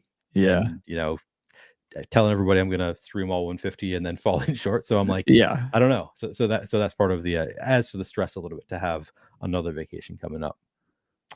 All right, I'm gonna start by ADP here. I'm almost relieved that Wicks is not an option for us, it looks like. Yeah. Because we only have one running back. We do have Jonathan Taylor. Anybody that you love here? No, I wouldn't be opposed to hammering like your favorite running back here. Benson, Edwards, Corum. Yeah, so I click a lot of Corum. I click a lot of Benson, and I honestly click a lot of these guys. So your favorite? All right, let's go Corum. I don't have a ton of Corum, just because he rose so quickly. He's another one of those that just I was used to Corum around where Marshawn Lloyd is going. Now suddenly he's going with these starting running backs, and I have been hesitant about it. So I like getting a share there, especially with the latest is like he could be. I think Scott and I talked about this, how it's like you listen to 2 different beat reporters and they tell you 2 completely different things. Some of them saying like, oh no, it's still Kyron's backfield, and then others saying like, oh, it could be more of a split than people are expecting. And I don't know. Yeah, I saw like Corum could take some pass down work, which I was like, Kyron was pretty damn good at that though. So what are we talking about? Like it's just it's super weird, which is where I want to see how some usage gets played out in the preseason stuff, and then I can digest camp reports with that piece of information and start to make a little bit more out of it. But which is why I've only done just shy of 50 BBMs, and I probably won't I just think it's so much of a lotto, and I'll get down 5-6K in best ball, so not like a lot by any means relative to what a lot of people get down, but I just don't want to use that much of my banker. I prefer stuff like the ROTS and the $20 20 max type stuff, just like where I feel like there's a little bit more EV and a little bit less of a lotto. But I don't know, I might just max it just so I can have the full portfolio and not have to worry about it.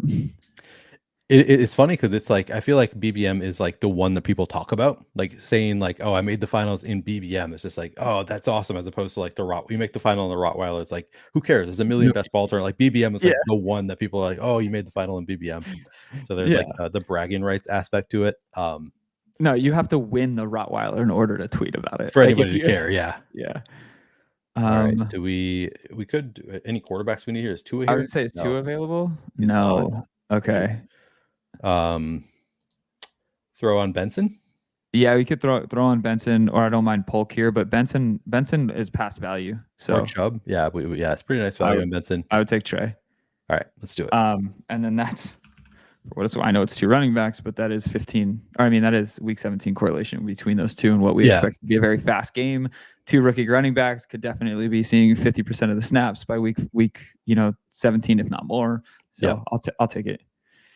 Getting roasted by Fantasy Guru Drew says, poor guy can't get through drafting 150 because he's got to go on vacation. It's rough. It's rough out here, Drew. That's fair. That is fair. Non-derogatory. Where are you at? Or if you don't want to say, I don't know if you're in terms of how many drafts I've done. No, where do you live? Oh, I'm in Minnesota. Yeah. Oh, okay. Okay. So that's the only reason I asked. Like, dude, getting to the Pacific Northwest at this time is going to be so nice, man. That'll be so pretty, dude. It's so gorgeous there. Yeah. No, I have not spent a ton of time in the Pacific Northwest. Went there. I've been actually to Washington twice in the past 5 years, I think. Prior to that, I had never been. I've still never been to California. I was trying to convince my wife to go wine tasting in California just because I've never been. I'd like to check it out like sometime. Napa. Yeah, exactly. Yeah. Go to Napa. But she wanted she really wants to see a glacier while they're still around. Yeah. While it's still an option. So we're gonna go check out a glacier. No, I think that'll be. I grew up in California, and it's great. That's why it's such a highly coveted place to live. It's why it's so expensive, and people vacation there all the time. But like, dude, I love the Pacific Northwest. It's so green. Yeah. It's so beautiful. The hiking is so amazing. During the summer months, the water is not too cold where you can actually still kind of enjoy it. Like the Pacific Northwest is great. So yeah, you're not missing a whole lot by not going to California. Yeah, no, I'm really looking forward. I've never been to Oregon either, actually. So looking forward to. We're going to Willamette Valley for wine tasting, which I'm told is really nice. That'll be great. Yeah. Y'all will enjoy that. We have pick 39 coming up, right? Yep. All right. Do we have any quarterbacks we want here? The quarterbacks that I have queued up for us is Watson. Yeah. We can probably wait. Let's see. What's his Rico win? Okay. Yeah, we can definitely wait. That's what I was saying. Do we want Ty Chandler for for Minnesota? Yes. 100. Or Hawkinson, actually. I would push Hawkinson. Okay. I would push Hawk. He falls a lot. And then we also have the option of adding on to our stack with Musgrave potentially. Yes. So yeah, that's a good call. No, Chandler is perfect. So yeah, we started out hot with a lot of value, and then towards this middle part of the draft, we've definitely taken some individuals a little ahead of ADP. So maybe giving some back, but I don't know. Yeah. It still looks good. But I still think like getting unique combos early on is still like good, even if like we're now pairing them with later players that we are more common combos. Like we still have like good early combos that'll be unique, which is awesome. Yeah, that Hill Taylor combo has to be relatively unique. Yeah, I doubt I have any. Musgrave goes and Cole Kmet goes. Which, whatever. Pearsall, I mean, that's the value of the draft right there. Gets him at 145. Yeah. Wide receiver 2 on the Niners after Ayuk gets traded. So for what it's worth, Love has a bye of week 10, and so does Watson, who I was kind of eyeballing for us. Yeah, good call. I forgot about that. It would throw us into a 3 quarterback build, which I don't actually mind. Like Love's ADP is fine. I don't. So like just putting it out there that we're definitely gonna throw a Justin Fields or a Drake May, or what I would have to look at. Danny Dimes. We have neighbors, so we could throw Danny Dimes. Yeah, so it would be a Daniel Jones. All right, WD Simp goes. Is he mad at us? He must not like something we did. He goes Musgrave Hawkinson. Maybe just likes the correlation. I don't know. All right, we are on the clock. Do we could throw Deshaun on here now? This would be the ADP pick if we want to go 3 quarterbacks. I would. No, I would. I mean, I would normally push a player like Deshaun Watson, but I don't really know who else. Yeah, we got the correlation. Yeah, that's what I'm saying. So Watson, I would push Watson if we had maybe some Jets on our team to take like Aaron Rodgers. You know what? Like if there was another quarterback who we felt good about as our second quarterback, but Watson is it's like getting to that point where the tier is starting to break. Yep. I think I would have to go look at who the rest of the quarterbacks are, but no, Watson looks great. Yeah, I mean, Stafford, Rod. I mean, but by ADP, others in the same range, but none that we have any correlation with. Yeah, Gino's probably the only other guy, but we missed out on JSN and don't have DK or anything like that. So, but he's like the only other quarterback who I'm looking at like, oh yeah, I think that gives us some good upside or something along those lines. So also by week 10. So yeah. Oh, see, there we go. Cool. Yeah. So yeah, we'll plan on Danny Dimes here. Super late throw on with Malik, who doesn't have a bye of week 10, right? Malik is like super. Oh, he's 11. I thought he was. Yeah. Yep. Earlier than that. All right, cool. Watson. You said you are in Austin? I'm in Austin now. Yeah, me and the wife and kiddos, who y'all probably just saw and heard walk through the door, have been here for like 10 years. And is that a dog behind you? You're really small on my screen, so I can't really see. Is that a dog? Yeah. There's a Cosmo. Hi, buddy. Yeah. Cosmo's our Boston Terrier. Oh, nice. And then I don't know how many like sharps are here in the chat, but I'm actually watching Ian Johns, who goes by Ian J 3000 on DraftKings. Yep. Watching his Frenchie. She's around here somewhere too. Him and his kiddos moved from Seattle to Austin, which was just a wild story. Like we literally met playing Counter-Strike DFS, and he ended up moving to Austin, and now me and his family kick it all the time, and me and him hang out. But yeah, I'm watching his pup. So if anyone knows Ian, Lola's here too. I know the name. I don't know if I know him like on Twitter. Maybe I follow him. I'm not sure, but definitely know the name. Yeah, he's a sharp fantasy footballer as well. Ran really good on FanDuel like a few years back for some like $500,000 paydays. Do you want to go like Hunter Henry? That could be a late stack. That could totally agree. And then we're done at tight end as well. Nice. Thank you for keeping me on track here. I'm probably distracting the hell out of you. Oh no, later rounds, the dog talk. Yeah, that's the hardest part about vacationing for me is leaving the dog, because he hates it so much whenever we're separated. I'm like, it breaks my heart every time we drop him off. Yeah, we actually left ours for the first time. So during the summer, we normally go back and rent a house down by the water in California for like a solid week, 10 days. And we always drive and make the road trip just so we have the car and so we can bring the dog. It's so much easier to bring the dog in the car than it is to fly. And this was the first year that we left him with a friend here. And it was like every other day I'd be like, oh, damn, he's not here. I kind of miss him, Yeah. Yeah. No, it's a few days in, I was like, we haven't heard anything about him, and I messaged my in-laws watched him for this past trip. We actually, for the next trip, we're gonna have to send him back. His foster mom, who had him before us, also watches dog, so she's gonna watch him for the next trip because my in-laws aren't available. Which I hate doing that too, like breaking up who he's with. Can't get comfortable anywhere. But after a few days, this last trip, I messaged my father-in-law like, "Hey, how's Casper doing?" And he sent us a picture, and he did well. He did well. Yeah. I always want the photo updates too. Anytime I watch somebody's dog too, I always give like I literally send Ian a photo of his dog. Definitely appreciate getting the photo updates. Yeah. Here's for the chat. Proof of life. Oh yeah. Let's see. Oh yeah. Hello. What's his name or her name? Cosmo. Cosmo. That's a good dog name. Yeah. Classic dog name. Hi, Cosmo. Kiddos landed on Cosmo. Nice. Oh, Danny Dimes goes. Danny Dimes goes. Well, I mean, we have our other. Yeah, right. Yeah. I guess he took Wandale. Like he goes 3 quarterbacks with Herbert and Cousins. All right. Have fun. Okay. Have fun. Good luck. Have fun. We've got May late. We do. Kamani Vidal, Bucky Irving. Do we want a running back here, you think? Let's see. Yeah, Irving's available. Irving's available. Do that. I don't mind. Tracy's still there. I like Khalil too. Who's your preference? I have too much Bucky Irving. Did I do it? Yeah, got it. Nice.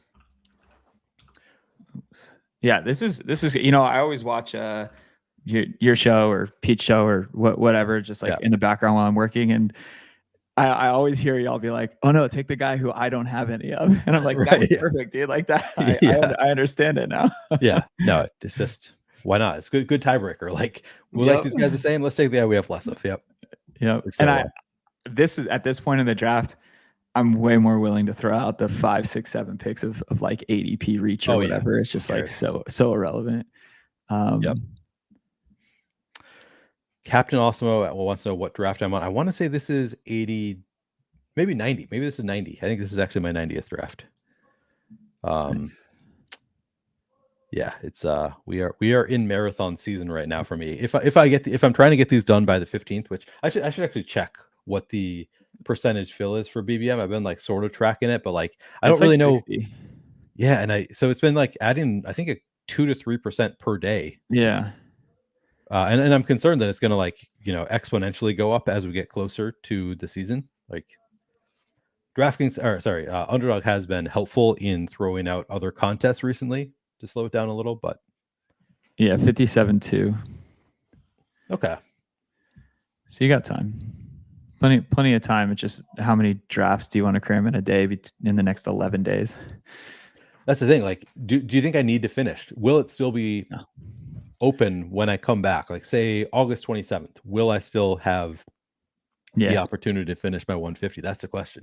I think so, because they still haven't released a couple of contests that they normally that I would expect them to release based off of last year's. So okay. So you think I can cool it on like trying to get all 150 done before? I also I prefer to draft later. Like I'd rather have as much news as possible. I think that's better for me. Like for those of us who are not really in on player takes and are more drafting like structurally and then taking the best values, I think having more information is better. All right, so we can go Bucky, Tracy, or May would be my. Or do you have any thoughts here? Do you have? Let me see the wide receiver ADP, because we only have 6. Shark, Dortch. Shark would go on the May stack, or Baker would go on the May stack. Yeah, but Baker's 199. I would take your preference. I would probably lean wide receiver. Oh crap! It's all good. We got Bucky. It's fine. That was my fault. Not necessarily being prepared. It's at least it's Bucky value, which is nice. By like 10 spots, we literally swapped Bucky and Herbert's ADP. So. Oh yeah. Wow. Oh well. That's 2 picks left. So yeah, I think we definitely land on May, and then a wide receiver. Yeah. Do these guys all have 2 quarterbacks? No. Yeah, it doesn't. It literally. Yeah, we could just take whatever quarterback. We're just trying to cover by. Yeah. True. What's Fields? Did he already Fields went already. Yeah, he went. Okay. He's going so early. He's going early and earlier, like every freaking draft. It's wild. Who are available quarterbacks? Oh, Gino and Baker are still here. Man. Yeah, I saw that when you were looking at it, but Gino has the bye week 10. Oh yeah, we can't do Gino. We couldn't do it, but we could definitely take Baker. We didn't end up with any Carolina players, did we? Which is a good thing. Worst team in the league, so right. We could always throw it. I mean, there have been glowing reviews for Jonathan Mingo. We could throw him on late. Not something I've done yet this year. Yeah, I mean, the other thing is like we could definitely just take JJ McCarthy. Throw on with our Ty Chandler and Green Bay, and it's literally just run it the other way. So I feel like maybe a year or 2 ago I read something about having competing quarterbacks in week 17 wasn't the sharpest thing to do, but we've put ourselves in a spot where.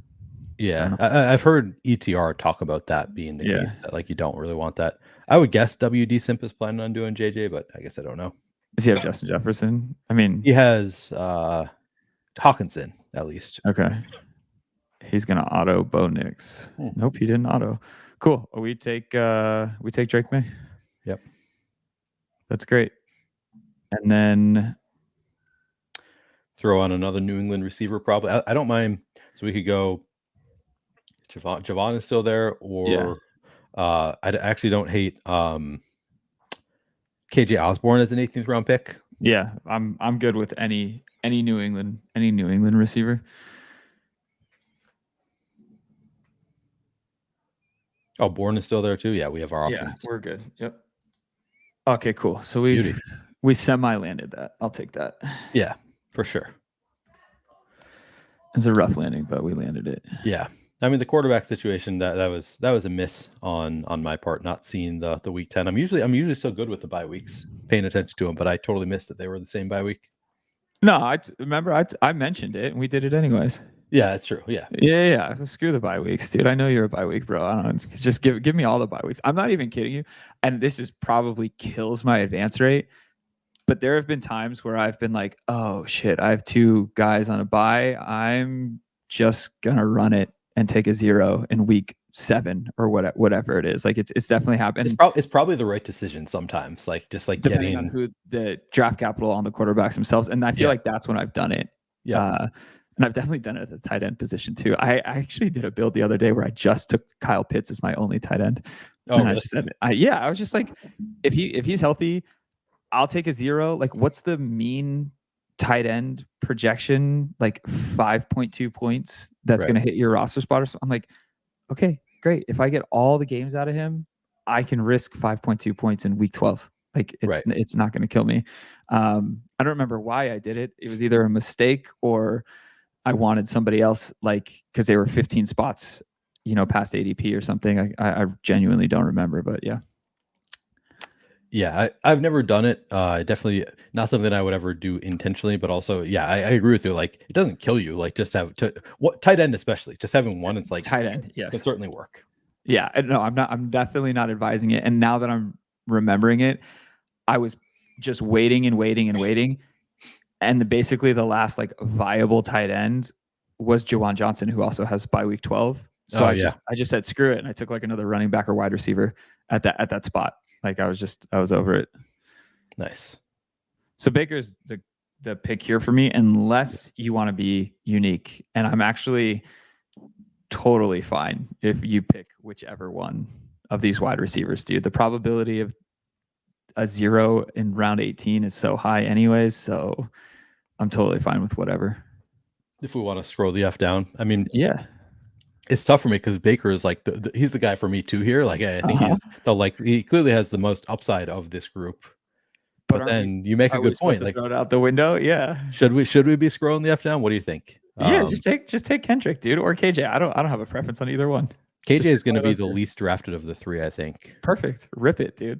All right, fine. We'll do it. We're going to do KJ Osborne. Yeah. They've talked about him potentially being a starter, so like there's still upside there. Why not, dude? So much. I just. D-Bro's mad at us. What? He's also he met Javon Baker, so he's kind of got a hard on for Javon Baker. Yeah. I think I'm using that terminology. I think hard on means like you don't like them, but whatever. In that context. I think it means you like them. Like you're you're hard. You have person. Well, like, I know, but I think that like when you say like somebody has a hard on for them, I think it's not like the sexual. I don't know. Maybe I'm totally wrong, but I think of it as being like you have it out for them. I see what you're saying. Yeah, like I think there's 2 different ways you use hard on. Obviously, there's the sexual and then there's the, but I don't actually know. No, I'm totally good with just trying to be even more unique. Like I guess one thing to consider, hard on means you like them because of the erection. Yeah, exactly. Yeah. The one thing that to take into consideration, and I think you probably do this if you're just sitting there getting as zoned in as possible, and same with me, we already are pretty unique with our player combination. That's true. Yeah. So I just like maybe we should just be taking the highest EV guy and Javon Baker. But like I don't know, dude. There's so much chaos. Every August at this point, we're all sitting here thinking we know so much. And then we know nothing by week 6. You know what I'm saying? Exactly. It's so like, yeah, man. Yeah. It's a wild season for sure. Well, dude, this was so fun, man. I appreciate you dropping me the link. Yeah, no, thank you for coming on. I take it you're not sticking around for another. You've got your kids and your wife running around. You have stuff to do. Yeah, they are all back. They were at my in-laws watching the Olympics, and so I was like, great, I'm gonna get some drafts in and check off a couple of my Monday morning list things on a Sunday, so I don't have to handle them tomorrow. Because I got a busy day tomorrow. So but no, yeah, I appreciate it. Next one, you're gonna be flying solo, which will be great. You can probably get a lot more EV out of your draft and not have to worry about me distracting you with dog talk and Pacific Northwest. So. Oh, I loved it. No, that was I really appreciate you coming on. That was a lot of fun. Do you want to review the team before you take off, or do you need definitely. to? All right, yeah. All right, No, ship it. Oh yeah, no, I'm in no rush. Like, okay, cool. All right, I'm gonna just refresh, make sure I'm on the right draft here. Yeah, that was number 90. All right. So our draft, we go with Jordan Love, Deshaun Watson, and Drake May at quarterback. Running back, we have Jonathan Taylor, Blake Corum, Trey Benson, Ty Chandler, Khalil Herbert, Bucky Irving. Wide receiver, Tyreek Hill, Malik Neighbors, Amari Cooper, Jaden Reed, Brian Thomas, Romeo Dobbs, KJ Osborne, tight end, Dalton Kincaid, and Hunter Henry.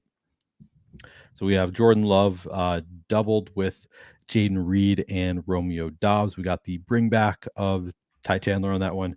We have Deshaun Watson paired up with Amari Cooper. I think just Amari Cooper, but then we have the Tyreek Hill bring back. Yep, just that. And then we have Drake May doubled up with KJ Osborne and Hunter Henry. We don't have any Chargers bring backs. So I think that's a pretty solid team. Yeah, no Chargers bring backs, but a solid bring back with Kincaid. I don't know if you mentioned that or not in week 16. Oh yeah. So yeah, which is killer. Love that. Yep. Yeah, man. And then Arizona, we have Trey Benson for week 15 with New England as well. Which I noticed no overlay for you.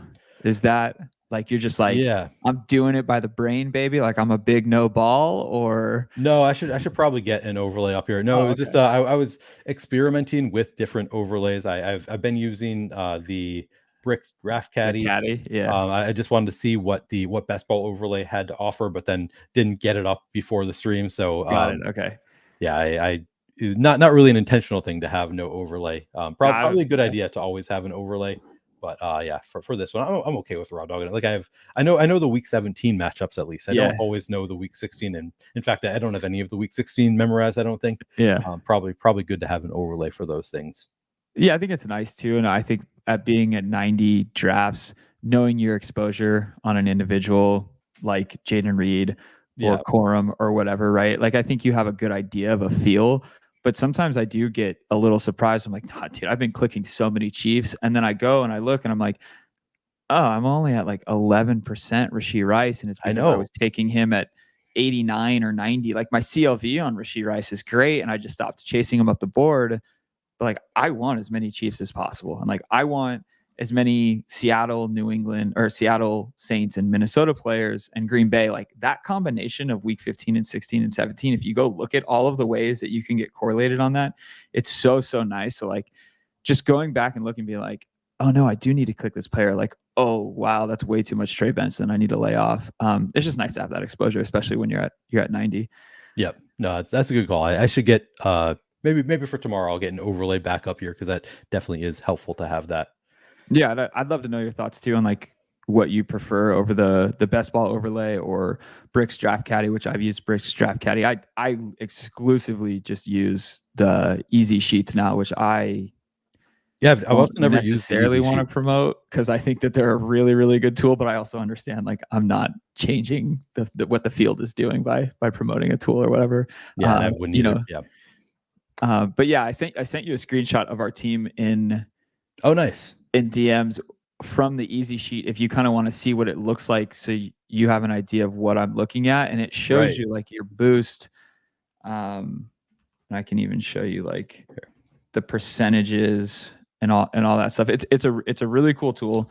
It's definitely desktop friendly, and it is not. You can do it on mobile, but I do all my drafts on desktop, and you're streaming, so you're going to do all yours on desktop too.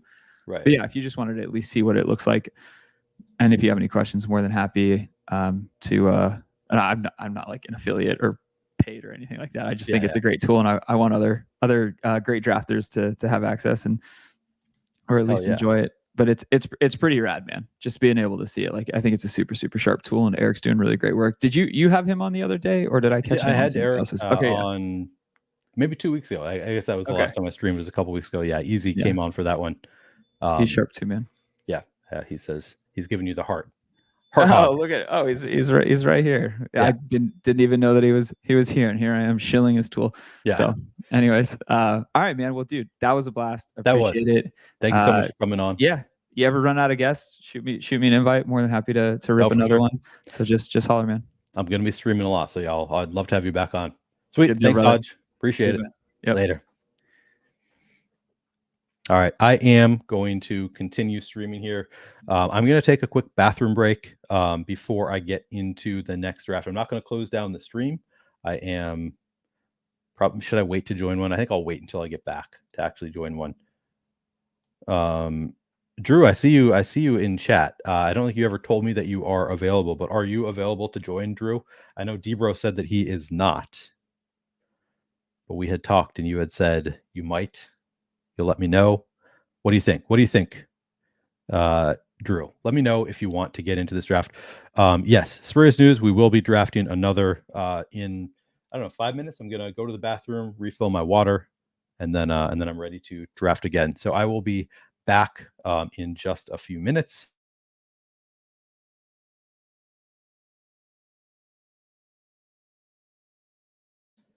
I mute myself so infrequently that I muted myself and then lost where it was. Oh, Drew says that he is in. All right, Drew is like half an hour, so I'm going to go to the bathroom real quick, fill up my water. We'll be right back, and I'm going to send Drew the link as well. So we will be back moment.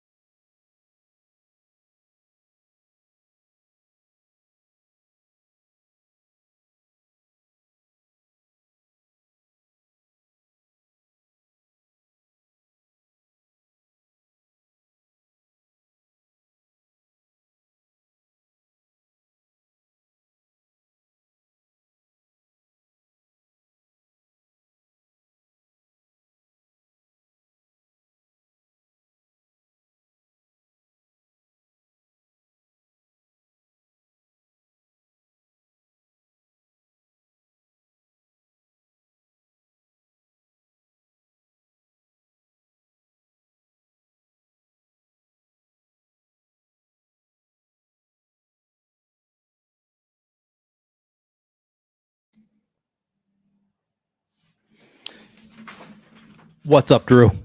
What's up? Thanks for having me. You are out on the Drew is on vacation right now. For those who don't know, looks like you're in somewhere sunny. Looks nice. Palm Springs. It's a cool 108, 109 right now. Jesus, are these your new DraftKings sunglasses? Yeah. You did promise to wear them on a stream. Looking good. These are like what, $500 sunglasses? 500 retail. Not bad. Damn. Look at this fancy guy. You know. Hey, free glasses. I gotta take them. Yeah, you do. Vaporware Apologies says, if the video is not going to be great. No, not a worry. I appreciate you joining me. I mean, I'm just going to be here streaming. Might as well have a friend on to talk through the draft with me. Makes it a little bit more fun. Vaporware says Neil will literally be pissing yellow the next few minutes. Can confirm. Very, very yellow piss just now. So I'll have to keep hydrating while we're streaming. Yeah, Dan, we are going to jump into another BBM. I'm going to jump in right now. Drew, you said you have 30 to 45 minutes, so maybe won't be able to make the whole draft, but we'll at least get started. Yeah, that sounds great. Yeah, we're doing a mini family reunion, and everyone's supposed to be here in about 45 minutes. So. Oh, okay. So people are going to show up. Yeah. Tell them that you are prioritizing me instead. I will. They understand. They get it. Is this your family, your wife's family? Both, actually. We got like 15 people from both sides. That's pretty nuts. So yeah. Did you throw this in? So we've been doing it every year for a long time. My parents have a timeshare in Palm Springs. With that timeshare, we can buy other people's timeshare weeks who aren't going to use it, right? It's like 110 out here, and so people don't use their weeks. So we buy it for cheap, and we buy it for family and friends. That's awesome. Yeah, it works out well. Cool. Assuming you like your in-laws, it's awesome. Yeah, it's awesome. And my parents and her parents get along great, so it's nice and easy. Nice. I see you've been on for 4 hours. I caught your last draft. Your last like 1.5. Okay, nice. How many have you done? 4 or 5 now? I believe I've done just 4 so far. Okay. The goal is to get to at least 6. It was I'm going to go for 6 to 8 drafts, 6 to 8 hours, which would be about 6 to 8 drafts. It was kind of the plan for today. I would have liked to do 8. The tough thing is when you start at 1 p.m., which is when I started my time, a little bit tough to schedule the eating. Like when am I going to eat dinner if I stream until 9? Yeah, so I think I'm probably just going to go this one and then one more. I'm probably going to do 6 drafts today. Call it a day. That'll get me to 92. Yeah. Oh, we are coming up. We got the 3-hole, which I like. Okay. Yeah, I saw Amon Ra went 1.1 last draft. That's impressive. Yeah. CD Lamb in the 3-hole, I don't mind. How do you feel about that? Yeah, fantastic. People worried about him not reporting to training camp. I'm not that worried about it.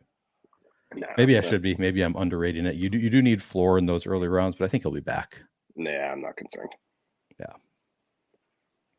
Mario Solar in this draft. Good to see you. I think FF Dan is somebody I know. The Icon is in every draft apparently. Dulu Tomsky in here as well. A lot of familiar names in this draft with us. Fun. I saw Justin commented earlier. Yeah, Justin commented right at the beginning. Justin he's going to be pitching within the hour, right? Yeah, in 45 minutes. Nice. ESPN game. Go support everybody. Ooh, ESPN game. I did not realize that. Yeah. That's it's always funny to see him comment when he has a game later in the day. Mm-hmm. Yeah, I think he tries to get his mind off things a little bit, low key, go do your normal stuff throughout the day until you got to get serious the couple hours before. Yep. How many times has a Cowboys alpha skipped games? That's a historical question that I don't know the answer to. I'm trying to think back. Either. Like, has this been an issue for the Cowboys? I'm trying to think. I feel like there's an implication there. Didn't Zeke miss a couple games a couple years back? Did he? I forget. At least he was threatening to. Did Amari Cooper miss time when he was there? It's pretty. I don't know. Can't remember. I have terrible memory unless it's like I have good working memory and terrible recall. Mm-hmm. Well, hey, in the game of DFS, it's kind of good to, True. wash your mind of the past week and just move forward. Yeah, it is helpful in that way. Best Ball on Call says Steele is so awesome for that. Yeah, Steele's awesome. Love that guy. He's the best. represented back there. You probably can't really see him next to my Cubs hat. I have the bobblehead there, the steel bobblehead. You grabbed it? Oh yeah, I got one. Got one off I did eBay. not realize. He had a couple versions of it, right? What kind? There was like one of him holding the American flag and a couple others, right? Yeah, I didn't realize that there were multiple versions. I got the American Yeah. flag one. I think I saw it when I was looking for. I'm still in search of that steel RPA. He has Yes. one, as far as I know, just one rookie patch auto from Topps Dynasty. Wow. I search eBay from time to time, and I saw that he had another bobblehead. I was like, man, the last time I looked for a steel Yeah. bobblehead, I couldn't find one. So I thought this was the first one. Apparently, Well, I think they released multiple iterations at the same time. Oh, okay. Yeah. Interesting. I will say that none of them looked a lot like him, but They never all do. good. A bobblehead, they just don't look like the player. But it has his name on it, so I know it's him. Yes, absolutely. I think you were not a fan of the steel mustache, as I recall. No, we were laughing because he had it out there for 2 games, and both of his games were subpar. Yeah. I think he got a little screwed with his last game. I think a couple iffy calls and whatnot. Okay. And so when he said he shaved the mustache, I was like, all right, good. Maybe we'll get a couple better breaks then. Gotcha. Yeah, It was just for the pitching optics. Yeah, exactly. Yeah.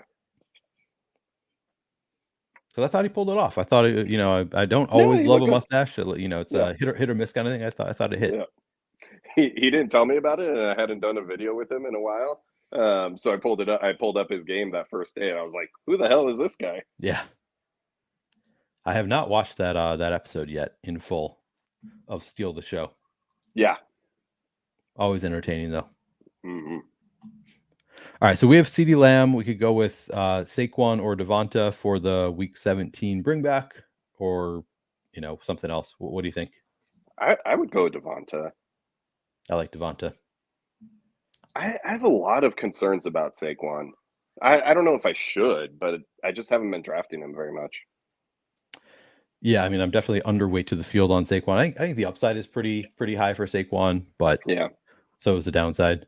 I didn't realize Devin Achane went at 15 here. Interesting. He's been steaming up. Wow. But on underdog, that's even more so. 15's about his average now on DraftKings. Oh, is it really? That's pretty. Yeah, I think that's pretty early on underdog though. I've been doing more underdog than DraftKings. Even recently when I was not streaming, I was just more inclined to they have the 20-second clock. Just like, all right, I'll kill half an hour here. Well, I was going to try to surprise you. I was going to try to surprise you and join your last draft. I joined too late. I think I was the first one of the next one. But I've still only done 2 this year, or 3 on underdog, and I think I'm at like 60 something. What do you like here? So we got Malik Neighbors as an option. Brandon Ayuk, I guess if he doesn't get traded, he'll still be a good value here. Yeah. Kyron, who do you like? Either Neighbors or Ayuk. You pick. I think I go like Ayuk. We've talked about this. I just don't trust rookie receivers, but go for it. Go for Neighbors. All right.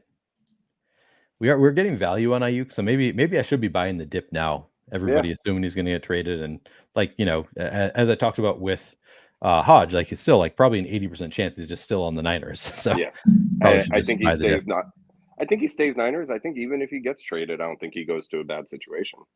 I mean, if he goes to the Steelers, I feel like that's not great. No, that's fair. I think any situation he goes to is worse than the Niners. Maybe not. What is the latest for situation? Steelers? It was the Browns are one of the front runners. Interesting. The Steelers, and there's one other. I forget what it was. Two out of 3 would be bad for me. It was like, oh shit, that's gonna kill some of my best teams, or not my best teams, but kill some of my highest exposures if he goes there. One of them was the Browns, which would kill. I have a lot of both Cooper and Jerry Jeudy, so it would be pretty painful for me. I forget what the other one was. I'd be surprised if the Browns pulled the trigger. I mean, I know for a while we were hopeful that the Bills and or Chargers could pull it off, but they haven't been in the conversation, huh? Oh, the Chargers might have been the other one, actually. Oh, okay. Maybe. I don't know. Chat, do you know? Anybody remember? Anybody see the report of who's the front runner for Brandon Ayuk? I guess I can look it up. Chargers would be fun. This is insane. Rusty says he got a Breece Bijan team on DraftKings. I have not seen that. Whoa. I got a Breece Wilson team, Garrett Wilson, which I was super excited about, and then got sniped on Aaron Rodgers. Stop. That's ridiculous. Yeah. Yeah, I agree with this. Dan says, I think every situation will be actually worse than the 49ers, but his ADP will go up for no reason. That's true, probably. That's interesting. That's just the way people draft. They like change. It's exciting. Yeah. Yeah, and then I caught wind too. I haven't drafted in the last few days, but Justin Fields has been steaming up too, huh? Yeah, well, he just there have been rumors that he might be the week 1 starter. Yeah, that's interesting.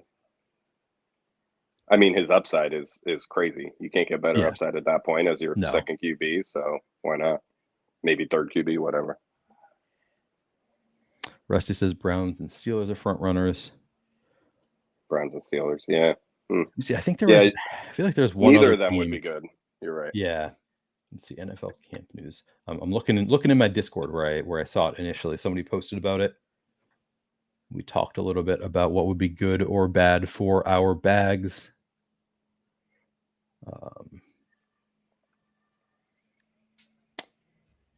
See if I can find it before our pick comes up. Yeah, all good.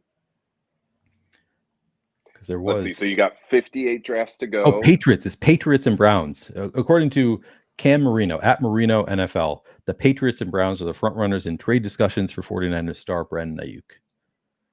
A few days ago. I mean, I don't love that either. You're right. Any option is bad. Yep, exactly. Yeah. So 58 drafts, and then I would imagine by the time you're back, you still have like 10 days until the season starts. I would imagine that you could keep going. You think so? I think so. I hope so, at least. But you don't want to risk it either, right? Because then what? I know, because I've been making this promise, and both Washington and Oregon, as I think, don't have underdog. Oh no, you can't play best ball there, so like I won't even have the option. Like in desperation, I can't even like beg my wife, like, "Hey, sorry, we can't go hiking today. Stay up all night." Like, yeah. Oh geez. Yeah, but then you're doing like 5 a day, huh? Yeah. While you're. I've been thinking like I should just do marathon streams, but then like I said, it's just like it's so hard to. All right, we get Jalen Hurts here. I think that's a smash, right? Hurts with Devonta, CD. We got the full game stack. Are you there? I think Drew. We might have lost Drew. Yeah, looks like he's frozen. I think Hurts is a smash, so I'm going to go with it. Hopefully, Drew comes back. But good and frozen right now.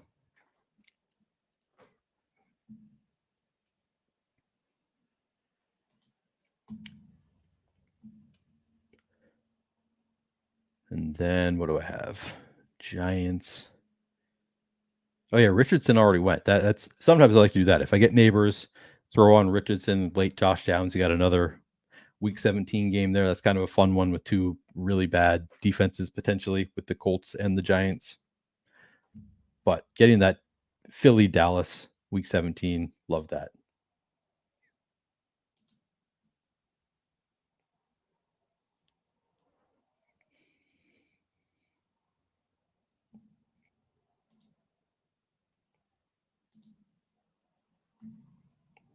All right. What else do I want to do here? I could go McLaurin. I feel like Christian Kirk is a good enough ADP fall. Different bye week. Worth doing it.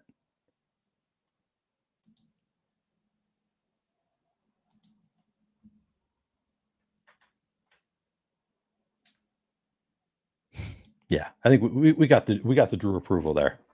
That was just it's an auto click for me in round 4. I've said this before, but like round 4, if I have either of Hurts or Devonta Smith, I'm just taking Jalen Hurts. Sorry, if I have either AJ Brown or Devonta Smith, I just take Hurts every time in the 4th round.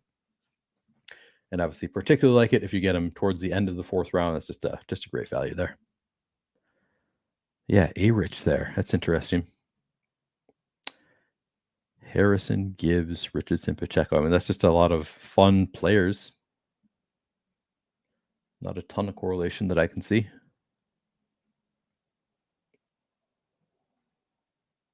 Doing a Scott draft, to get your guys draft. Yeah, Hurts and Devonta. I'm all about it. Probably going to be overweight to Hurts just because, like I said, I take him every time I have either of AJ Brown or Devonta. Although I don't know because I never take him in the third. I only take him if he falls to me in the fourth round when I have those players. But still get a good amount of it.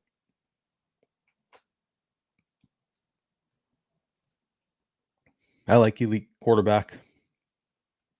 I feel like if I go into those playoff rounds and I have an elite quarterback, I just feel better about it. Like a stack that could just put up like 60 fantasy points. I mean, it's unlikely with any stack, but just got a beep. I think that was Discord. I wonder if that's Drew or somebody else.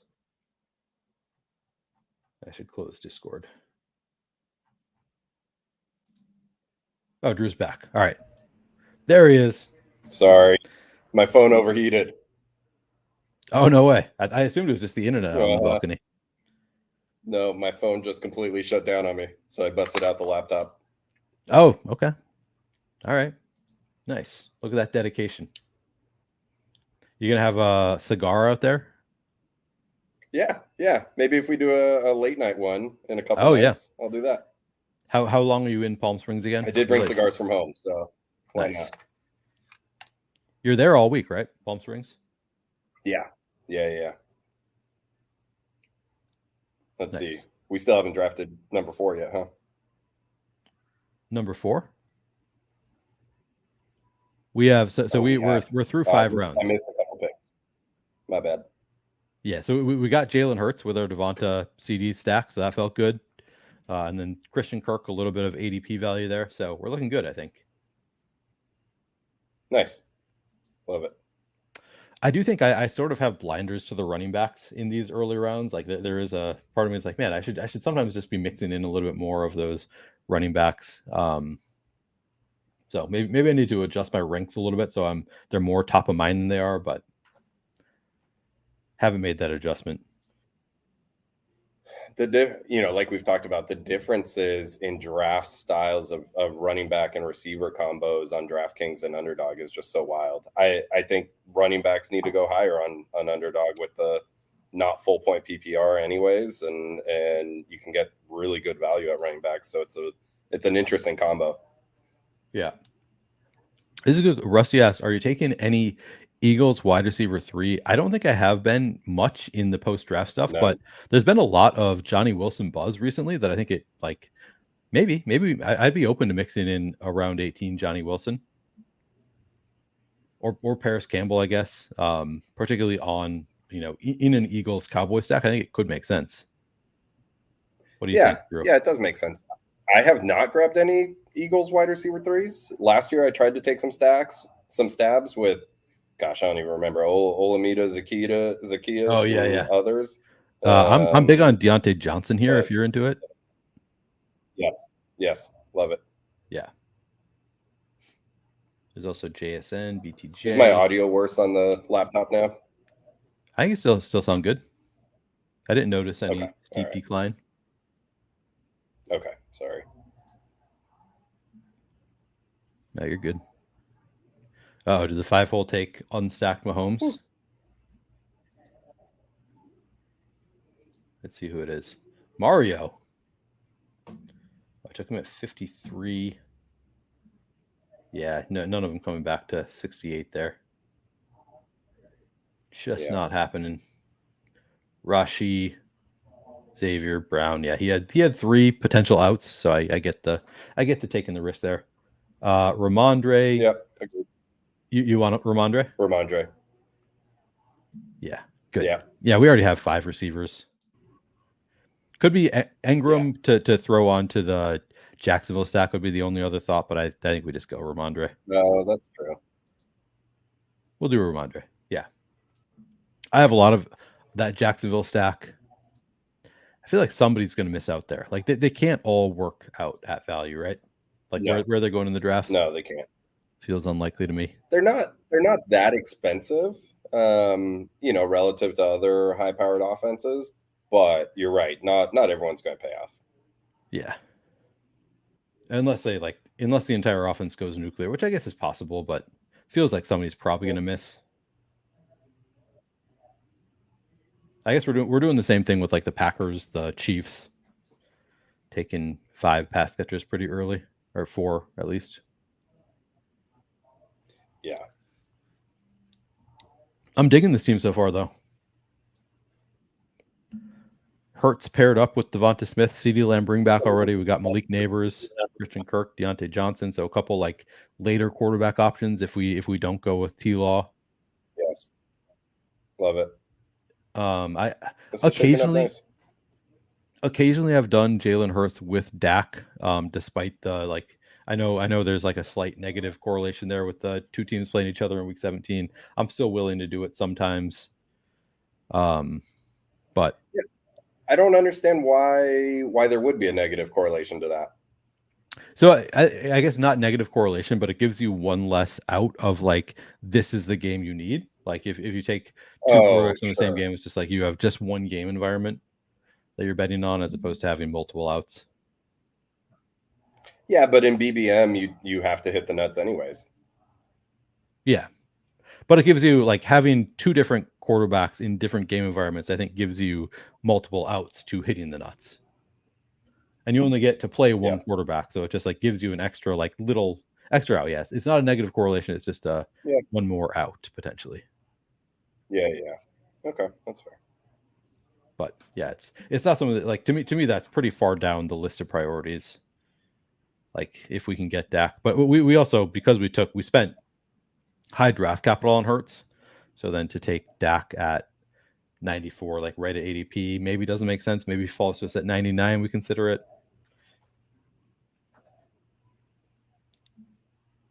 Who can we get around 94? Yeah, we can. That also is part of the equation. Like, I mean, like if Ferguson falls. Yeah, if Ferguson falls, that's who we take. Because he's correlated for us. And then Dak or on the bring back. Yeah. That could be interesting. Ferguson does not fall. It was short-lived. Yeah. We had a dream. What's your take on Bowers? I'm a fan of Bowers. I like Bowers. Yeah, I think Bowers is, he's generational prospect at tight end. He still, I mean, I don't know if we're forgetting too quickly, like the long history of rookie tight ends not being that great in fantasy. Like I have some concern that it's just like, oh, we saw some rookie tight ends be good, so like just throw that out the window. But like he's a freak. I'd be happy with Bowers here. Yeah. Is that our pick? Yeah, I don't like any of the running backs in this range. Yeah. Bowers or Njoku. Do we have anything? Yes, let's go Bowers. I think Chase Brown is your play. Yeah. Chase Brown is your play after your next pick if he falls. Would you rather have Chase Brown than Dak? I'd be fine with either. I guess if Dak falls, I guess you take Dak. We could just push quarterback. We have multiple outs. We have the Bryce Young out. We have Danny Dimes out. We have actually T-Law we could still take potentially at our next turn, although he's been coming earlier and earlier. So we definitely don't need to do Dak.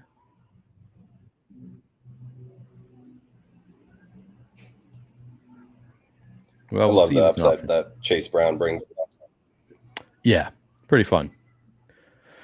I'm glad I started hammering DraftKings drafts for a little bit. By hammering, I probably did like 4 of them, in part because I saw like, man, people are not moving on Chase Brown. All right, do you want to just go Dak, close our quarterback room? Would you rather go with Chase Brown here for the upside? Go Dak, and let's hope that Chase Brown falls. He ain't falling. He's been rising pretty quickly.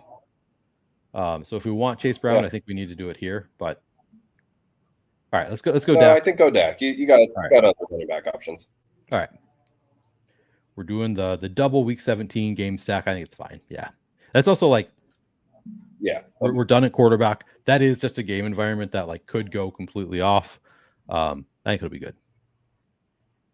Yeah. Yeah, I guess Chase Brown's probably not going to fall, huh?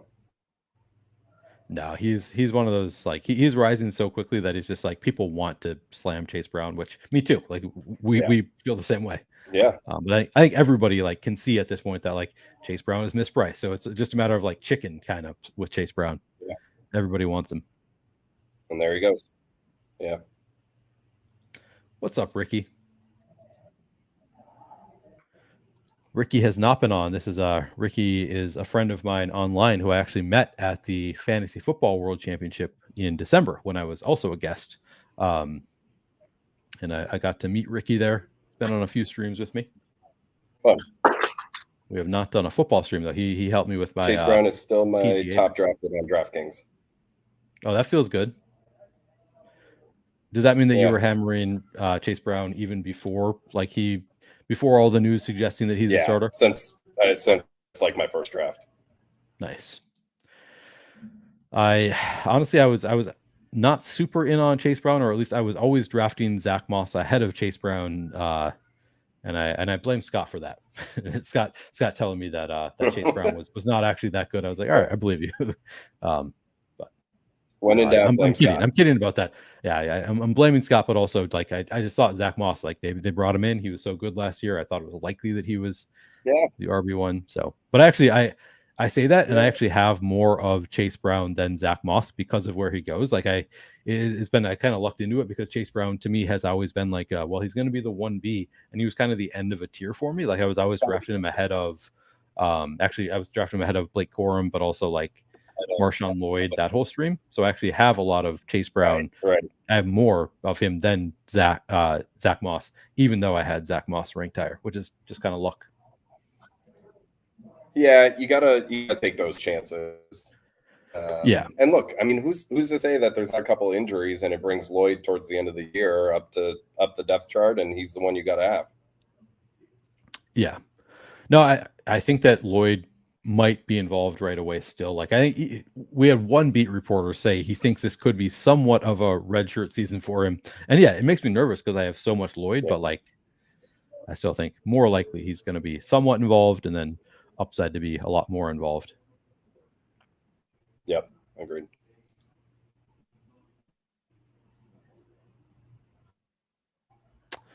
Wait. This is Mario says 5-hole plan is to use Mahomes week 16 versus Houston, Love for week 17.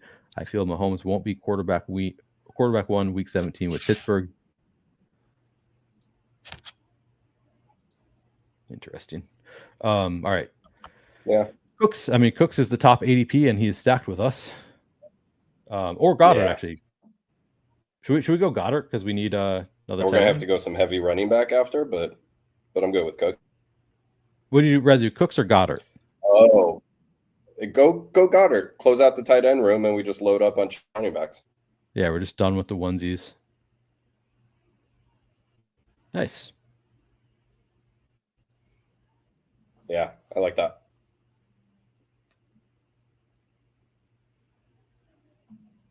I think my internet's worse on the laptop. Apologies. No worries. Gus Edwards here, Jerome Ford, Nick Chubb. Any particular running back? I like the upside of Chubb, but let's do it. Yeah, Scott Chubb's was a little super tough into it. on this team. We'll need that late round upside that Chubb could provide. Let's just do it. Let's do it. We can.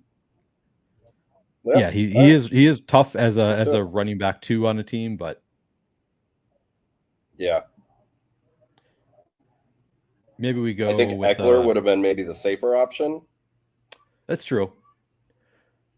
I think now, so now this would be a team. I don't have a ton of Chuba. Chuba might make sense on this team to get a little bit of like early season production. J.K. Dobbins could make sense on this team. I think we have other later options that are. Yeah, Dobbins could be interesting. So I think we still have some potential early season production we can get here. Yeah.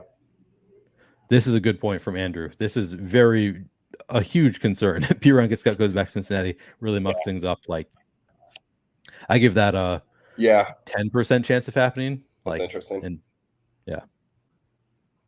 They could use them. Well, maybe they couldn't. Maybe they just really believe in Chase Brown anyway. And I guess that would then be more of a concern for Zach Moss if that were the case. Yes. If Chase Brown is the RB1.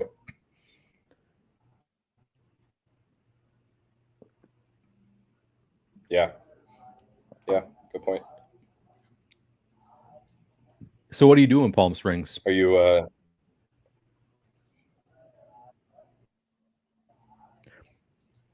You say something? Shoot, my internet's cutting out. Of course. Oh, I think I got you. Are you here? You good? Yeah. I got you. Sorry, it's bad out here. No, I get it. What is there to do in Palm Springs? Pool time. There's a couple local Indian casinos that are fun at night. Nice. Hanging out with family, and that's about it. Low key. Yeah. Is there a cave that will send you into a Groundhog's Day cycle? We have to go hiking for that, but supposedly it's out there. Nice. It's fun. That's a great show. Yeah. Movie. I'm referring to the movie on Hulu. Is that what you're also referring to? It is a movie. Yeah. Yeah. That's a good one. That's it's one of the few movies that I like. Actually, I've gotten more and more into rewatching movies that I've already seen. Like for a while, I just never I was like, why would I rewatch a movie I've already seen when I can watch a new movie? And now I've gotten to the point where I like rewatching movies, and that's one that I really like on rewatch. Yeah.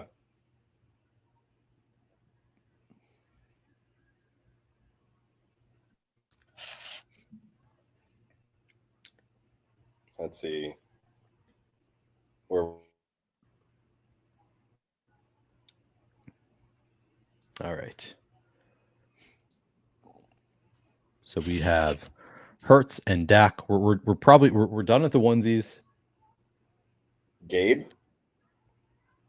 Yeah, we could go Gabe. Add on to our Jacksonville bet, or we could go Marshawn Lloyd, Ty Chandler.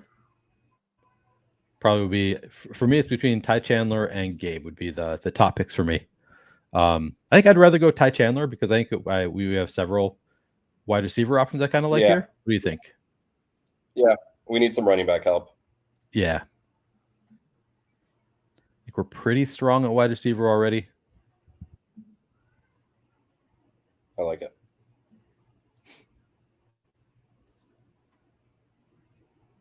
You could go Algier after too. We could. I feel like if we go one more wide receiver from the group I'm looking at, like we could be potentially done. We probably still add on one more would be my guess. Yeah. But I saw several names that I kind of liked. All right, so there's sort of by ADP. Gabe is still here. I think we just take Gabe at 147. Yeah.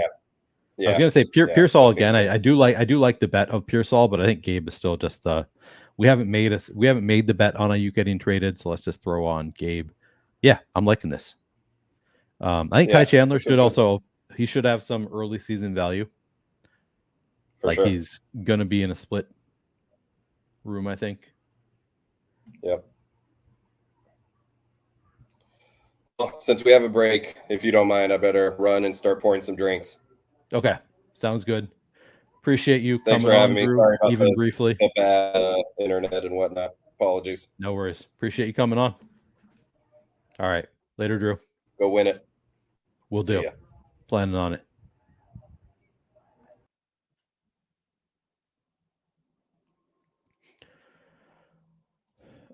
Any opinions on Jonathan Brooks? I assume you're talking about Jonathan Brooks. I think the bet is the same as it has always been. I think he's a good bet. I think he's, Carolina keeps saying that they plan to establish the run. They're just going to be a run heavy team this year. We've known that he's probably going to miss the first month of the season. Maybe going to take a little while to get going, but I think that he should be good to go by the playoffs and should be the RB1 by the playoffs. So I like Jonathan Brooks as a low owned advancement piece that should be good later on in the year in the playoff weeks. I'm not as high on him as a lot of people are. I think I've heard a lot of people say that he's kind of a smash pick for them, one of their higher exposed players. To me, the concerns with the injury, maybe he takes a little bit longer to take over that role. If they just are doing well enough with their early season guys, like who's to say that he immediately takes on a big role? Combined with just, I don't know that Carolina is going to be very good. He's not a smash pick for me, but he is a guy that I mix in around where he goes ADP, pick 90 or so. I think if I'm only drafting one team, I probably prefer all of like James Conner, Najee Harris, Jalen Warren, like those guys all go ahead of Brooks for me. If I'm like just like making one team with my mental ranks, but I think he's a fine pick that I mix in.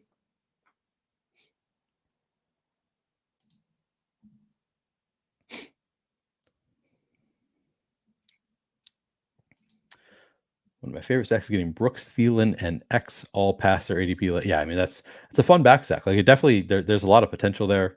I think that he's a pretty good bet. Chandler says Brooks should be good second half of the season. Miles will probably get cut. Miles. I don't think Miles is much of an obstacle. He was split like 60, 40, 70, 30 with Chuba. Yeah, I think that's probably a good bet that he's going to be the most likely scenario is that he is the lead back there with Chuba taking a seat behind him. But you're kind of counting on it at ADP, which again, most likely bet. I'm mixing him in. My guess is that I'm close to ADP on Brooks. I'm just not like a super bull on Brooks like some people are. Mostly because of the offense. Like if Jonathan Brooks were on the Cowboys, I'd be all in on that. I would be like smashing that. It's just a matter of like, okay, when he comes back, we assume he's coming back full health. He takes over that role, which is again probably the most likely scenario, but I don't think it's guaranteed. But then even in that scenario, he's still on the Panthers. So to me, it's I'll take some Brooks. He's just not like a slam dunk for me in that Panthers offense.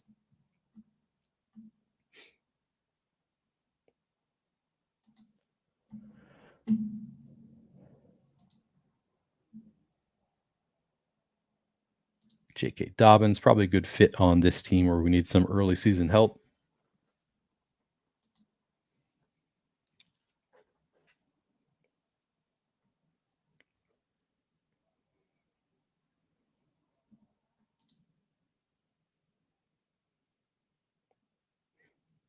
It's also just not like an amazing running back class.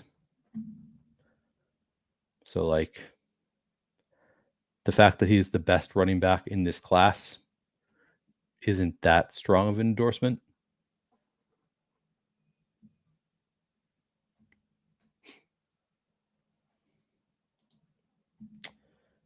I do like Ray Davis.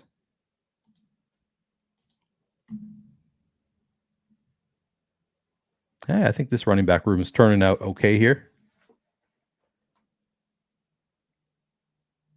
Even with Nick Chubb as running back too.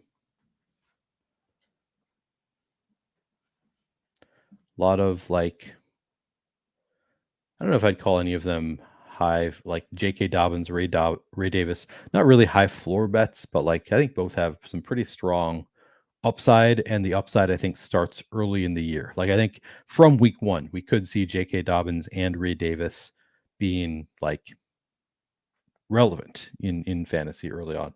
Not necessarily, it's definitely not a given, but I think it's a possibility that both are relevant pretty early on. Ty Chandler should have early season relevance. Obviously, Ramondre is we're counting on Ramondre being the starter, being, pretty good. Definitely need at least one more, maybe two more running backs to really make it work.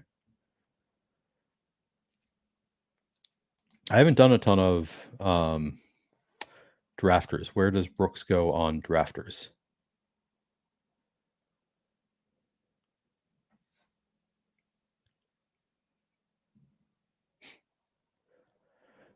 Yeah, that's a good call too. Like we don't know how he's going to look if he is NFL ready. We're making the assumption that he's going to be.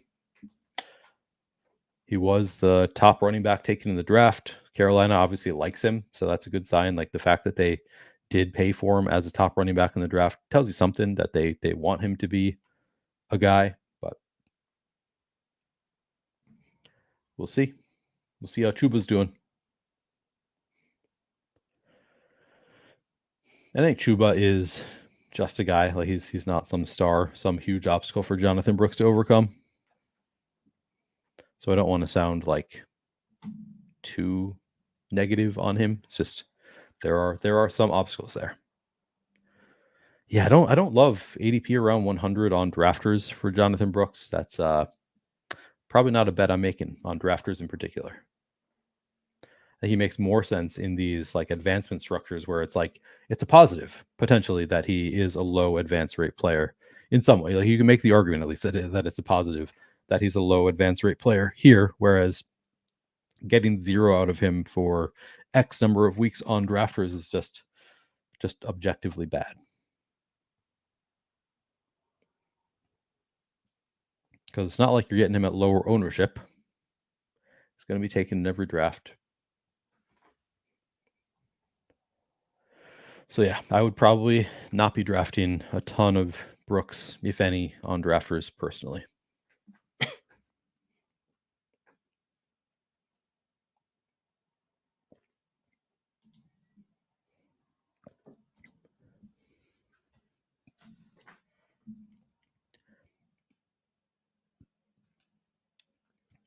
I think this is actually my first time. No, I've used the fantasy points ranks before. Haven't used them in a while, but I'm pretty into it. Like they moved Tyrone Tracy up pretty quickly. I did not realize that they are so on top of updating things. So shout out Graham Barfield. Seems to be very much on top of the breaking news, rumblings in camp, etc., etc.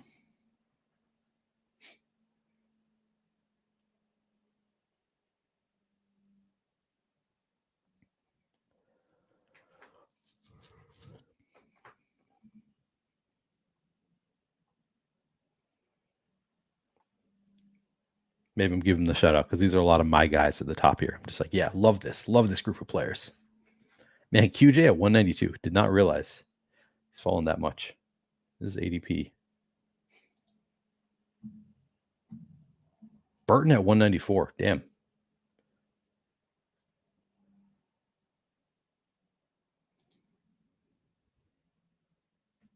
I think I just go McCaffrey here. Did you hear that he's this year's Puka? That's what I'm hearing. That's what my sources are telling me. I have sources, by the way. This year's Puka.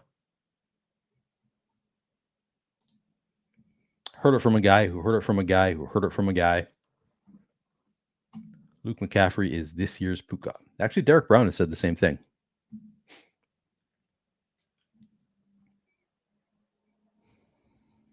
Damn, QJ going undrafted. I mean, you watch the tape. It's probably fair. Probably should be going undrafted. Vacation was good. It was yeah.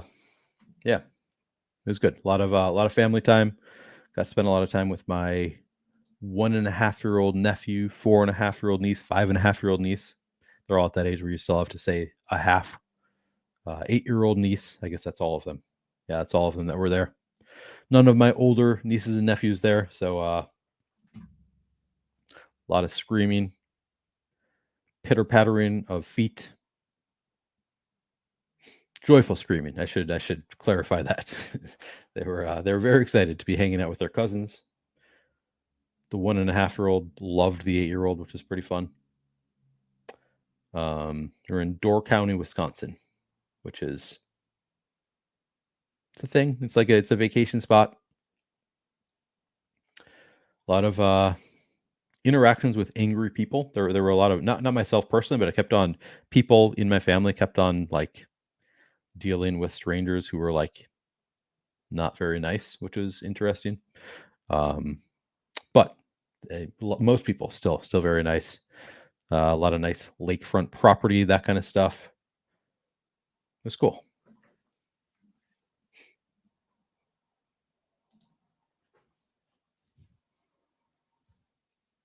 For real? I did not catch that. Puka was injured in practice today. Is it serious? As somebody who drafts a lot of Puka and not a lot of Cup, I hope it's not serious. I do a lot of DeMarcus Robinson. Not like a lot, but like definitely above the field. I do consider myself to be a DeMarcus Robinson bro. Probably would have more if I wasn't doing so much 0 RB. Then I end up having to take running backs late.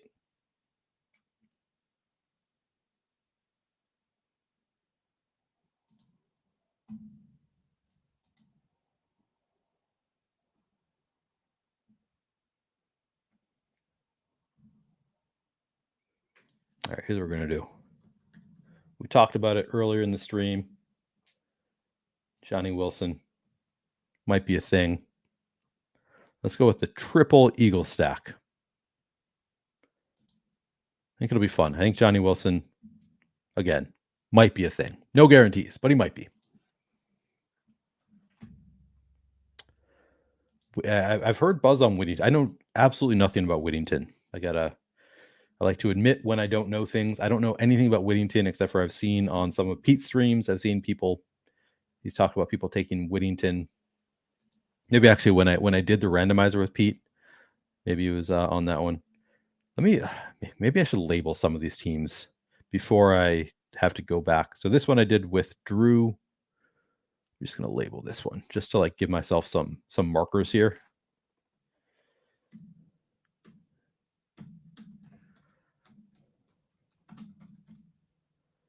Make it a little bit easier to remember where I'm at. This one I did with Hodge.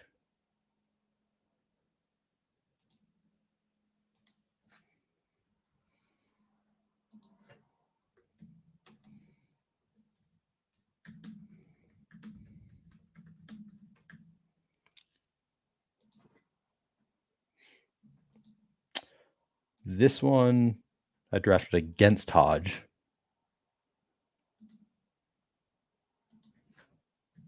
He came on for part of the draft.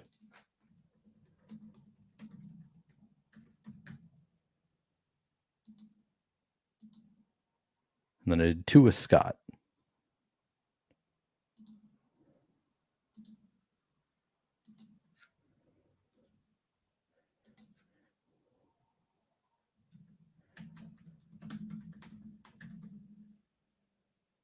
Scott's team.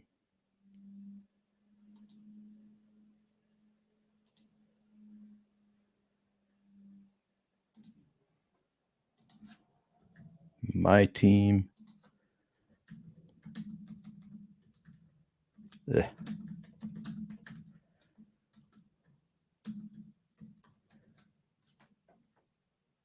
Okay.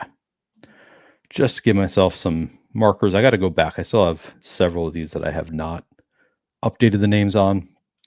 Take a look at this one quickly. I am going to do one more draft here. I think just one more. This one I go Hurts, Dak at quarterback, at running back, Ramondre Stevenson, Nick Chubb, Ty Chandler, J.K. Dobbins, Ray Davis, Tyrone Tracy. Love to get Tyrone Tracy at pick 190. I feel like that is not going to be a thing pretty soon.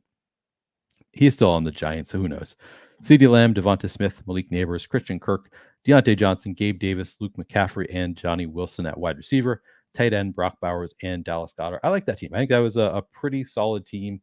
We got the full-on Philly-Dallas game stack like that one. We got, I guess that's all we have. Yeah, we just have that one full-on game stack, but I think it works. I think it's a good team. All right, I am going to do one more draft. If you guys want to get into another draft while I'm streaming, go ahead and do it now.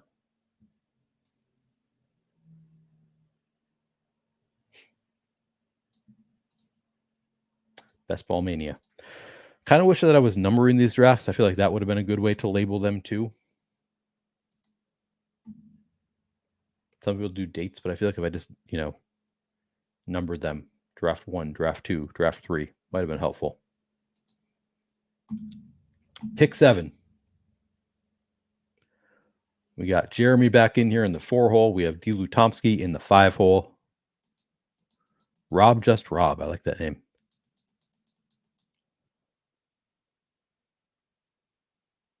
We got back-to-back Robs. Anybody else drafting with me in this one? In chat.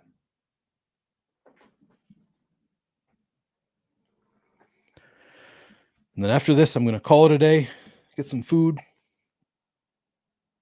I think that's the plan. By the way, I haven't been saying it throughout the stream, but if you are still with me and you're not already subscribed, would appreciate it. Trying to get to 2,000 subscribers before the NFL season starts. So any help is appreciated. Liking the video, subscribing to the channel, of course, commenting after the video if you like one of the drafts, you hate one of the drafts.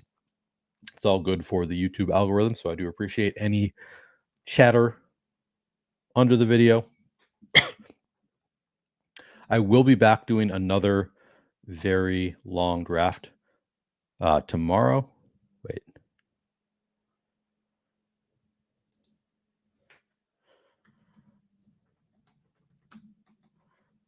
Hang on. I'm going to see if I can get another friend on the show. Oh, hang on. I'm on the...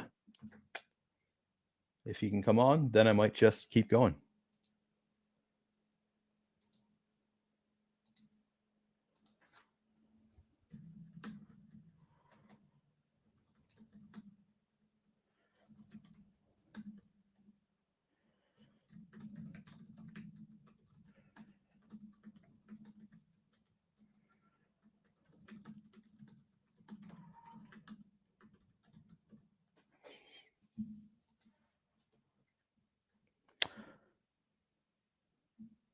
Yeah. Maybe either 6 or 8 again. I just like food so much, you know? It's hard for me once I start getting hungry to keep streaming.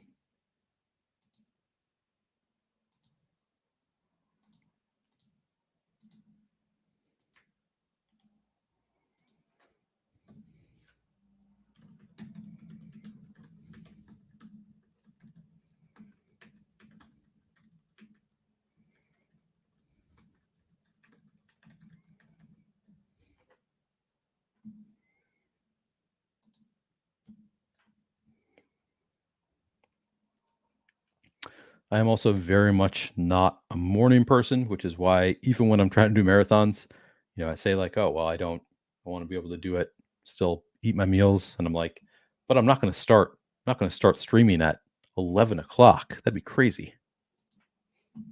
Maybe I'll do that one of these days. My wife just texted to ask, am I going to be done by 7? Don't know the answer to that just yet. I feel like I have a lot of Bijan Olave pairings. I think I'm going to mix it up here. Get a Waddle share.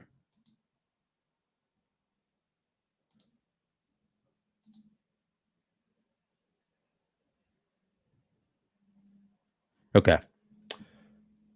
I am going to stop at 7. I have the answer I was looking for.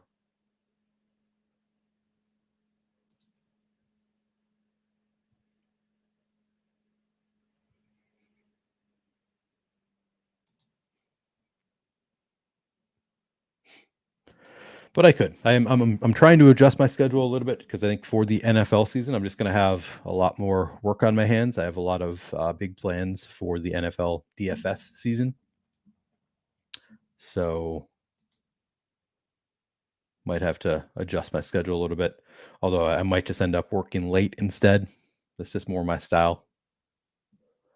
I'm a night owl. I have trouble with if I try to do work in the morning, then I'm like have trouble sleeping in the morning. It's a whole thing. So I like to just work late at night rather than getting up early to work and then just be able to sleep in the morning is typically my style, but we'll see. I might adjust a little bit. I think I'm going to be on at least one morning-ish show in the fall. Yeah, maybe I'll do this tomorrow. I don't know. I could do that. All right, I'm going to tell my wife I'm going to be done by 7.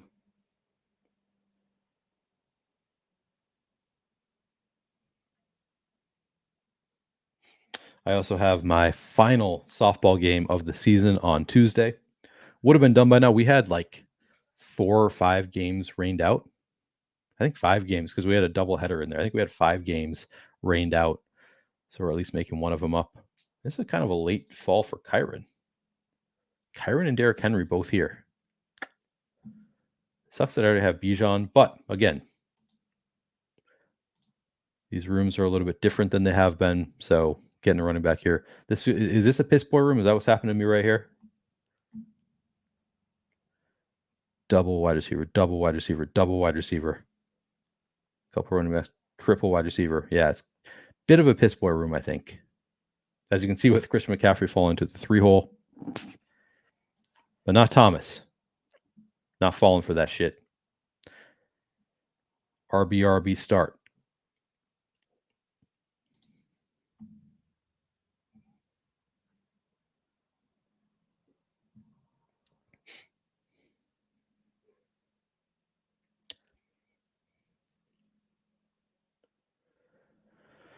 Do I have any insight into Jordan Addison legal situation getting resolved this season? Wouldn't say that I do have any insight. I think it's more likely that he does get suspended because of this being a second offense, but I don't know when it will be. If it's going to be early in the season, late in the season, obviously it would be ideal if it's early in the season.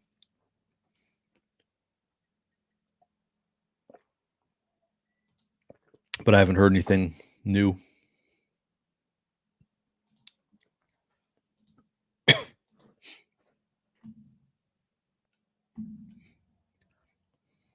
Yeah, I was getting comfortable with these drafts with more casuals where more wide receivers are falling, and now I'm just in a full-on piss boy room. Better get my Amari Cooper share.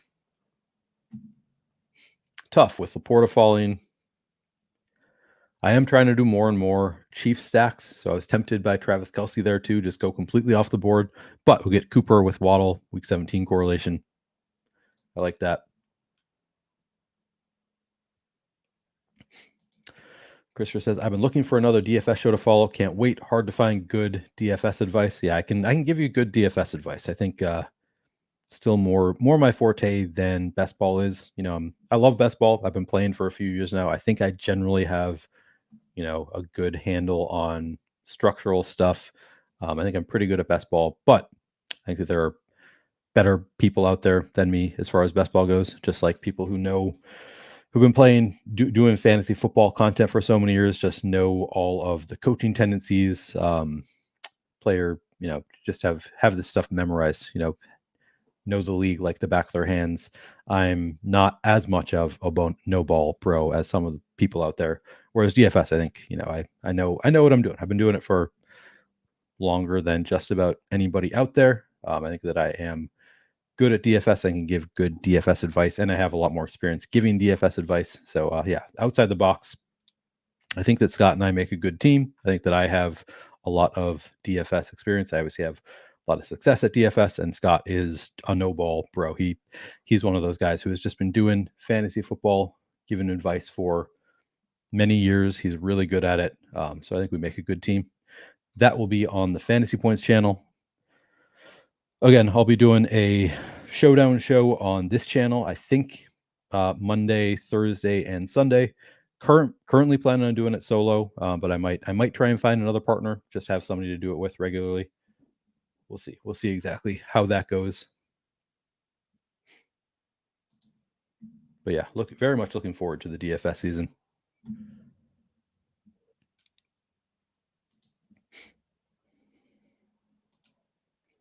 Check in with Overzet and Mayo currently. I honestly don't know Pat Mayo that well or his content all that well, but Overzet definitely big fan of Pete and his content.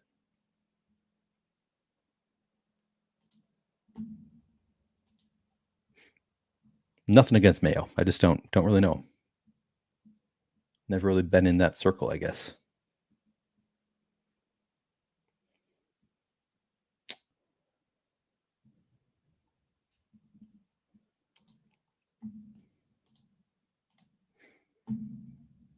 Kirk at 55 in a wide receiver avalanche room. That's a good pick. Hard to argue with that one.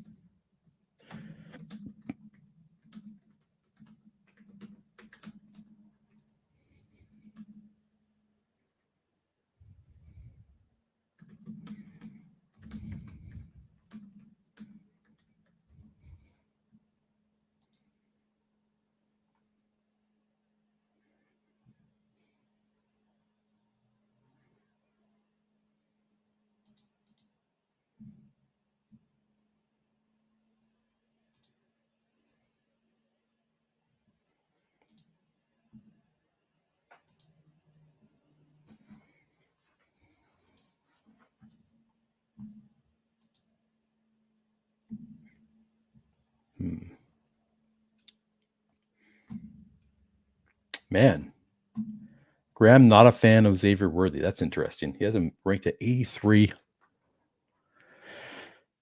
I think I'm going to get my guy there with Xavier Worthy.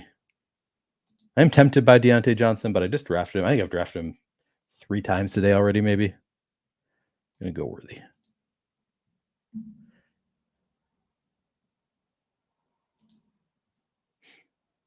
That was a big difference from ADP there.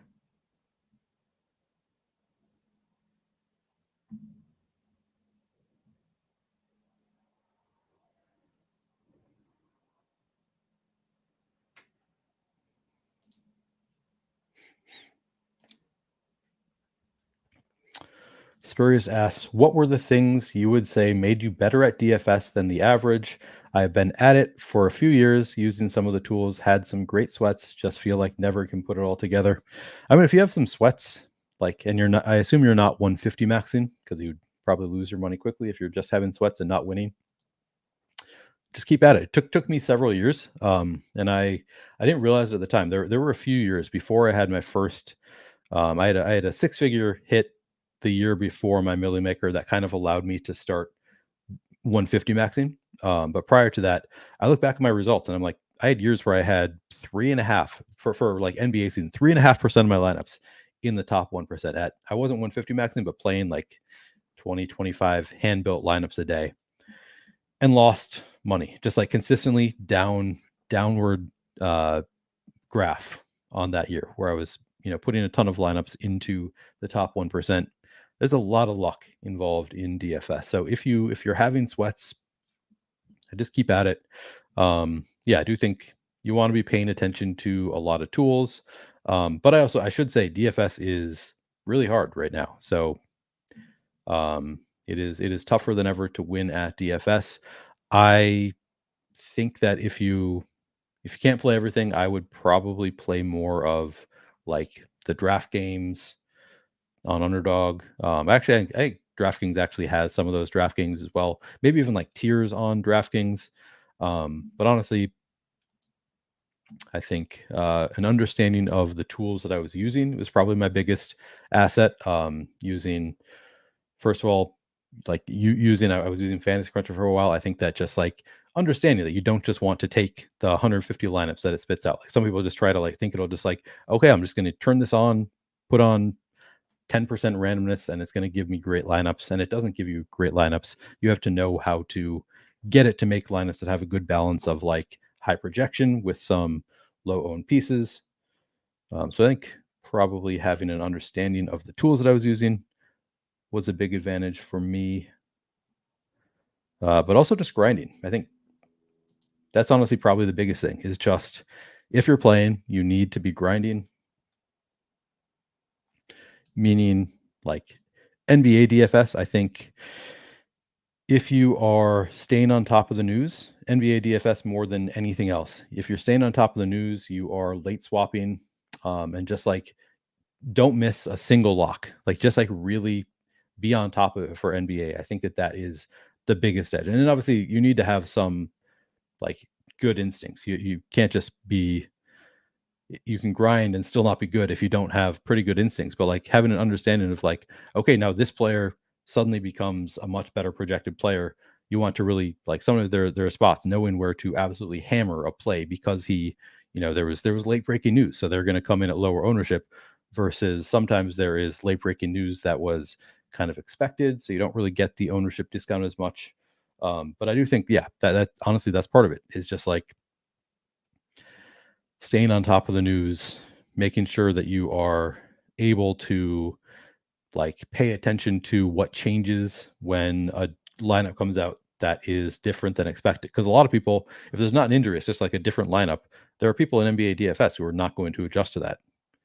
You need to be adjusting to every little thing, every bit of news, and news includes both injuries and like, different lineup than expected. I don't know. The edge is so small in DFS, so you need to be really taking advantage of any edge you can.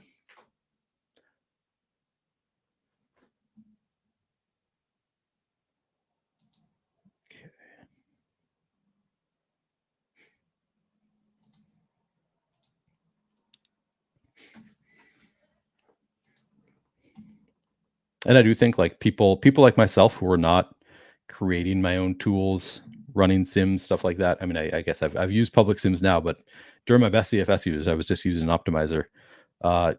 Having some no ball, like watching the games is actually pretty helpful. Like you can find little things, pick up on little things in watching the games that maybe not everybody's going to pick up on. And if you pick up on something like I don't know, coaching tendency that other people don't pick up on, and that maybe the projections don't pick up on, then you can find really big edges. But NFL, I think that late swap in NFL DFS is probably a big thing also, even though it's not something that I have honestly done a ton of. I've only really made late swaps in NFL when I see a lineup and I think it has a chance. I only look at lineups that I think are live to actually place high, and then just adjusting to what's ahead of you. What do I need to do to get to the top? Am I blocking people or am I trying to pass people? And adjusting accordingly.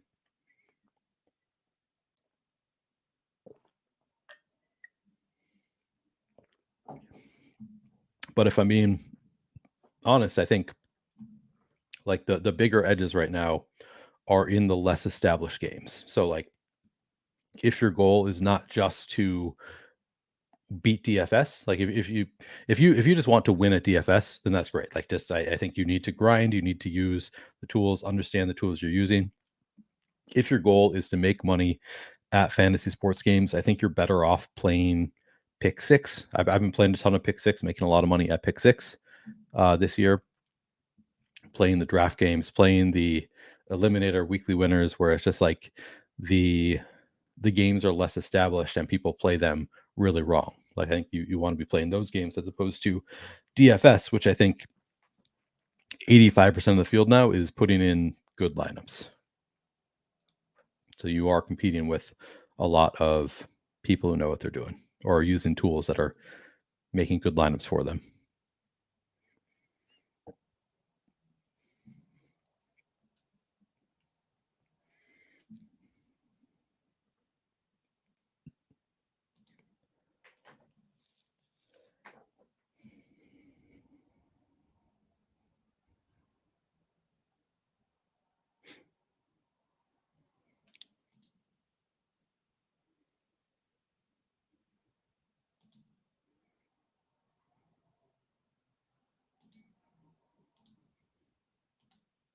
Where did Chase Brown go in this one? It's a fun game today. Where did Chase Brown go? 91. It's like I said, we're all just playing chicken at this point with Chase Brown. Everybody knows that he's a good pick where he's going. He's a good pick ahead of where he's going. It's just a matter of like, where is that line with Chase Brown? And where can I push it to? I think pick 91, totally fine to take Chase Brown there.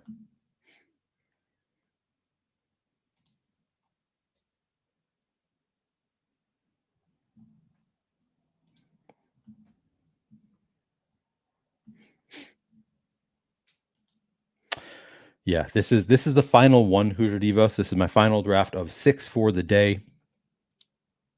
Going to be back tomorrow for another long stream. Probably 6 more would be my guess. I know others have suggested I could go for 8 tomorrow, but 6 is probably more likely what I'm going to do. Probably again starting at 2 Eastern, going till 7 or 8 Eastern. Sorry.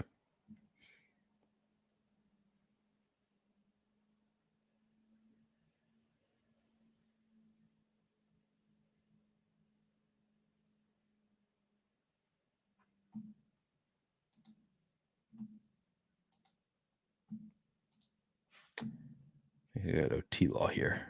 Yeah, I'm doing it.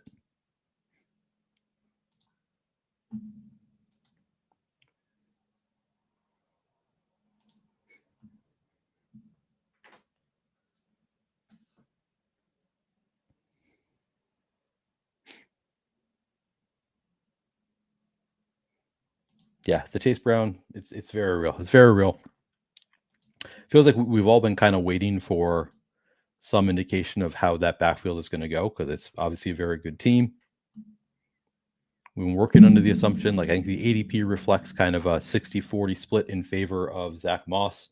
Now it's like the news kind of indicates reversal of that. Maybe Chase Brown has even more than 60% of the backfield. So if he's the lead back in that Cincinnati offense, he's a good pick.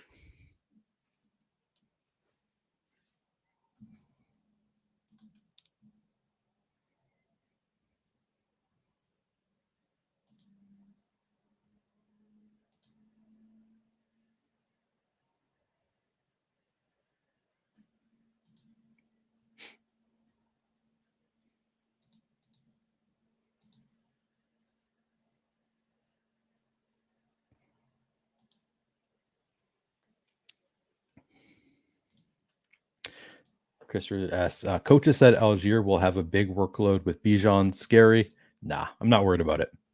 Like coaches, to me, that is just coach speak. And what is his big role going to be? Maybe his big role is third down back. Like Bijan's not going to get all of the carries. Like I think it's just basically confirming that Algier is the RB2 is my read on the situation. I just think they would be really dumb to not use Bijan as the lead back in a big way again this year. Like he was so good when he played last year. They spent a lot of draft capital on him. It would be pretty surprising to me if two coaches in a row make the same mistake of just not using Bijan. And they've also said like they're going to feed Bijan. They have come out and said that earlier in the summer. So I think Algier is going to have a big role is really just coach speak. That he will have a role, and to me that role is running back too.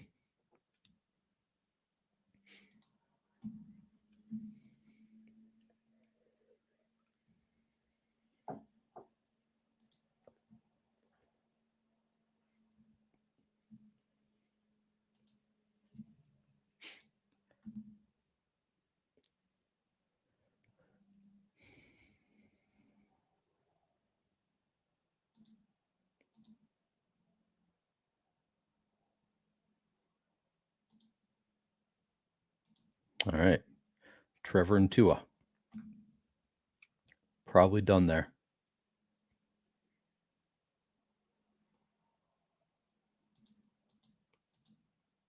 So at this point, I could probably be pushing Justin Herbert. We're already kind of letting him fall quite a bit. And now with the plantar fasciitis, I feel like he's just always live to fall. But I like that quarterback room. And also have some concern about Justin Herbert missing time. Probably not going to run much this year. I'm thinking about cutting Justin Herbert from my unlimited keeper league. He's been my quarterback since his rookie year. But I think this might be the year that I have to let him go. Cut down to 6 or 8 players, something like that. Because I've realized that the people in my league are not very good at drafting. So if I can cut back more, I'll probably get a lot more great values. In the past, there have been years where I keep my whole team, and then I see how other people draft, and I'm like, damn it, why did I cut my whole team? Why didn't I cut more of my team so I could take advantage of their mistakes? So I think this year I might do it. The downside is going to be in Washington when they do their draft. Going to be in a cabin in Washington. So some risk that I won't have great internet, not going to be able to join for their live draft here in Minnesota. So there's part of me that's like, maybe I should just keep my whole team again so I don't have to worry about it. So that's my struggle in my unlimited keeper league.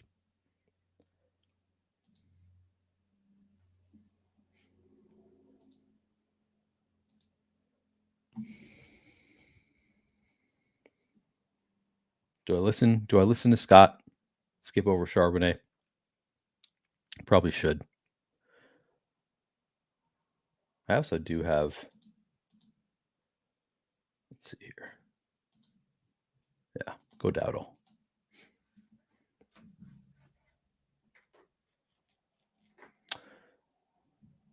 I'm so used to doing 0 RB that now I'm realizing I already have 3 very strong running backs here. Could have gone with another receiver there. I'm at 2-4-5-1. Team so far is Trevor Lawrence, Tua Tagovailoa. Running backs Bijan Robinson, Kyron Williams, Zamir White, and Rico Dowdle. Wide receiver Jalen Waddle, Amari Cooper, Christian Kirk, Xavier Worthy, Josh Palmer. Tight end Evan Ingram. Obviously need one more tight end at least, probably a couple more receivers. Maybe another running back. I mean, at least one more running back, I should say. I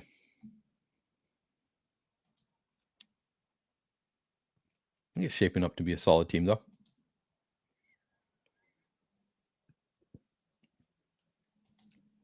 Yeah, that's I saw a meme about the Chargers always letting you down, and it seems like every single player on the team has been hurt at some point. Ladd's been seemingly knocked up. Obviously, Herbert has been knocked up. Kamani Vidal was on the sideline. Didn't even think about that. What if this team wins due to lack of Charbonnet? I'll send Scott $1,000 of my $1.5 million because he talked me out of Charbonnet. That'll be my gesture.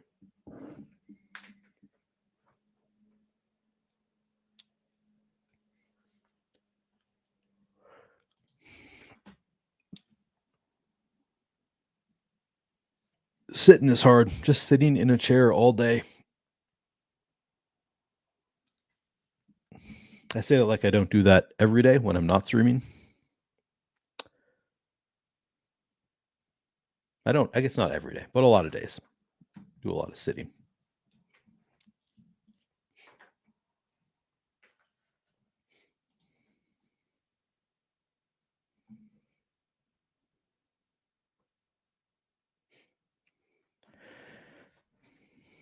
What are we thinking about AD Mitchell? See him go at 148 here. That feels like really late for AD Mitchell. I think I'm out, though. I think I'm out on AD Mitchell.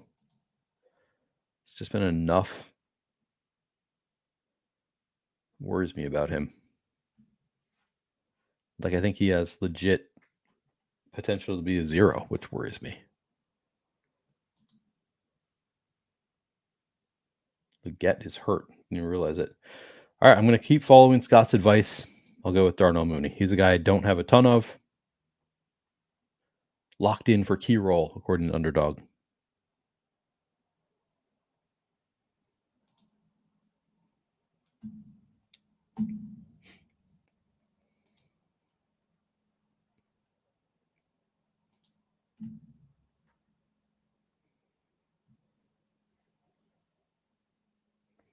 Yeah, I do need some lumbar support here. It's a comfortable chair. Not a bad chair. This week while I was in Wisconsin, so I have a treadmill here at home that I have been sort of jogging on. Like I've been trying to lose weight for a decade now. That's a slight exaggeration. But at least a few years, and have not, I go through phases where I'll lose 10 pounds and feel good, but I have not really cut down in any totally meaningful way. So I've been running on my treadmill here at home, and a little bit like hesitant to run outside because I'm at the phase now where I'll run for a couple miles and then walk for a couple minutes and then start running again. It's just not if I go 4 miles, I'm running probably 3.6 of the 4 miles if I jog 4 miles. But I've been hesitant about running outside because I like to just keep, push myself. So I'll go out thinking, all right, I'm just going to run for 2 miles when I'm on the treadmill, and then I'll end up running 5 sometimes. And I'm like, am I going to do that if I run outside, or am I going to cut myself short? But while I was in Wisconsin, didn't have the option of running on the treadmill, and was reminded that it can be really enjoyable to run outside. So I ran outside this morning. Unfortunately, that also makes my back sore running outside. So that's where we're at, is back getting sore because I've been running a lot the past week. Ran this morning. Feels good, but also my back is sore. What do I want to do here? Henry's there. Fant is there. Could take a falling Leggett.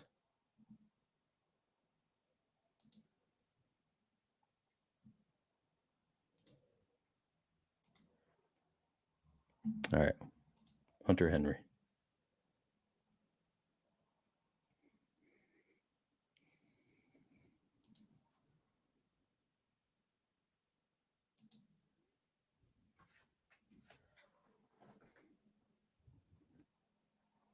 Yeah, I mean, seems like a pretty good bet where he's going. It's tough because he does have 3 players who are, I think, going to need to get the ball some ahead of him. But if he is the clear wide receiver 2, like he should have spike weeks. I also just like betting on that offense in general.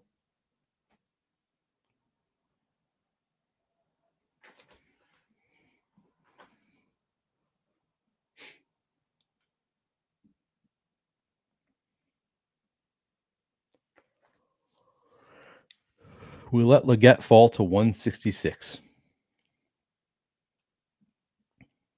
Maybe I should have taken him there. I don't know. Need a tight end.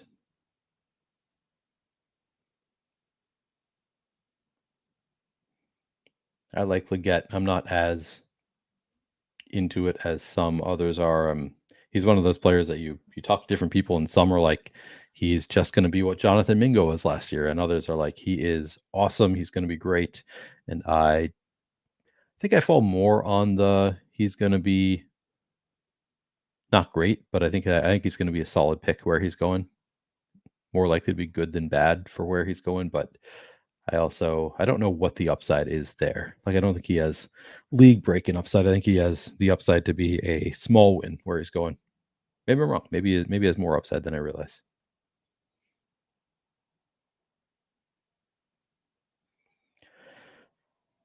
I was sort of hoping DeMarcus Robinson would fall back to me. Should have known the Matthew Stafford drafter would take him.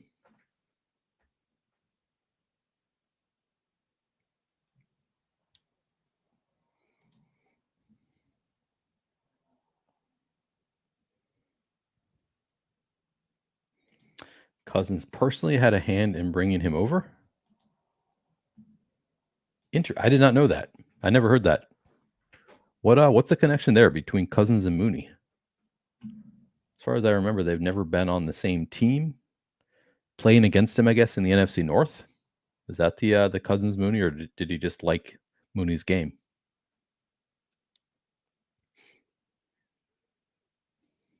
Justin Fields consistently going in this like 14-15 range is interesting. Makes sense. If he is, the rumor is he could be the week 1 starter. Like, yeah, he's still going too late, obviously. Maybe he's kind of similar to the Chase Brown situation. Maybe people are playing chicken with Fields also.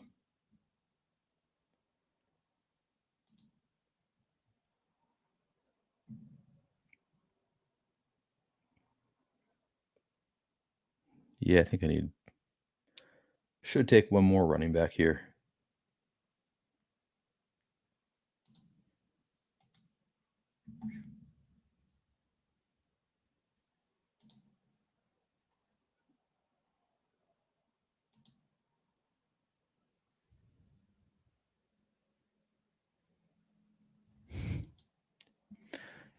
What's the deal with Jordan Whittington? Is he actually going to play? Because I kind of think he's not going to play. I kind of think DeMarcus Robinson just has that wide receiver role locked up, wide receiver 3 role for the Rams. But I could be totally wrong there. And we did not see DeMarcus Robinson coming last year, so maybe it's the same situation. Maybe he'll get Wally pipped to a much, much, much lesser degree.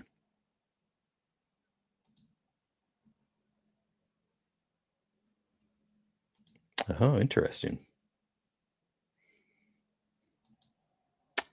So Kirk Cousins is a shady dealer, apparently, because the Falcons also got in trouble for the way they tampered and got Cousins from the Vikings. So he's just always doing shady dealings behind behind the NFL's back.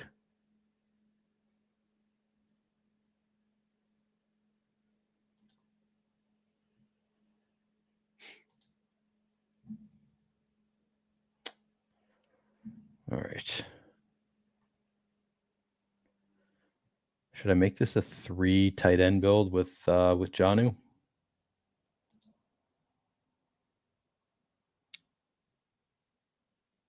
Do I want any other running backs on this team? I might not.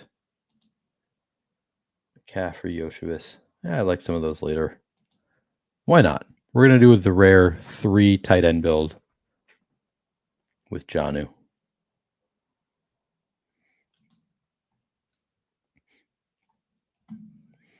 I know Matt Savoca was pretty into like a lot of tight ends when I had him on.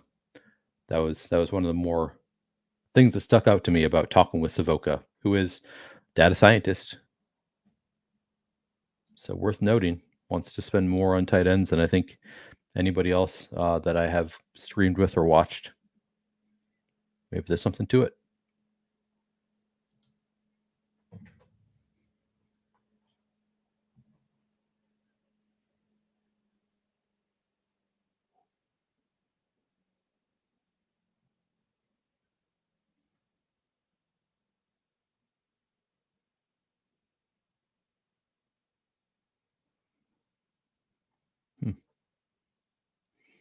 Was thinking about throwing Drake May onto this team. D. Lutomsky takes him. Don't think I need him though. Trevor and Tua, plenty good. Just one of my late round considerations there. I think this is one of those teams that could go either way. Because I have Henry and Antonio Gibson, it's kind of a maybe throw on one more Patriots receiver would be kind of interesting. But definitely not a necessity for this team.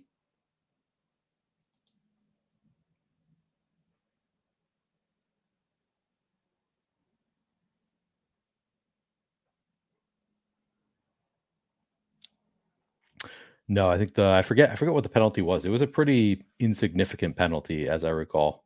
But I think they already got the penalty for the Cousins tampering.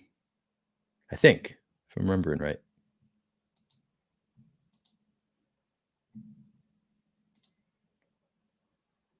Shed's walking boot. I did not know Roman Wilson was in a walking boot. Guess I missed that when I was gone.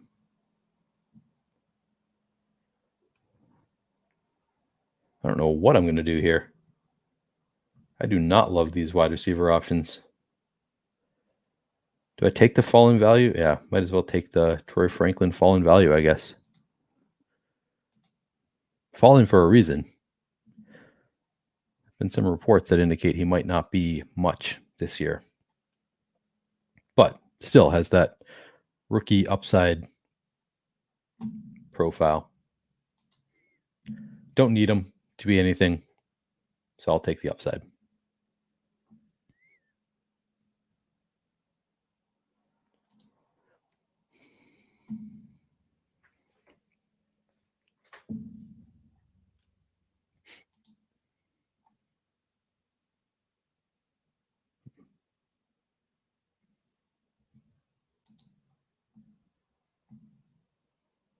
Tucker's there. Johnny Wilson's there. Odell, Malik. Treylon Burks goes. Did Boyd go? Yep. For my Jacksonville bring back.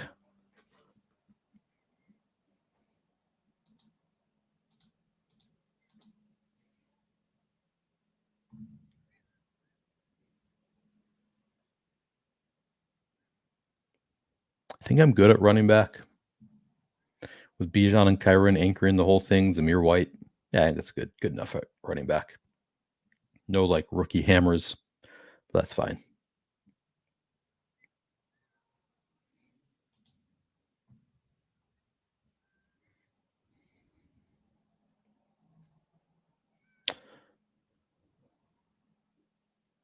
Roman Wilson, 3 to 4 weeks, being week to week. Okay.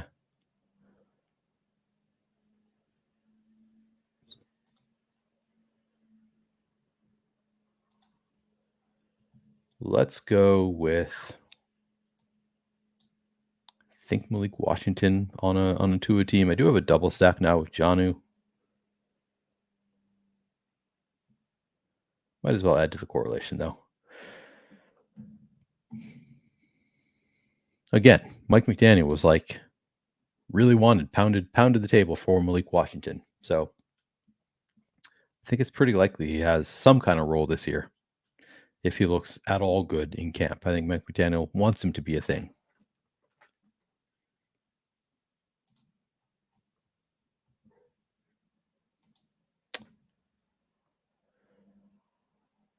Yeah, I've been taking some KJ Osborne late, as you may have seen in an earlier draft. We took a rare KJ Osborne share. I think he's a decent round 18 pick.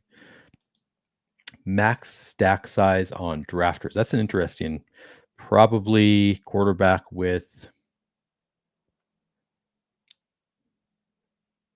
I think 4 would be the absolute max.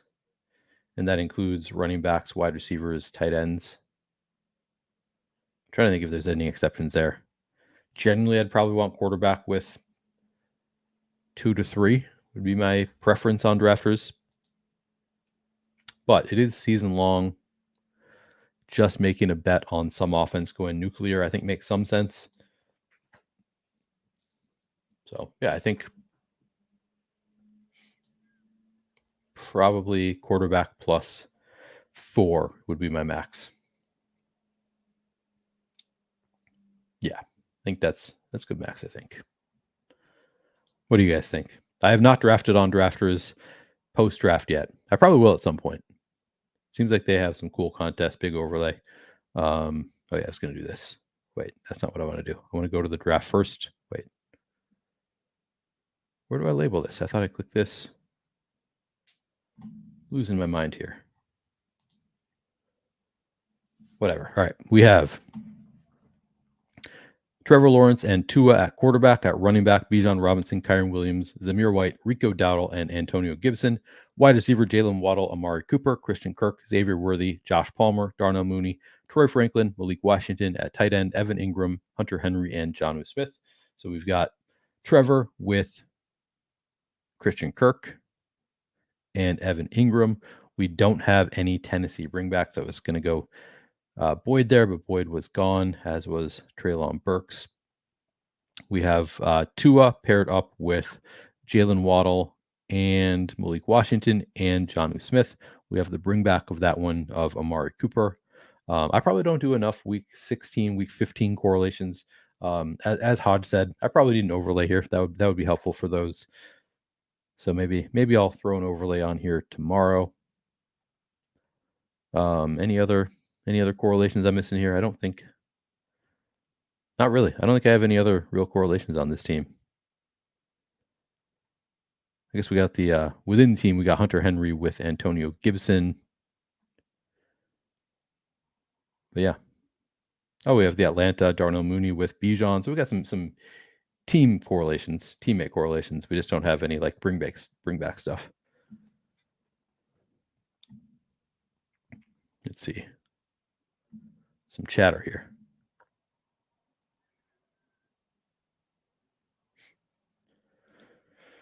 Yeah, that's the concern. Roman Wilson might not be the number 2.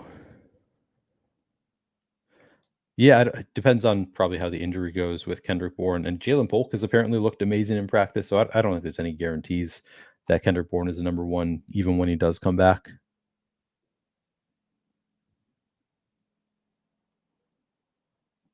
Brutal.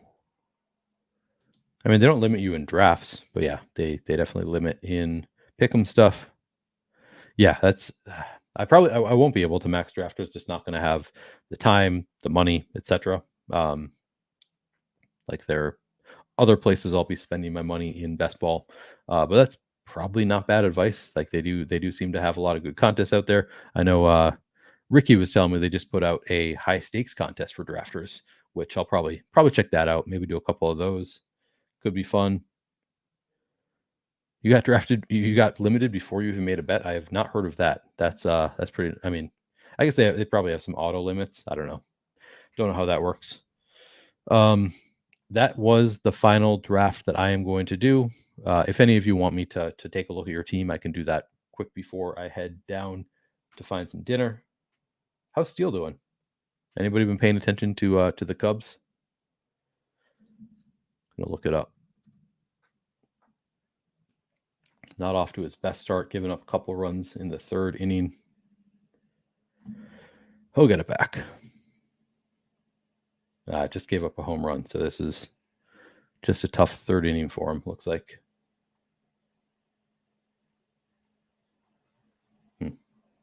Well, he's having a great year.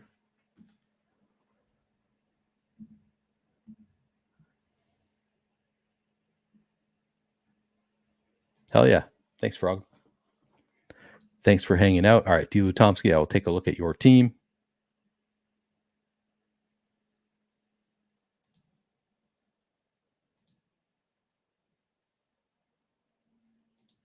D. Lutomsky goes 3 quarterback with Joe Burrow, Baker Mayfield, and Drake May. Devin Achane, Aaron Jones, Tyjae Spears, Gus Edwards, Khalil Herbert, wide receiver Jamar Chase, DJ Moore, Keenan Allen, Romo Dunze. Oh, goes to the triple with Chicago. Oof. Wait, did you say you got sniped on Caleb? So sad I got sniped on Caleb. Damn. Goes triple Chicago, gets sniped. That is pretty brutal.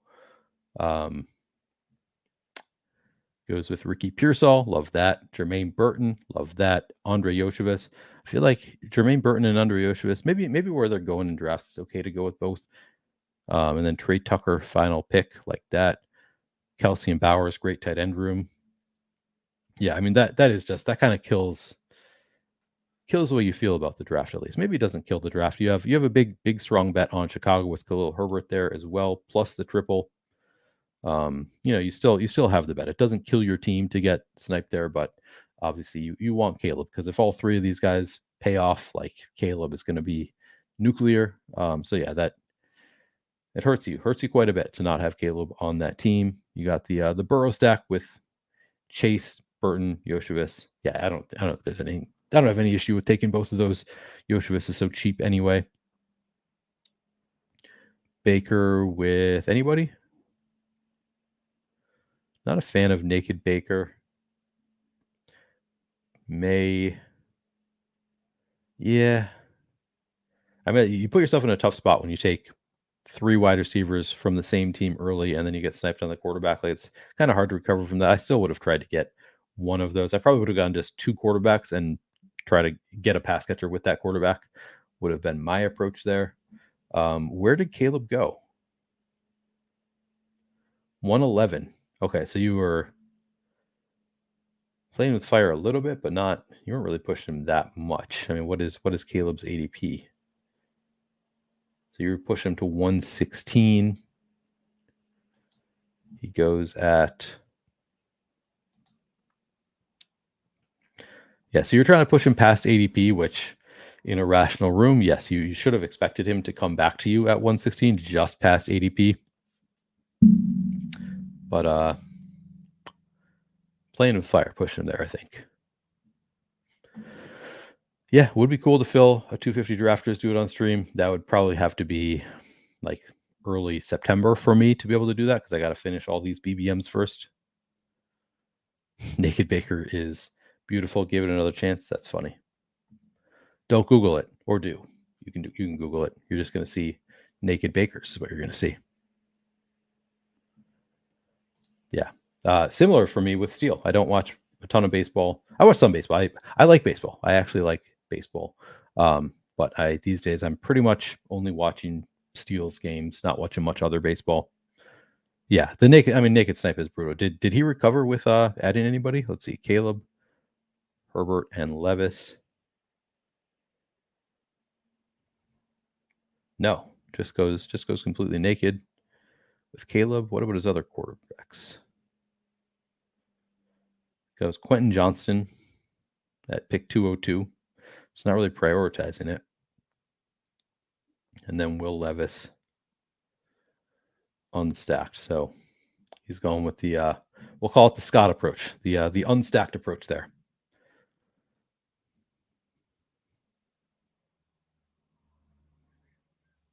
Yeah, that's pretty brutal.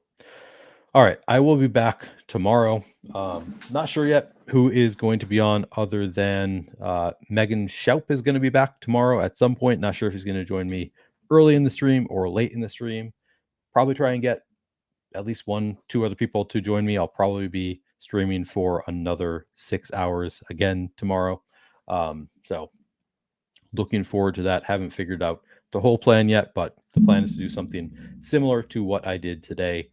Just kind of keep it rolling, keep it drafting. Hopefully I'll have some guests join me. I know at least Megan has said that she will come on tomorrow, so it should be a good time. Hopefully you guys will be back. Join me for that one as well. Thank you all for hanging out for this 6-hour marathon stream. It has been fun. Again, if you haven't subscribed to the channel, please do so. Trying to get to 2,000 subscribers. Like the video. Of course, comment under the video if you have any thoughts on it. And if you haven't joined the Flannelverse Discord, the link is below the video as well. That's we talk a lot of best ball. We've got a breaking news channel for people to discuss the breaking news. We have a grader draft channel if you want your draft regraded. So it is a good time. Come join that. And entertainment, general entertainment. We have a lot of discussions going on in the Flannelverse Discord. So if you haven't joined, give it a shot. It's a good time. All right, I am going to head out, find some dinner. Thank you all for joining. I'll catch you tomorrow.